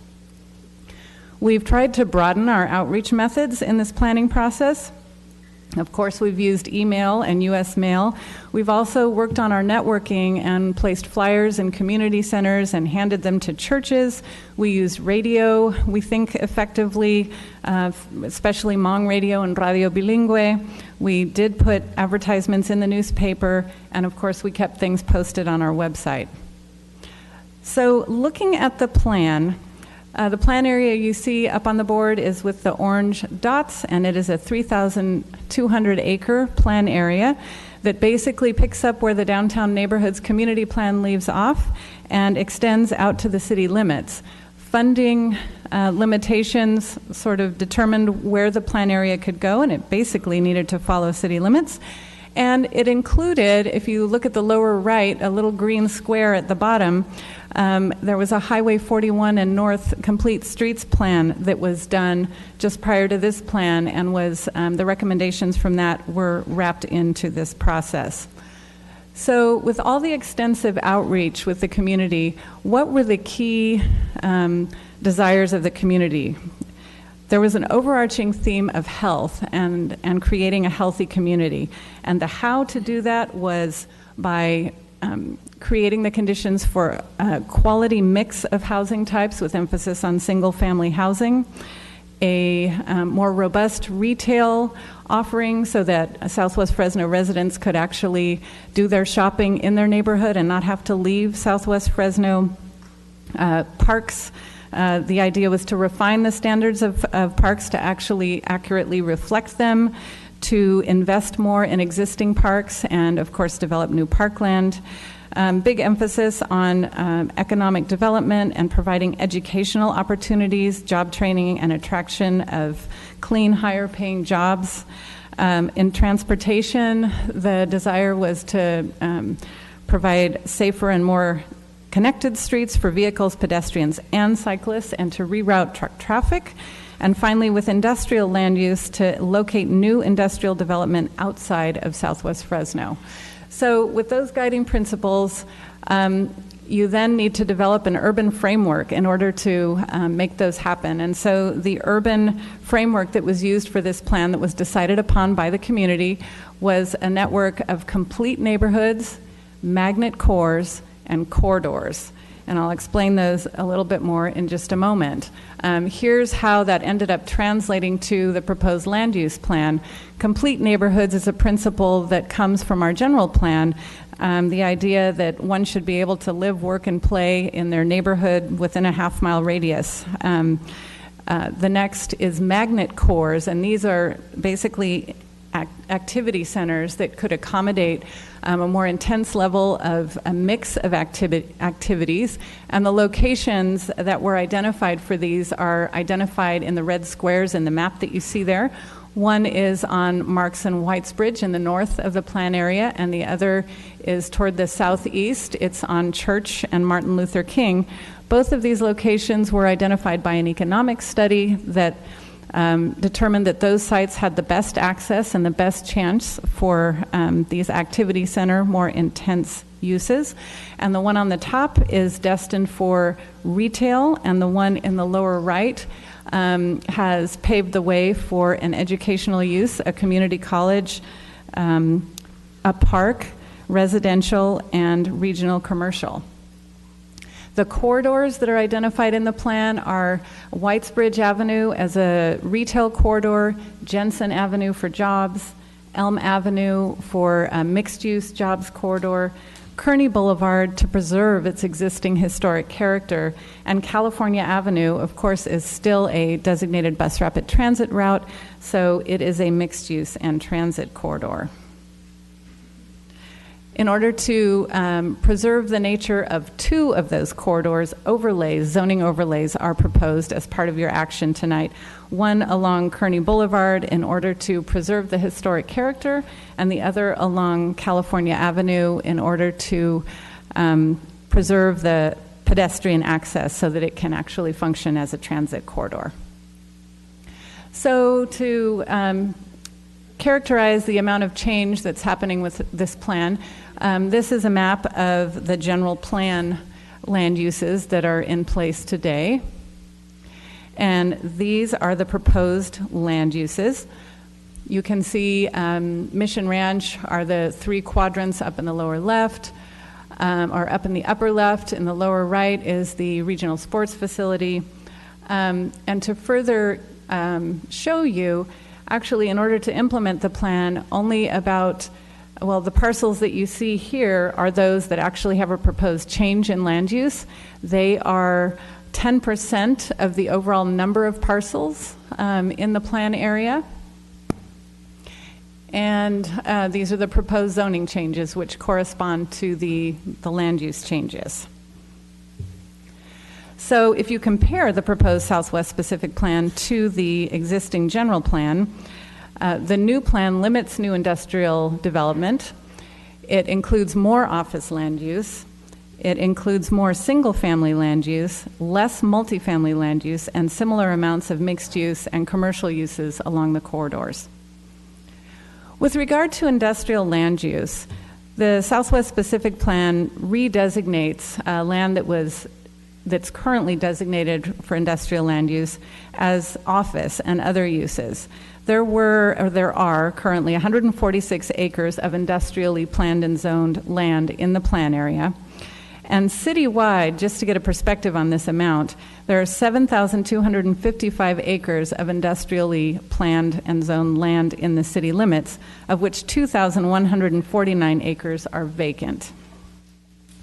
So what are the plan priorities? Well, these were, of course, determined by the steering committee in conjunction with the community, and the number one priority is the Martin Luther King Magnet Core Community College campus and related park and trails. That was the number one desire of the community. The second priority was identified as the development of the Marks and Whites Bridge Magnet Core, and the third was the California Avenue BRT corridor. There were also some priorities that didn't have a particular location, but they were very important to the community. That was to get another grocery store or food co-op, to have employment training and career development, to have a local workforce policy, a specific plan oversight committee, and an anti-displacement strategy. So just looking at the map, these are where the plan priorities are located, the ones that actually have a spot on the ground. Number 1 is the Martin Luther King Magnet Core. Number 2 is the Marks and Whitesbridge Retail Core. And number 3 is the California Avenue Bus Rapid Transit Corridor. So what public comment have we received on this plan? Well, we've been listening to it throughout the process, but in May of this year, we issued the first public draft of the Southwest Fresno specific plan. And we had a 30-day comment period. We got about 20 comments back. Those are included in your staff report. And we heard mainly about these particular topics: the industrial compatibility assessment, clean transportation, truck routes, street design, parks classification and acreage, school planning, eminent domain, retail, and implementation concerns. And so in response to those comments, a further draft, the October 2017 red line draft, was produced to incorporate comments. And the red line draft also includes, in addition to those comments that, by the way, were all agreed upon by the steering committee, those responses to the first public comment period, the revisions also include plan changes that were recommended by staff in response to the EIR document, as well as technical revisions needed for clarity. So that is what the red lines consist of in the October 2017 draft. And part of those technical changes, we're making 3 minor map changes to the map that was in the draft preferred alternative. And the changes are shown by the numbers that you see on the map. Number 1 was a mistaken placement of mixed use on top of an existing elementary school. So we corrected that error. Number 2 was not picking up 3 acres of an 11-acre site that was to be designated neighborhood mixed use.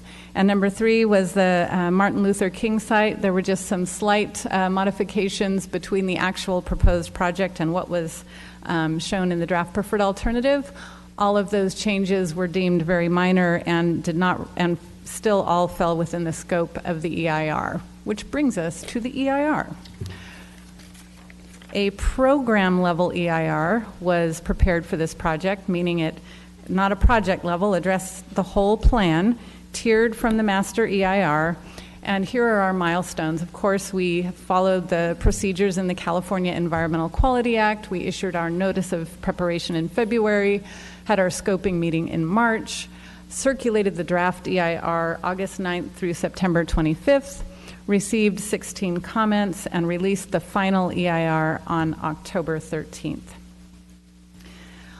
All of the impact areas except mineral resources and forestry resources were analyzed in this EIR. So you see all of the impact areas that were analyzed here, and there were several areas that were significant and unavoidable impacts, even with mitigation. And those were aesthetics, agricultural resources, air quality, greenhouse gas emissions, noise, and traffic. So I'm going to wrap up with some minor corrections and correspondence that we've received most recently. There was a minor correction to the final EIR about a page number. The page number cited was 4.728. It should have been 4.727 when referring to a response about in the GHG section. In addition, your staff report Exhibit T included a text amendment that had a typo in it, so we sent you a new one in your supplemental. And then just before Planning Commission, staff did receive correspondence from the parties you see here on the slide. Both Jeff Roberts and Jim Federico requested land use changes, which I'll go over in a moment. Venice Curry proposed a plan text change to a policy within the plan. Grecia Elenes also had a concern about the final EIR and a plan text change request. And Thomas Barth had a concern about school planning with the Washington Union School District. So I'm going to briefly go over the land use change requests and then show you a map of what those look like, so that you know what the Planning Commission recommended. I'm leading to what the Planning Commission did. The first change request was from Jeff Roberts, the south side of Whitesbridge between Marks and Hughes, to change 16 acres of community commercial and 13 acres of urban neighborhood to medium-low density. In other words, to leave it the way it is today. The second change request was again from Jeff Roberts, and this was in relation to the dual use, not the prime use on this particular piece of property. 25 acres of dual use, commercial mixed use to medium-low density residential, again leaving it the way it is today.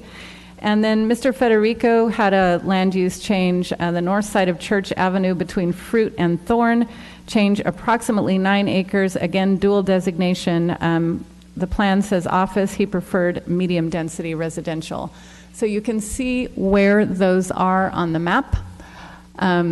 These do not, making these changes would not fall outside of the scope of the EIR, or to say it another way, they're all within the scope of the EIR. And I will state in just a moment what the Planning Commission said about those changes. In addition, Planning Commission considered 2 text requested changes to the plan.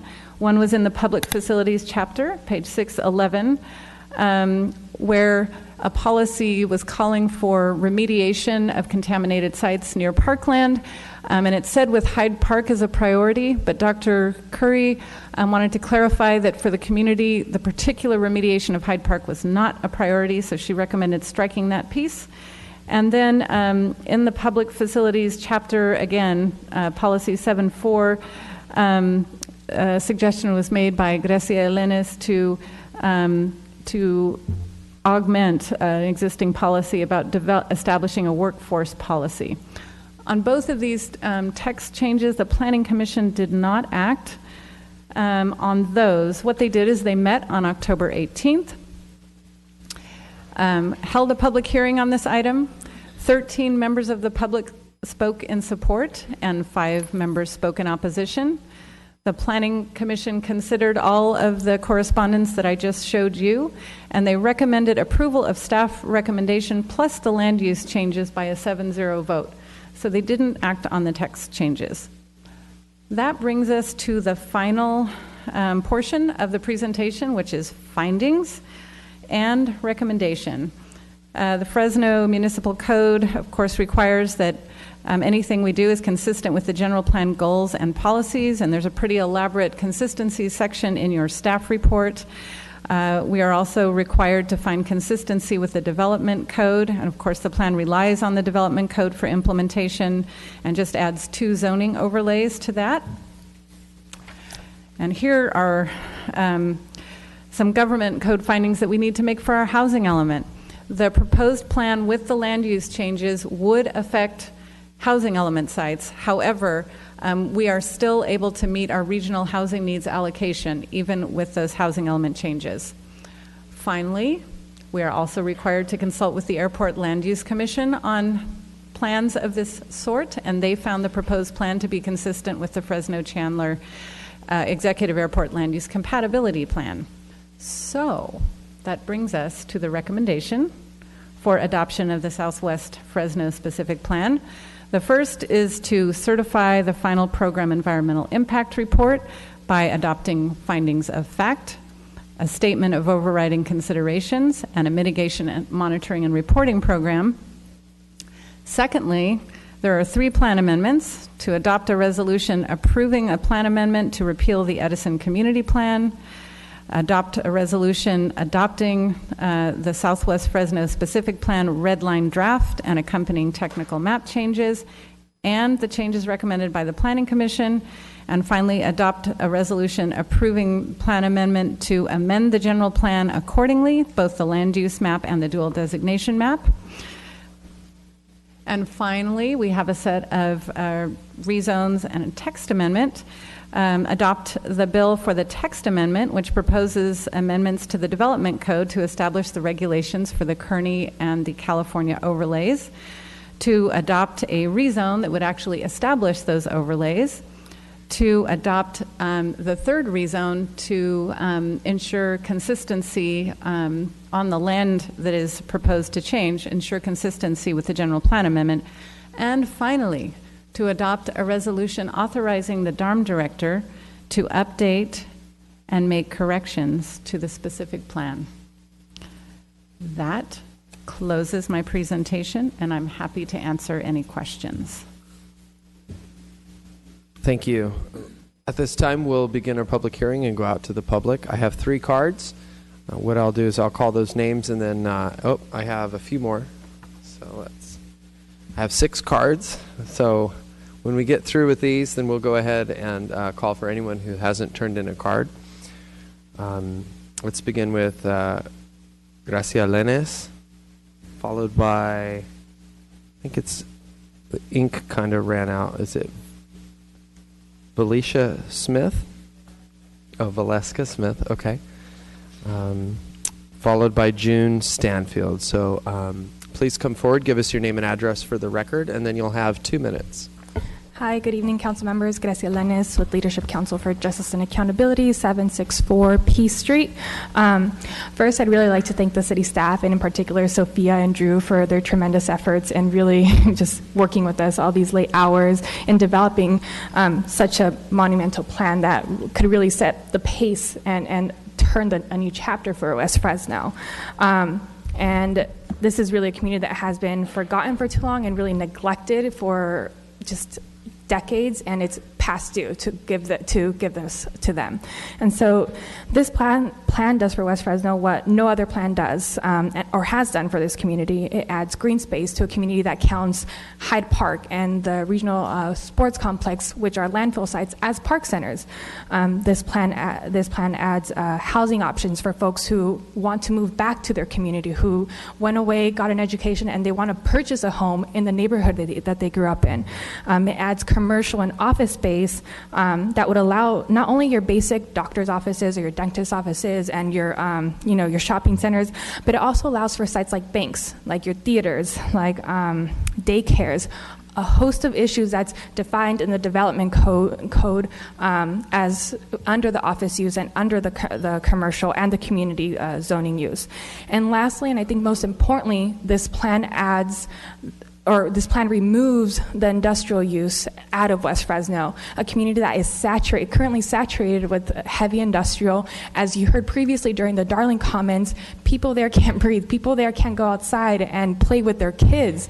I don't think any community in West Fresno deserves that. And in reality, getting rid of industrial by no means harms the employment levels, because as I mentioned before, the commercial and the office use, which I think is something that I'm sure many of you have a concern with, that adds a host of zoning or uses that can come and provide these really good quality jobs for this community.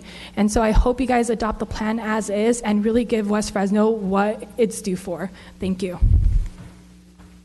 Thank you. Our next speaker will be... Help me again with your name. Valeska Smith. Okay, please come forward. Welcome. Give us your name and address for the record, and then you'll have 2 minutes.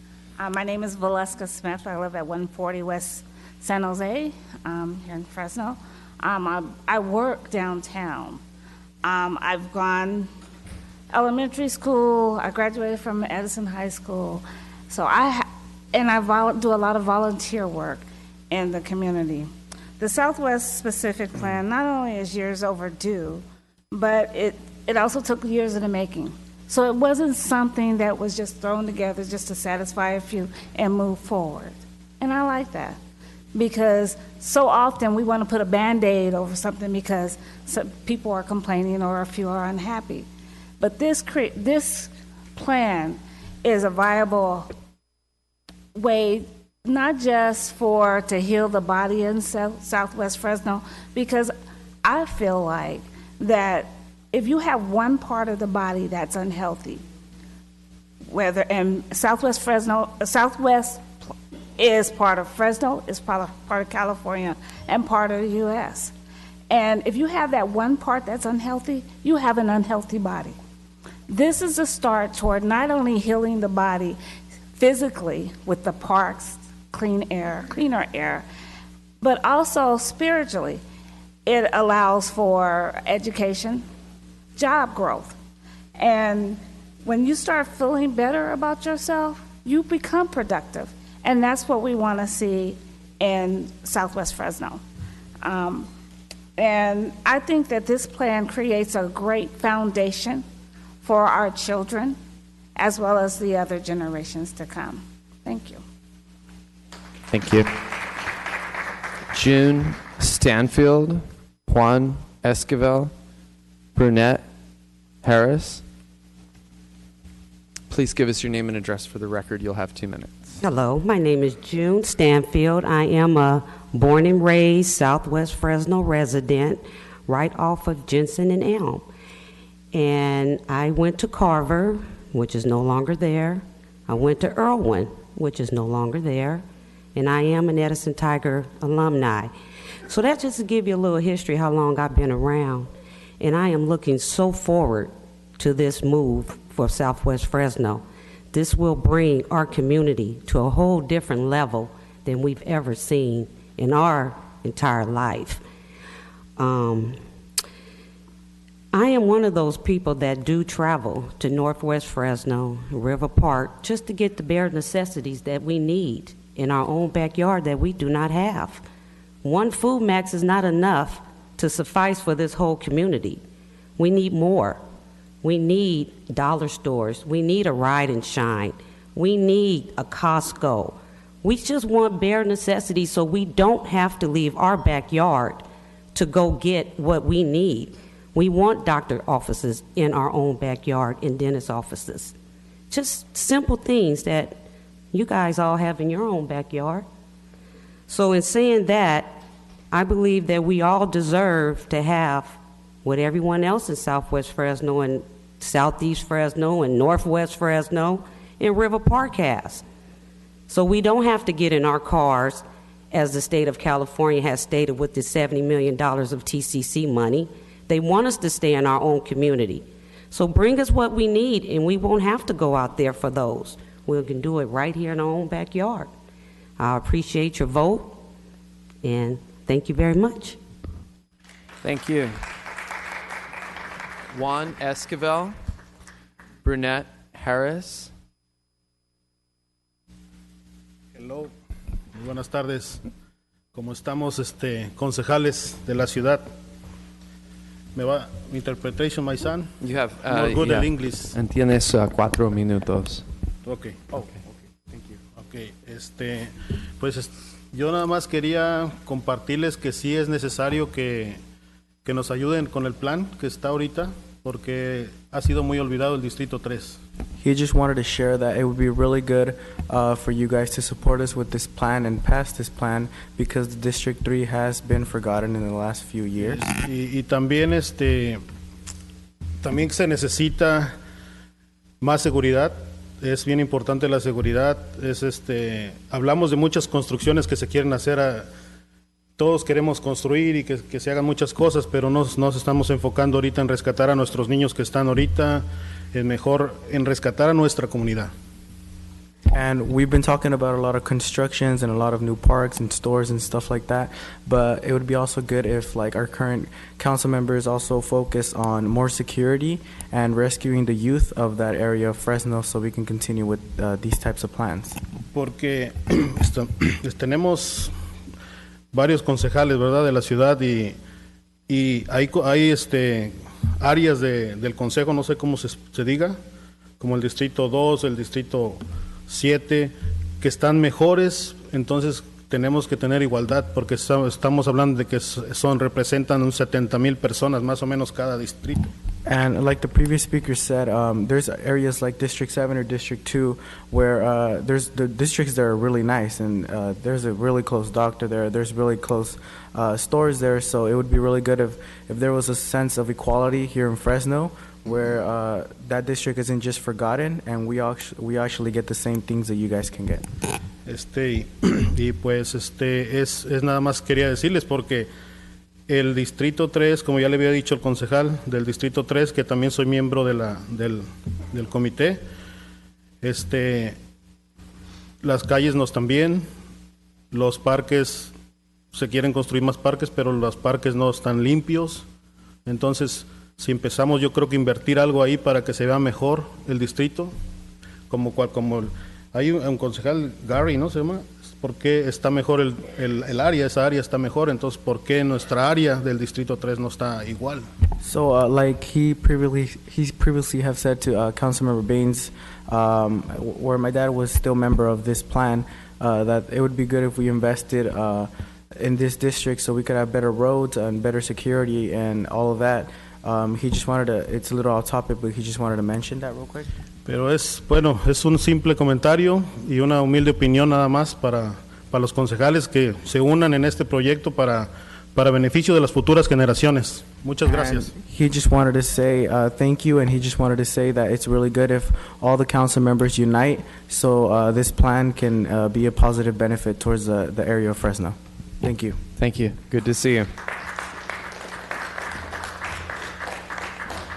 Our next speaker is Brunette Harris, followed by FC Miss Lang. Are you here? My name is Brunette Harris, and I'm with the Heat for Southwest Fresno community, and we're against this plan for the simple reason this has been in effect since 1969.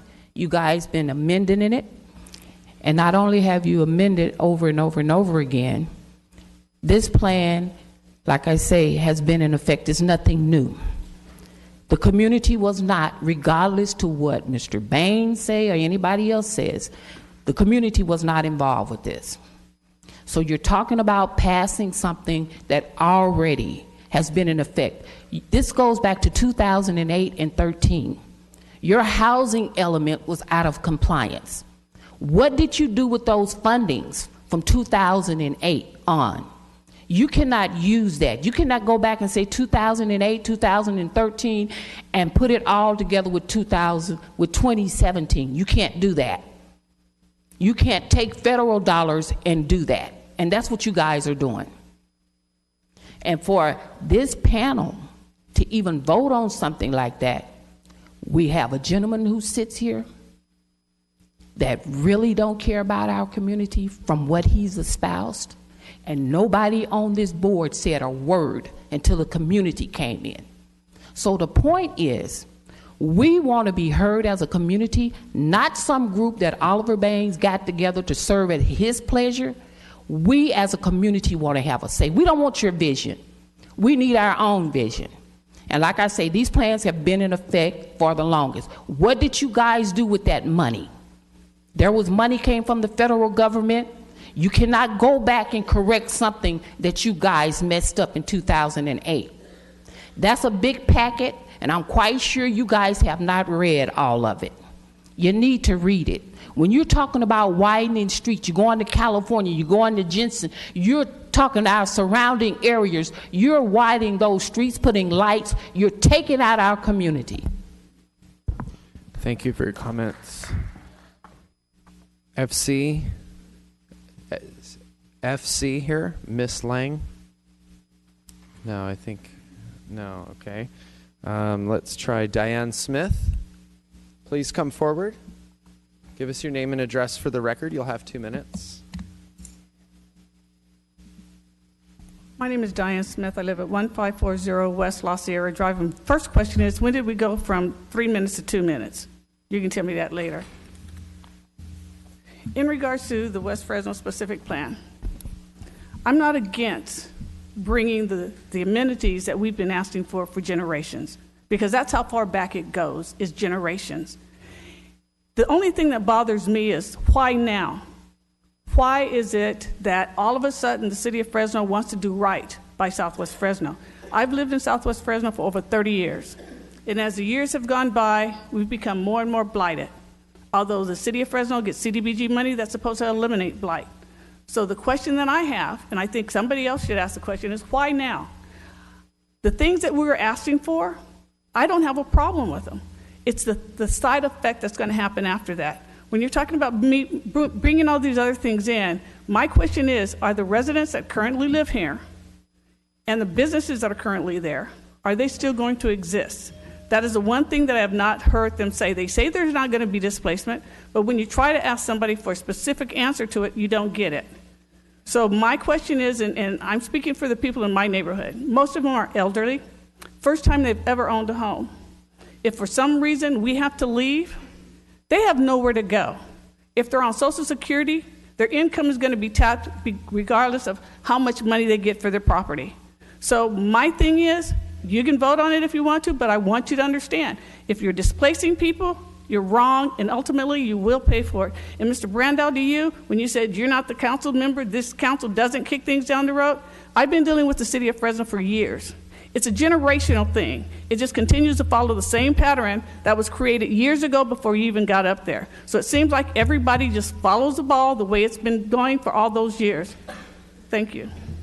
Thank you for your comments. Our next speaker is Hester Hensley.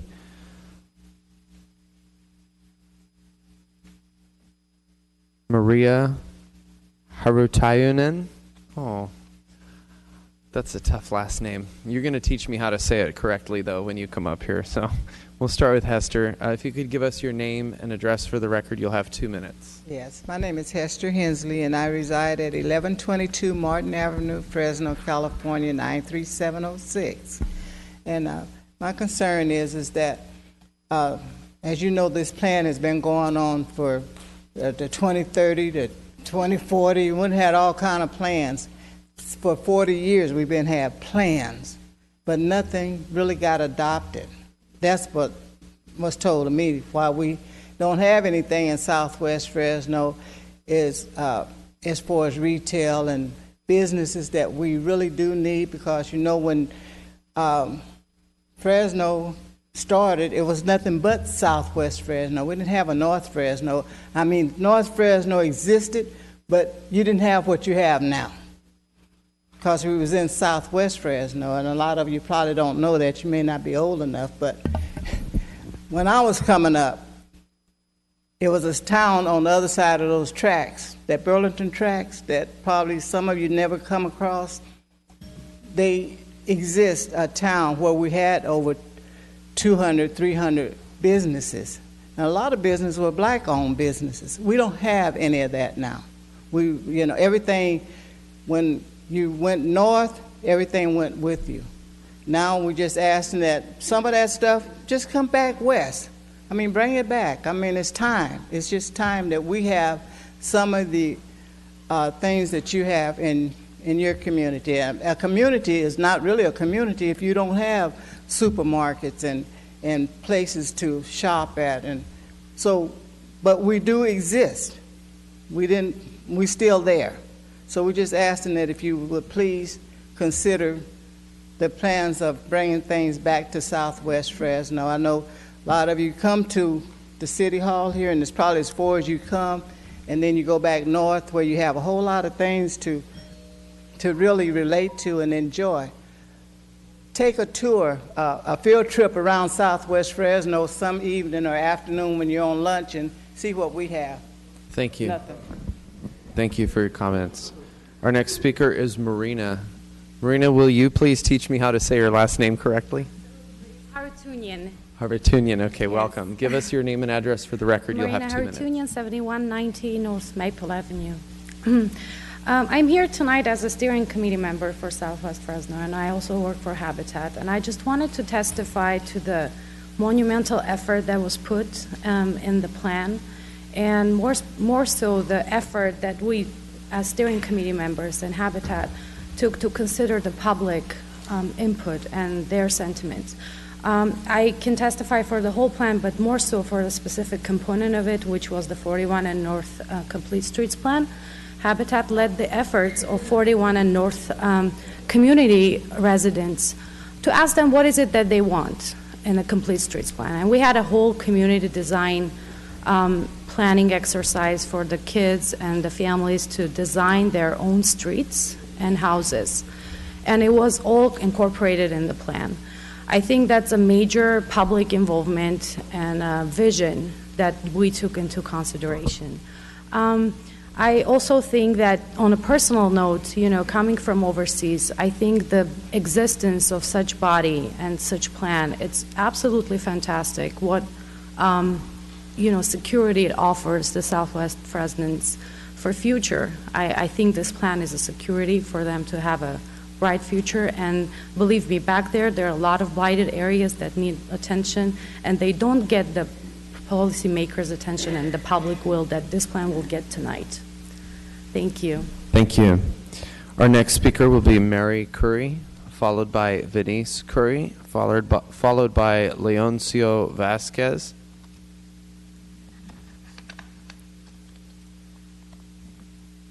Please give us your name and address for the record, and you'll have 2 minutes. Good evening again. My name is Mary Curry. I live at 312 West Valencia Avenue, Fresno 93706. I am here in support of this plan. As I stated earlier, I've lived in West Fresno for 60 plus years. I've seen the deterioration, and now I see the hope and the possibilities that this plan will bring to our community. And I'm thoroughly excited about it. If we can get this passed tonight, there'll be 2 major victories for West Fresno, and I'm extremely pleased about it. And I want to thank Ms. Pagalatos and the team of people who worked on these plans and the community members who were involved. It was a big project. I never went to so many meetings in my life, but I made them. If you're committed, you make the meetings. If you got a problem, you offer a solution. That's what I think. So I'm happy to say that we're pleased with the plan. It's not perfect, but it's better than what we have. So I want to thank all of you in advance for voting yes. Thank you. Our next speaker is Venice Curry, followed by Leoncio Vasquez.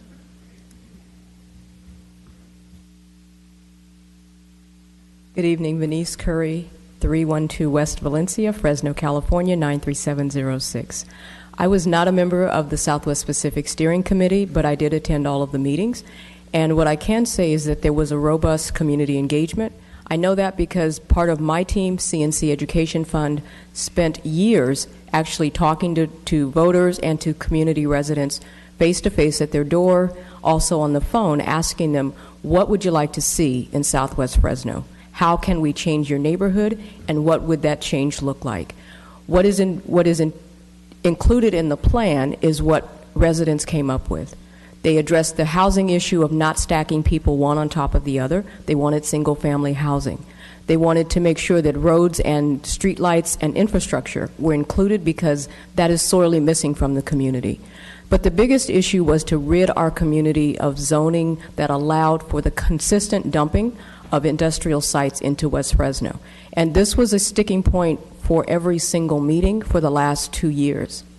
I do not understand the idea that with over 2,000 acres available for industry, why there is still such a push to locate this in only one place, and that would be West Fresno. So we are not satisfied with that as a solution. We have presented a solution which is completely supported by the community.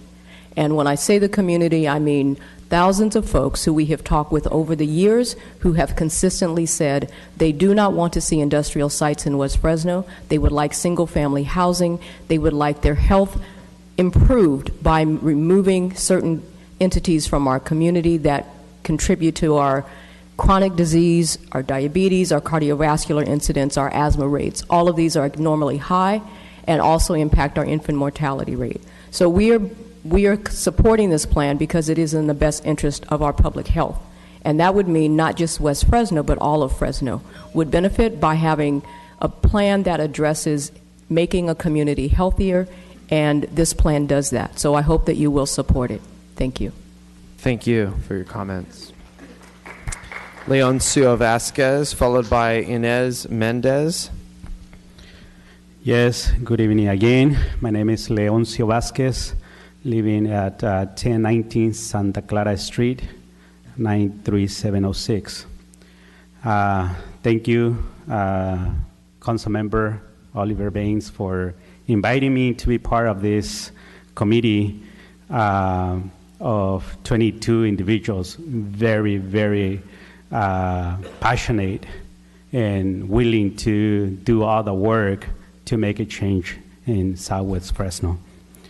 I was hesitant at first because, as we have heard over and over, we have come to this place We had talked about the conditions that we are living in Southwest Fresno for years, and there have been no changes.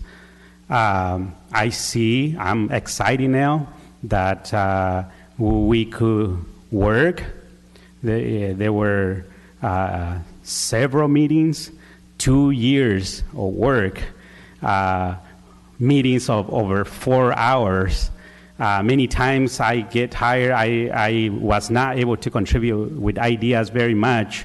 It was complicated, complex, but with the staff support, they made it, and the consultants, they made it easier for us. And we are here now in front of you asking that you support this plan. I see firsthand that the committee members are part of our community. They're representing our community, and they're having lone leaders fighting for West Fresno. So basically, I would like to see West Fresno with no more contamination. I understand that clearly. With better mixed housing options, parks, reliable public transportation, better schools, education opportunities for our children, safety, as Juan Esquivel mentioned, retail stores, and all this that you have heard over and over. Thank you. Thank you. We have Inez Mendez. Please come forward, give us your name and address for the record, and if you're using an interpreter, you'll have 4 minutes.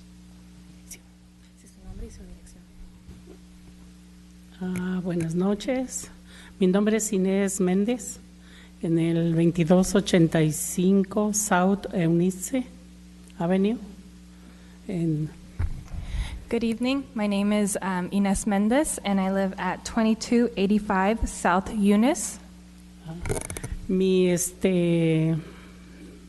opinión esta noche es para apoyar también al señor Juan y a todos nuestros compañeros que han venido a hablar de lo que necesitamos nosotros. My opinion this evening is to support my fellow neighbor Juan and also everyone else who's talked about the needs that we need in our neighborhood. Necesitamos unas calles alumbradas. We need well-lit streets. Necesitamos unas tiendas para ir de compras cerca, para no ir tan lejos, saber. We need some close grocery stores and shopping centers so we don't have to drive so far. Y así tener una seguridad para nosotros mismos, también un poquito de más vigilancia. And this way we can have a sense of security for ourselves and also have a little bit more vigilance. Sorry, can't think of the English word. Vigilance as we're walking on the streets and making sure that we're safe in doing so. Y para que así nuestra comunidad se mire bonita. Yeah, so this way our community can look pretty. Yeah. Thank you. All right. Thank you for your comments. We now have Francisco Mendez and then Jeff Roberts. Please give us your name and address for the Francisco record. Mendez, 2566 South Habitat Avenue. We build our own homes, Habitat homeowner. I am at Habitat Complex on Jensen and Fruit for about 22 years. We start building 1992. We move in November 96 before Turkey Day, Thanksgiving Day. And Arthur on Jensen, Arthur Street was one way. They put payment for 2 ways. Before we move in, City of Fresno told us, Habitat directors told us, that City of Fresno is coming to put the other street both ways also.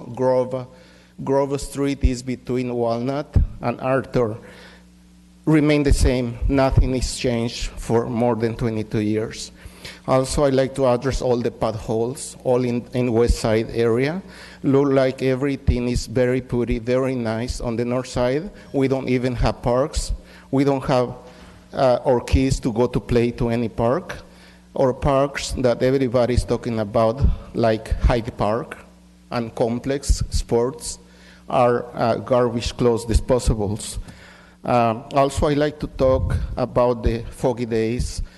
In foggy days, on winter time, there is too many accidents, and too many deaths. We can save so many lives if City of Fresno and the county put bigger stop signs or light signs. If you use a stop sign bigger and with lights around every business, good businesses in the north, we need new clinics, new jobs in West Side, and also no more industries. For the past few years, in the north of Fresno, jobs became more important, more money, and we don't need the same thing on West Side. Thank you.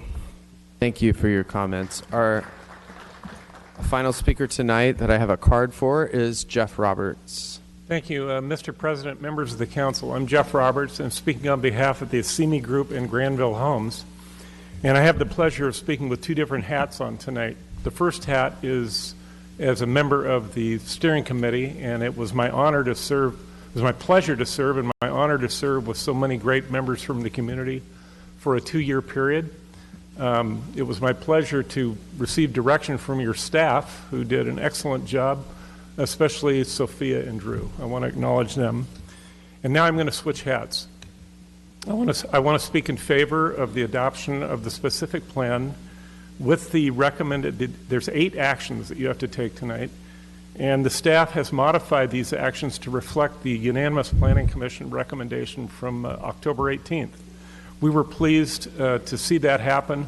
We had a couple fine-tuning requests. The Planning Commission unanimously supported those, and the staff has incorporated those into your action or proposed actions here tonight. So I'd be happy to answer questions, but again, it was my honor to serve on the committee. Thank you very much. Thank you for your comments as well. We've now exhausted the cards. At this time, what I typically do is call people forward who didn't get a chance to fill out a card. If you would like to address council on this agenda item and you didn't fill out a card, you're still welcome. Please come forward. Okay. What we'll do now is close public comment and return the debate up to the council dais, and we'll turn it over to Councilmember Baines, the mountain mover. Thanks, Council President. A couple things I wanted to say. I haven't had a whole lot of time to talk about this this process, but I wanted to, and because the community, this is really the community's plan, and it really needed to be the community's plan from my perspective. So in many ways, I stayed out of the process, and the steering committee members. If you're here, can you stand up for me, please? The steering committee members. And I know all of them aren't here, but candidly, and just stand just for a moment, because I want to take a moment to recognize you all first. The work that you all did on behalf of this community is fantastic. It was difficult. I know that because I asked you to do it in the beginning, and I told you it would be difficult. The commitment that you all gave to this process is unprecedented for our community, and the product that you produce represents, in my opinion, the best of our community. So I thank you as a very, very proud, grateful council member that has the honor of representing West Fresno. I thank you all for your service very much, and I just wanted to do that first before I moved into my comments. Thank you all very much. And I needed to do that because it is hard work. And a couple of the steering committee members mentioned the number of meetings, 4-hour meetings. They're not joking. And they took, in some cases, a beating from the community. Some folks that really didn't understand what was going on. And they really lashed out to the steering committee members. So I appreciate your steadfastness in staying committed to this process and recommending something to us that I think wholeheartedly this council can get behind. But let me speak a little bit about why we did this. So it's important for council to know and for the listening public to know why. I mean, a lot of times we get to this point and, people don't know what the origin of this is. And let me tell you what the origin was. The origin when I got elected is I couldn't understand why in the world, driving around West Fresno, there was so much available dirt, and why it had not been developed. I actually didn't understand that. It was one of the reasons that I ran for city council, but I didn't understand why. I mean, I watch other places of this city, you have a tremendous amount of development, but in West Fresno, it just did not seem to occur. And so I began asking people why that's the case. And frankly, no one had any good answers until one day, a couple of developers told me that it's more expensive to develop in West Fresno than other places in this city. And I thought that was preposterous. I thought that could not possibly be, that it's actually more expensive in some cases. Well, it turns out they were right. Because of inconsistent land use, because of a lack of an adopted plan, because of lack of environmental work, in West Fresno, what a lot of residents didn't realize, that I had come to realize shortly after it took me a year and a half to figure that out when I was in office, that really it's a disincentive to invest in West Fresno because of our land use policies. And I actually did not realize that. And I suspect that council members before me didn't realize that, otherwise it would have been done, in my opinion. So I immediately had to find the funds to put together a specific plan, because in that specific plan, I knew we could address many of the environmental issues, many of the barriers that were facing development and investment, because that's what it was. West Fresno, in many cases, was not ready to receive any meaningful investment other than one-off projects. And that's what had been occurring for so long. And that's what was going on. It was a project that would go here, a project that would go there, and we could tell that there were no thought patterns in the projects. Things would just pop up. Sometimes things wouldn't pop up. But really, there was very little thought that had gone into it, and it was frustrating.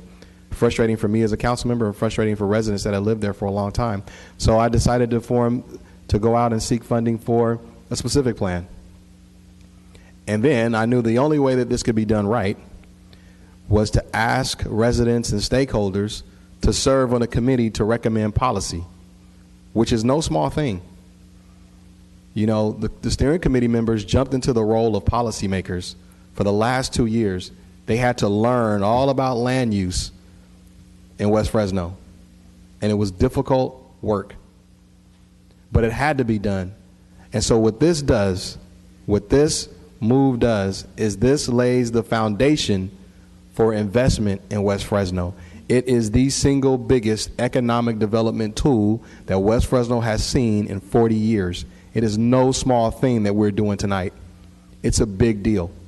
And it was driven by the community. It was prepared by the community. You all gave us our biggest single economic development tool. Now, I'll be honest with you. Many people didn't believe me. And we heard it on the item before, and a lot of people don't believe me when I say, we're going to do something that's going to happen. A lot of folks didn't really understand the importance of a specific plan. Most committee members didn't understand at first, but you all agreed to serve anyway. There are a few of you that really understood the importance of what a specific plan would do, but not everyone did, but you just jumped in the process. There's nothing ever been adopted by the Fresno City Council on behalf of West Fresno in our history like this. So Ms. Hensley, who just walked out, made that point, and I wanted to hang on that for a minute. The importance of this and the historicity of this is it's never happened before. You all engaged in a process of something that's never been done before, and today you're asking the city council to act on it.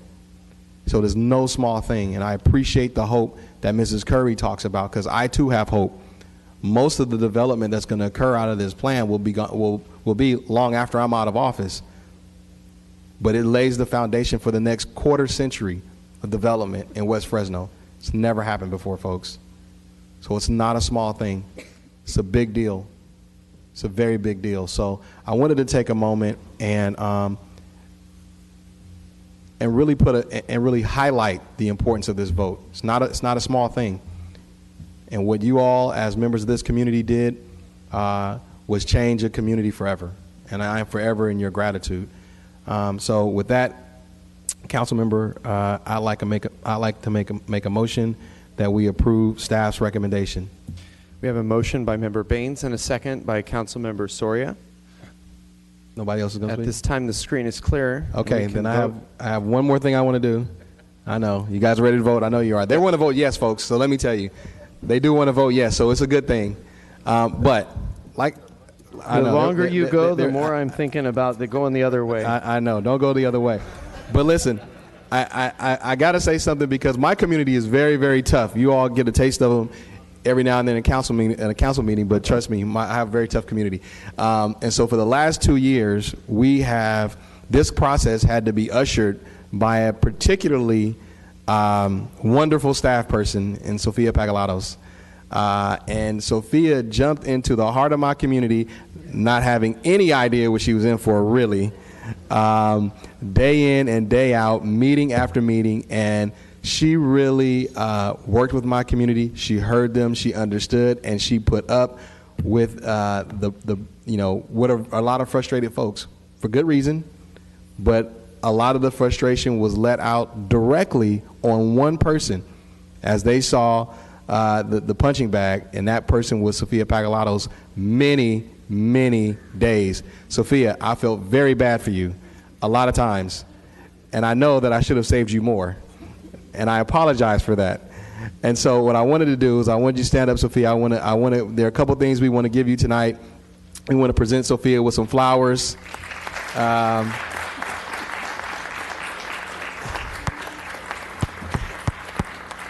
And we're going to give Sophia something else because Sophia, not bourbon, but Wilma's very nervous that I'm going to get off some more alcohol tonight, so I'm not going to do it. But what we are going to give Sophia is a massage because we believe that Sophia has earned a little bit more than flowers tonight, and we wanted to give Sophia a massage for all the work she put in on behalf of our community. Sophia, it's a historic moment. I appreciate you. Thank you for sticking it out with my community. Our community owes you a debt of gratitude. I know this cannot even come close to what you deserve, but I can tell you that 25 years from now, this community will remember the work that you did in bringing this through, so thank you very much.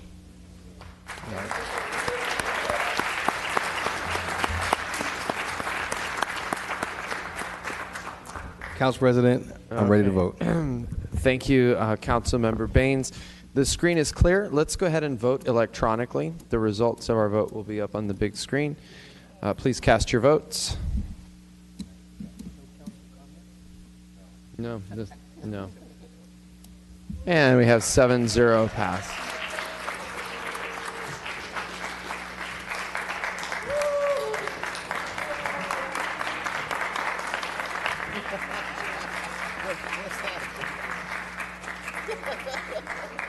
Thank you all. Unscheduled communication. Is there anyone here who wishes to address the council on any item that is not contained on today's agenda? Please come forward. Okay, seeing none, we'll go ahead and close. Okay, please come forward. Give us your name and address for the record. You'll have 2 minutes. Or if you're going to use mi nombre es Juan Esquivel. 4 minutes. Y pues también quiero agradecerles por el gran trabajo que están haciendo al presidente Clint Oliver, a Oliver Bain, que también empezamos ahí cuando se empezó el comité y dijo que iba a estar duro para estar. Yeah, so my dad just wanted to thank each and every council member in here today, our president, Clint Olivier, Mr. Oliver Baines, for all the work that you've done for our community. Y pues muchas gracias a todos los concejales que hacen un gran trabajo, que a veces es duro porque nos escuchan a la gente frustrada o quejarnos con ustedes, que son nuestros representantes, pero gracias por el gran trabajo que hacen y que Dios los bendiga para que sigan adelante. He said, and thank you again very much for everything you guys do. Sometimes it's hard for you guys up here. You guys hear us frustrated or the community frustrated, but hope God bless you guys for everything you do and keep on the good work. Thank you. Yeah. Y un aplauso a nuestra comunidad también que aquí está y no se raja. All right, thank you. That concludes our meeting for tonight.